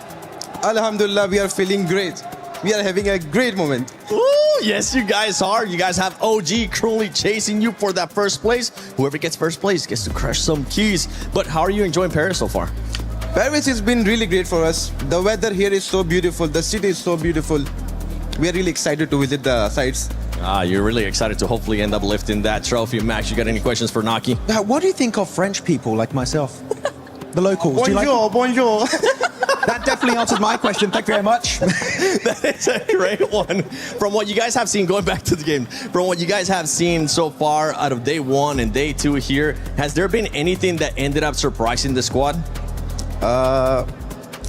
OG has definitely been a surprise for us. Like, they're playing really good. Their decisions, I haven't really looked at them that much, but their decisions are really good. Yeah, their decisions have definitely been good. And for everybody currently watching, don't forget that you can experience the PUBG Mobile fan experience because it is gonna be open from August 11th through the 16th. Go enjoy some of the exciting activities, not only PUBG Mobile and Naruto Shippuden, the amazing collab that we're doing, but also the PUBG Mobile, Spider-Man, everything cool going on there. You can earn some exclusive rewards, so make sure you check that out. But yeah, I'm with you, Naki. I mean, I'm with what you were saying in regards to OG has been able to surprise a lot of those teams. And then towards the bottom, you're seeing some teams that I thought were going to end up performing better too with extra rejects. But with this one, who's going to be your top 5? I mean, it's pretty much said, but who is actually going to be your top 5? Tell me your predictions. I mean, this only last match remaining. So I don't see that there are going to be a lot of changes to the top 5. But the teams on top 5, yeah. OG, definitely.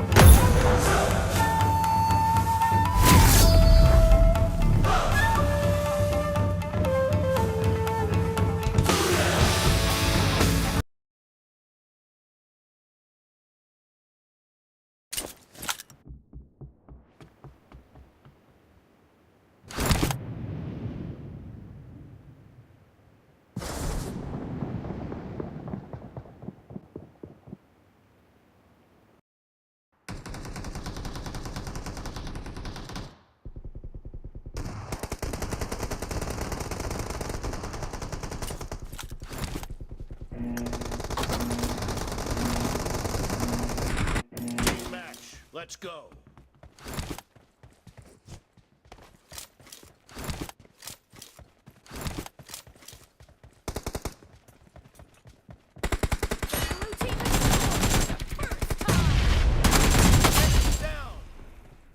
Reloading.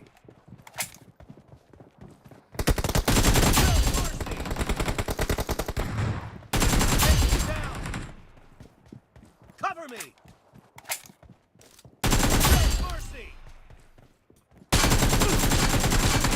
Reloading! Free for the blue team! The blue team's streak has just been put to an end!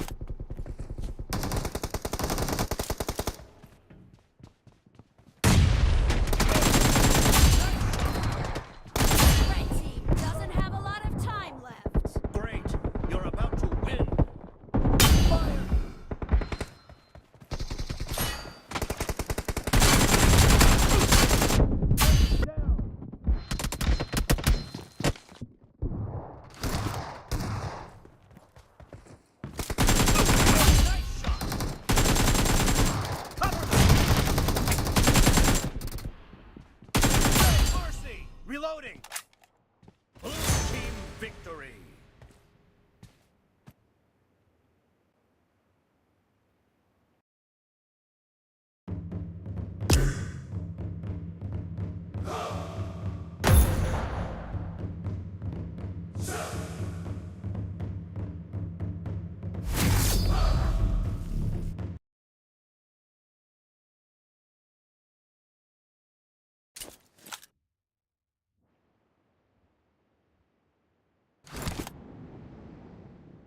यो यार 10,000 त भोलि पुग्छ कि यार यो views त कटेन यार हो है गोल कम्प्लिट भएन नि त आज त कुशल हेलो हेलो आज गोल पुगेन क्या यार भोलि पुग्छ क्या अब भएन नि त्यस्तो यार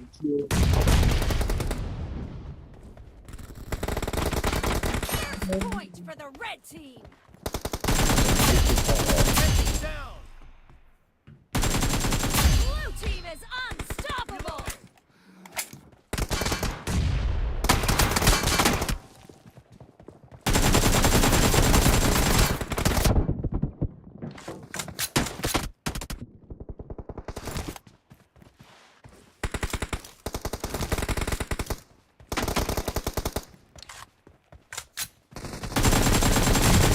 Cover me. No mercy. Reloading. ಅದು ವಿಶಾಲ್ ಹೇಳ ಹಿಲ್ಲನೆ ಮಕ್ಕಳ ಅಣ್ಣ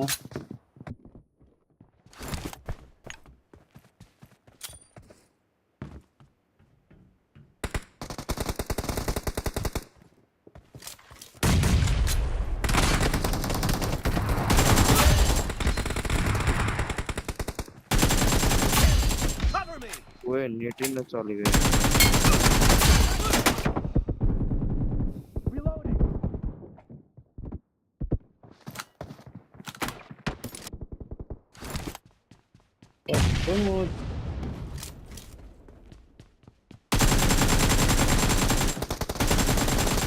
Cover me.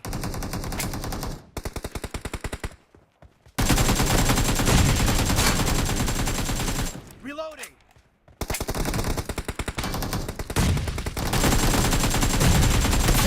Cover me.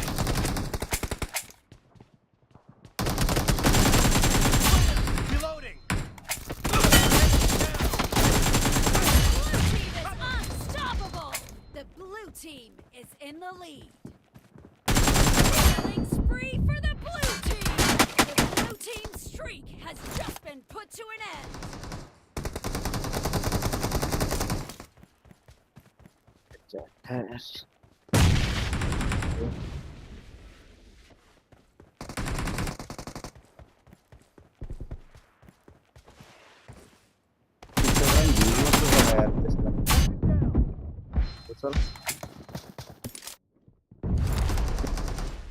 TikTok आएगी त्यसमा भ्यूज मात्र लाइक आएन कि लाइक आले जा रहे हैं टिकटक आ के हो कि आईडी फ्रीज हो रहा है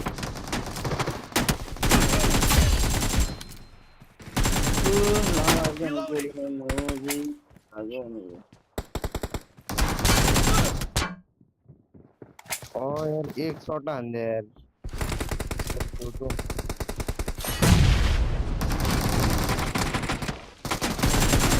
अंदे लगा ना मेरे को Killing spree for the red team. Of the card आने कवर आंदे ये भी shot Cover me.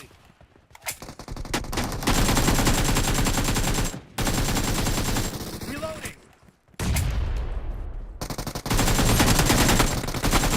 The red team's streak has just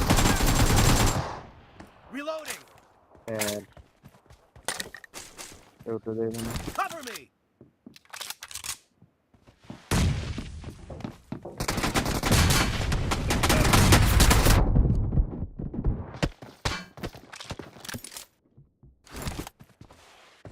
killing spree red team.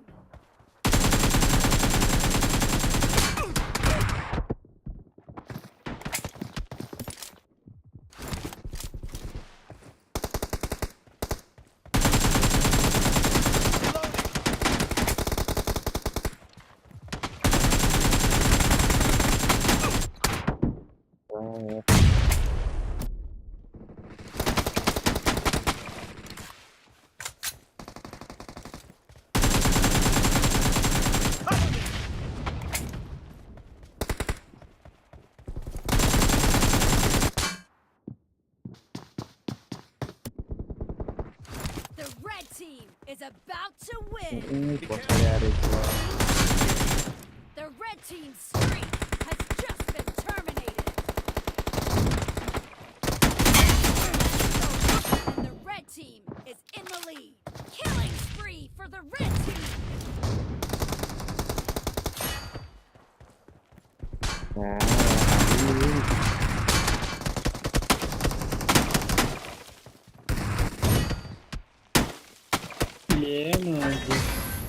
पहला हम तो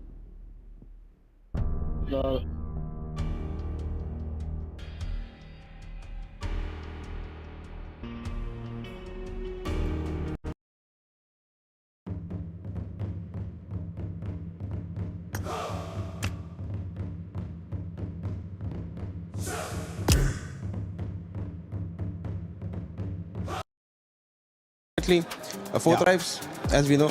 I mean, you kind of have to pick them. Come on now. And Aurora is. And X-Force rejects with a chance, but yeah, that gauntlet, like I was saying, it's such a tough pass. The third party coming through, it's pretty impossible to make that one work. But KRX falling in the meantime as well. A little chime in coming through from OG, helping them out there, adding some more points to the RJC tally. And OG keeping themselves in a very comfortable position. Seeing if they can chase towards 4 fives. See who remains at the top of the plinth come the end of today. It'll be exciting to see who our lobby leader is when it's all said and done. TTG here as well. Another team that it feels like even the potential of them really grinding from the spot they've been left in, John, is unlikely at this point. Yeah, it's getting less and less likely for a lot of teams as time goes on. And in terms of top 5 qualification, I'm afraid that Noki will not be correct with his KRX prediction, as he is going to be down in a 9th place spot. But they're going to be seen again in the survival stage. I think I can guarantee that. I'm going to lock that one in. Zypher spots Shiva from X-Force Rejects, and that is going to be a quick flush. Their run may just have been drawn short on the north side, and RRQ, all they need to do is hold their nerve, stay alive, keep things together, and defend their patch slap bang in the middle, although it's got a lot less central now with a hard east shift. Zone crunching in. Goat already in position. Kike making the move up as well. Alula, Furia, really just the dribs and drabs that remain for Reject over that side as well, with OG potentially in a position to find them on their late pathing in. An Enigma side that looked very talented into the previous matchup off the back of the skillful plays we saw from Lord on the elevated angle towards the mountaintop. Seeing what more they'll get from this. That's the park up from Devil. I mean, there is potential for it, John. RRQ have been attempting to avoid fights up to this point. There's been a couple of opportunities where teams have whizzed near. They haven't risked it, which still means there's a chance. But if Reject can do much, maybe there's an opportunity. It's only a solo, though, so we're looking for a big finish on it with some more elims. It will not be an easy feat and requires RRQ to be shut down by a different team. And I feel like RRQ's position is just so strong here. It's such a difficult position to try and get up on towards against a full force squad. If they're reactive and fast enough to respond to threats as they come their way, that is the major downside for RRQ, right? You have to play it fairly split in this location. And it looks like they are going to be, I mean, they're spiking out. They are making themselves known, which I think is the right play. Force teams around them to fight against each other as they try and ascend towards it. This is what you need for RRQ.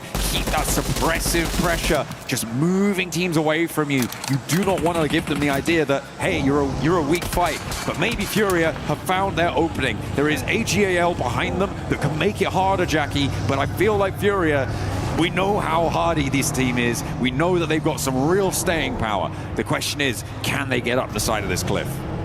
A similar situation once again for Furia then. They've had plot armor in the previous game, but this one might be harder for them. Shots on target towards Liu, so AGAL start to back up. Look to close the distance between their split and play off each other. You've got good cover at least by pushing so far towards the ridge side, so you can't take shots from the top of RRQ. But fighting towards them, like you say, is another story. It does allow RRQ a little bit more flexibility, I'd say, if you're confident that Fury is not going to push up that cliff, not going to go further in and try and loop around the cliff.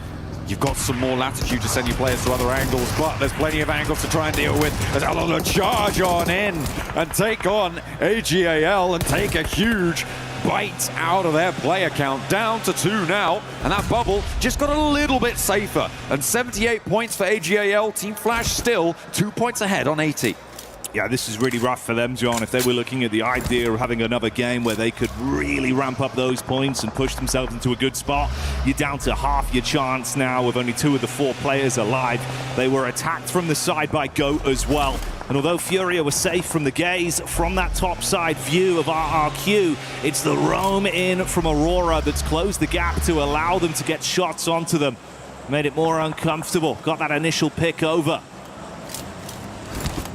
Enigma Galaxy getting stuck in on that western flank. They are kind of outside in the cold right now, behind 4 Thrives, but getting a pick onto the open is good, but they've lost Coops on the back line, and he's all the way out in the blue, Jackie. I don't think that they're going to be able to get him back up there.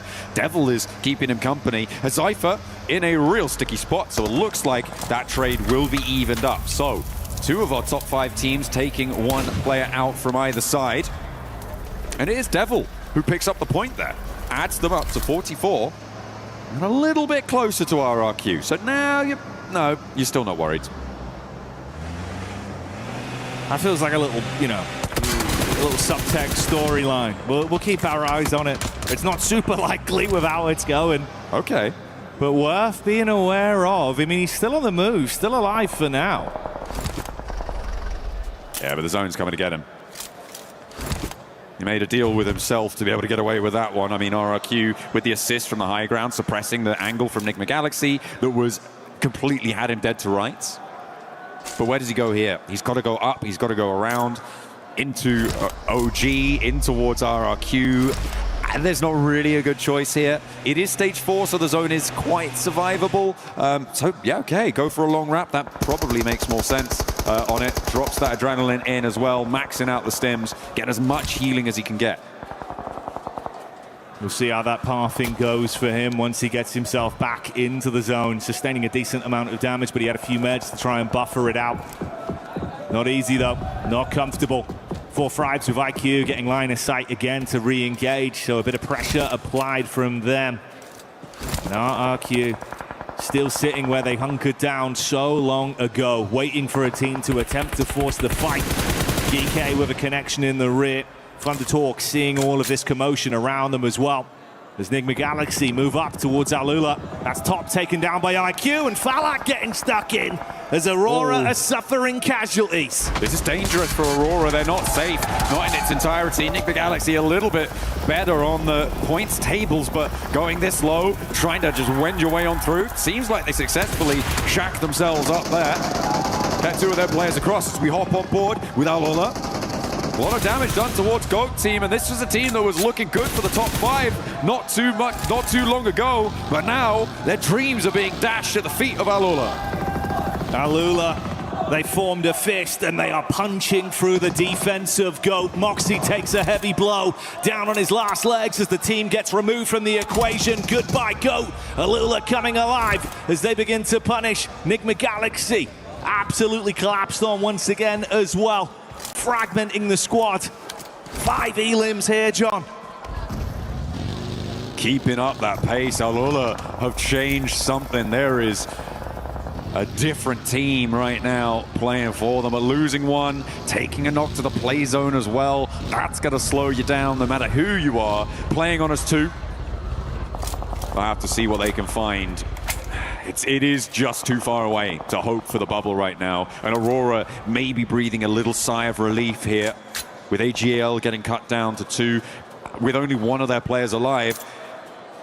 This is not the situation you want to be in for Aurora. You definitely want to be putting a little bit more distance between you and that bubble, because 4 points is not enough to feel safe, especially when you think about teams that have the potential to get into this late game, like Furia, who are a little bit further behind, but definitely within striking distance. Enigma Galaxy go down to a combination of Aurora and 4 Thrives. Removed from the equation as our top team scrap amongst each other. RRQ finally play their card, but it's versus OG, and they come in full aggro. Good shots with the AUG, damage on target.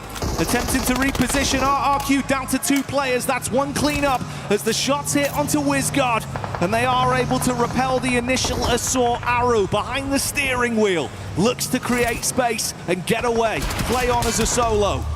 That could have been the opportunity there. If RRQ had fumbled the roll-up, it could have been the chance for Devil to make his way on in, because he's completed that wraparound that we saw him go out wide for and is now pushing him from Chumacera. Could have survived a lot longer. Looked to get a point or 2 on Elims, get some placements coming through, but now the gap is 6 points, and it makes it all that much harder.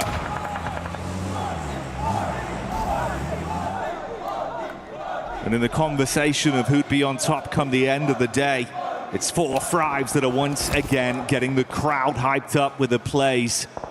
4 Elims in the back pocket, always showing up in the Elim feed as the arena here at the Qiddiya City grid starts to roar. And Devil did make it in, like you say. RRQ found 2 picks onto OG though, and they're looking for the full flash back over. Aru's got something to say about it. Good for a clash up close. They're trying to force him out of the building and do so. Orangutan out of the running now as they'll be left in second. And RRQ, another point added to their tally, pushing themselves further and further away. Not too long from now, it could be the Geekay are up on the chopping block before Thrives. The next challenge over towards RRQ. A nade from Lapar. This is the star player that the desk was talking about, bringing him up as a real clutch potential. Let's see if he's got a little bit more left to give in match 12 of 12. As 4 Thrives currently playing a 2-1 split with Falak, T24 on that western side, IQ much further inland. The back off comes through, and RRQ don't want anything more to do with that high ground, certainly not at the moment. AGAL finally fall to Furia. And TTG trapped down in the ditch with nades being dashed towards them. T24 throwing them in on target. His eyes lighting up with the idea of a prospect of 4 more points for our top lobby team right now. And as the zone eats through them, they are finding success with ease. Oh, T24 though stays a little bit too long. There is a response finally from Thunder Talk. AJ manages to thread that one through. Fury are getting picked apart in the meantime on the south side as Alola keep chowing down with their 2 players alive. The rest comes through. Falak wants to suppress the rotate, but Thunder Talk have already lost 1 forwards. This is a wild charge from Falak. He is so overexposed on the hilltop. I'm surprised he didn't go down before. And RRQ are going to chime in. So is Doc from Aurora. Putting them back in their place. They may have broken the sentry, but you cannot get a little bit too ahead of yourself there. Either way, they've done enough. They will be top spot by the end. 10 Elims and 1 representative of the squad still alive and kicking its IQ that was down towards the low ground, so he's safe. Doc watching that angle, like you say, they just hard commit, wanting to get the extra points and prove that they can bully this lobby. Doc lines him up and knocks him down. That solo representative of Aurora at least guaranteeing some extra boon for the squad. Devil still alive in the back of the vehicle as well. He's pathing around. I mean, Flash have been so quiet for so long, but thankfully for them, John, the other squads that were close to potentially forcing them out of that 5th place are already gone. They've already left this lobby. Yeah, it's going to be nice and safe for them to feel like there's really not much to challenge them. as Al-Ula also bite the dust, but they've done enough to see themselves into that survival stage. It's likely that the tables have started to solidify. The only moving part here is Devil, and he is caught between a rock, another rock, and several hard places. It is a tough approach from this north side, and it needs RRQ to start going down because the placements are already at 2, which means that even just surviving is not going to be enough for him.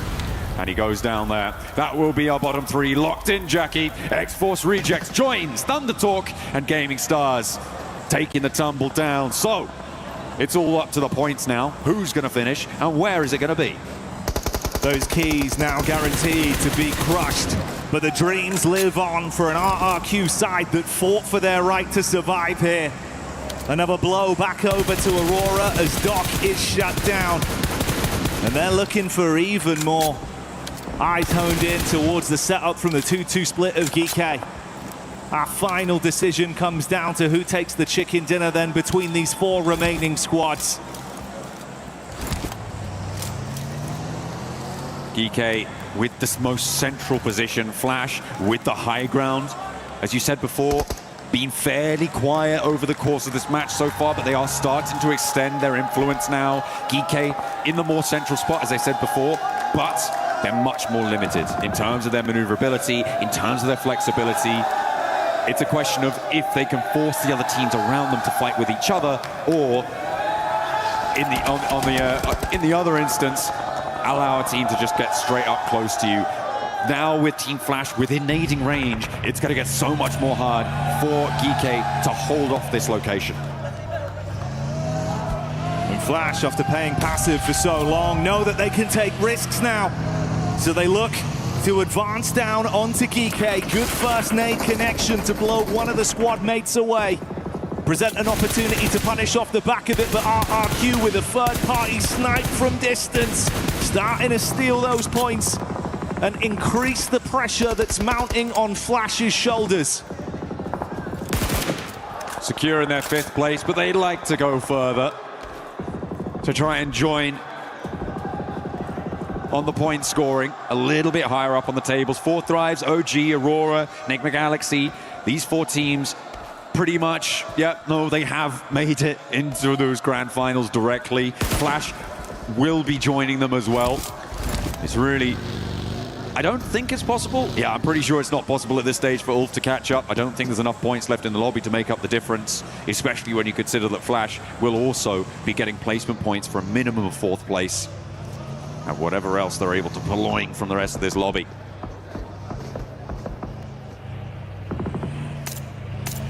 Just about the showmanship at this point. Giving themselves some extra confidence going into the following games. Knowing you've got the comfortable nature of skipping that stage and coming back in to play your best. GK inside of the split as they're set up. Waiting for the advance to come in from Flash. On that northern side, they've got that line on. They're allowing the teams to their south on the low ground to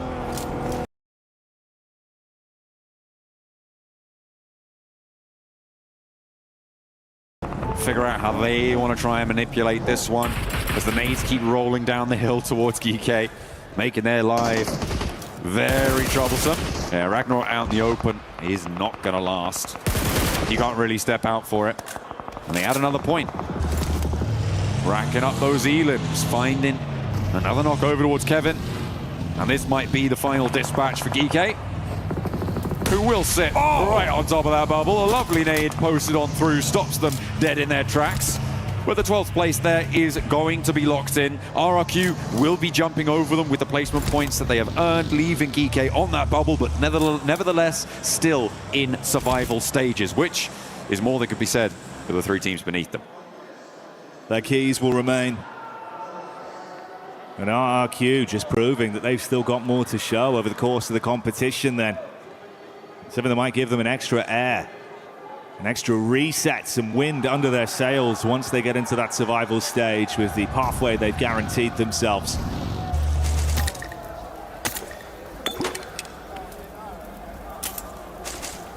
Team Flash playing this one by the book. RRQ and Ulf both pushed up to these ridge lines that they have to breach through quickly and open up exposed angles against them. Flash need to be in position, ready to go for the shots, but it looks like they're more preoccupied over towards RRQ's position. And maybe rightly so, because they do find Genfos, but Ulf in the meantime have gotten up close. Maybe a little bit too close for comfort. The shots can start to ring through, but Posey doesn't have an angle on towards it, as Genfos still bleeding out, but the nades now can come on in. Zeus is in danger, so's Tops. And there's the approach coming through from Ketch and Calci off on the other angle. Aaron and Scarface playing off one another beautifully. Genfos does get flushed away, and Lapar now the last to stand for RRQ, but Ulf have managed to turn this one topsy-turvy. Yeah, they've really thrown a spanner in the works here, and they jump back behind the steering wheel to keep more pressure on Flash. Calci with a Molotov thrown in as well, giving them a little bit of space to play off on this one. Distance firefight RRQ. Verpotting onto it with a good angle to try and punish onto Flash. Got to tuck in behind the vehicle. Oh no. Yeah, it's right up in their face, John. Taking it to them. The wolves at the door, and they will echo with the sound of a shotgun shell, and now it's Lapar. He is in a 1 versus 1 technically. He's got a little bit of time here.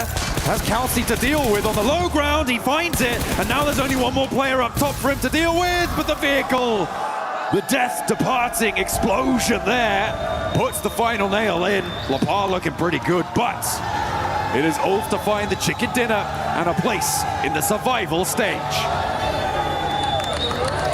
You see the excitement, the celebration, and the faces of defeat for some of our squads. They fought as hard as they could. For some, the journey ends. For others, it's just beginning with a battle for survival in our following stage. But for the lucky few, John, that were able to write history for themselves, they've guaranteed that opportunity to go directly through to the finals. In the space of 2 days, the competition has reached an enticing pitch already. What a treat Group A has been. Group B, I'm hoping, is going to be similarly high octane. That would be fantastic. We've got 2 days of survival beyond that as well, where we'll see the returning middle cadre of teams that played in both of those groups as well, joining once again for another shot at those grand finals. And I think that there has certainly been some phenomenal turns of events here. Four Thrives have proved themselves to be deserving of that top spot as well. From that PMGO season, people still sometimes had questions. Not me, never me, but some people certainly questioned, are they a mainstay team? Can they keep it going? The answer in this group, a resounding yes against some of the strongest teams in the world. They've had such resilience, such beautiful individual skill as well with the plays we've seen from the entire roster, passing the baton at multiple times to guarantee themselves more and more inside of these battlegrounds. And I'm very glad that we'll get to see more from them. It's unfortunate we'll have to say goodbye to some of our teams, John, but the ones that go on to survival stage, they've earned that spot. Absolutely. A big benefit of being in the top 5 as well is that you can really focus on analysis, on really practicing, on getting those strategies ingrained onto your team, as well as researching the other teams more through survival stage, whilst being able to keep your playbook a little bit more hidden. So for Orangutan, I am thrilled that they've been able to get up and into second place. A brilliant result for this roster that hasn't had as much international experience as a lot of the players down on the stage here. Phenomenal stuff. We're going to head down to the stage to make sure that we're locking in everything that needs to be done. Barney, what do you got? Welcome back to the main stage. Of course, taking the top spot in groups from Group A is 4 Thrives, baby. What an amazing performance. The crowd are behind you. That's got to feel good. Now, IQ, let's talk a little bit about stepping into these 2 group stage days and dominating. How does that feel? To be honest, we are not really proud of our performance because we missed a lot of chickens, and we will improve in finals, inshallah. Wow, okay. I mean, still placing in the top spot, but still things to improve on. I like that. Now, Falak, the expectations for you guys is pretty high, okay? Coming off the back of a PMGO victory, and now here, you guys must feel like you're in a really good position to take top spot. Did you exceed your expectations by placing first in group stage, or was this the plan the whole time? I mean, it's amazing to finish #1 in group stages as well, but the main goal is finals, and our goal is to finish #1 in the finals. So we can win back-to-back championships and make our name in history. I mean, speaking of making a name in history, the PMGO win, if you manage to secure the win at PMWC and then in your home country, PMGO, that would be pretty good, wouldn't it, IQ? Yeah, of course. Of course it would be pretty good. Right, guys, we have something special to do, which I'm pretty sure you know. Follow me. We're going to go over to the Crusher. Now, as first place finishers, right here at the group stage for your group, you get to do the fun part. Now, I would like you to come and stand up here, all four of you, please, behind the awesome Crusher. Now, before we get into the meat of this, can I get you guys to budge around? Budge around a little bit. Budge around, move around, move around, move around. Now, before we get into the meat of this, we've got to say our commiserations, of course, but 3 teams underperformed here. And it's brutal, but it's fair. Gaming Stars, Thunder Talk Gaming, and of course X-Force Rejects will be eliminated from the competition. Is there anything that you would like to say to them before you crush their keys? Sorry guys for crushing your keys, and bye-bye. Ah, sorry guys, and goodbye. All right, IQ, can you please press this button and that will turn on the Crusher and reveal the teeth? Here we go, look at that. See you later, Gaming Stars. Okay, would you like to pull on this lever, crush the remaining keys, and send them into the elimination zone? 3, 2, 1, see you later. Was that satisfying? Yeah, that's too much. Too satisfying. Well, you might get to do it in the final with 15 keys. That's the plan, right? Yeah. Yeah, that's the plan. All right, Four Thrives, congratulations in placing first in Group A. We've got so much more PMWC action coming your way over the next few days. You can hear the crowd going nuts for Four Thrives. That's what we like to see here at PMWC. But for now, let's head back to the studio so that they can talk about everything that happened over the last 2 days of groups. It's a sight that we're getting used to seeing.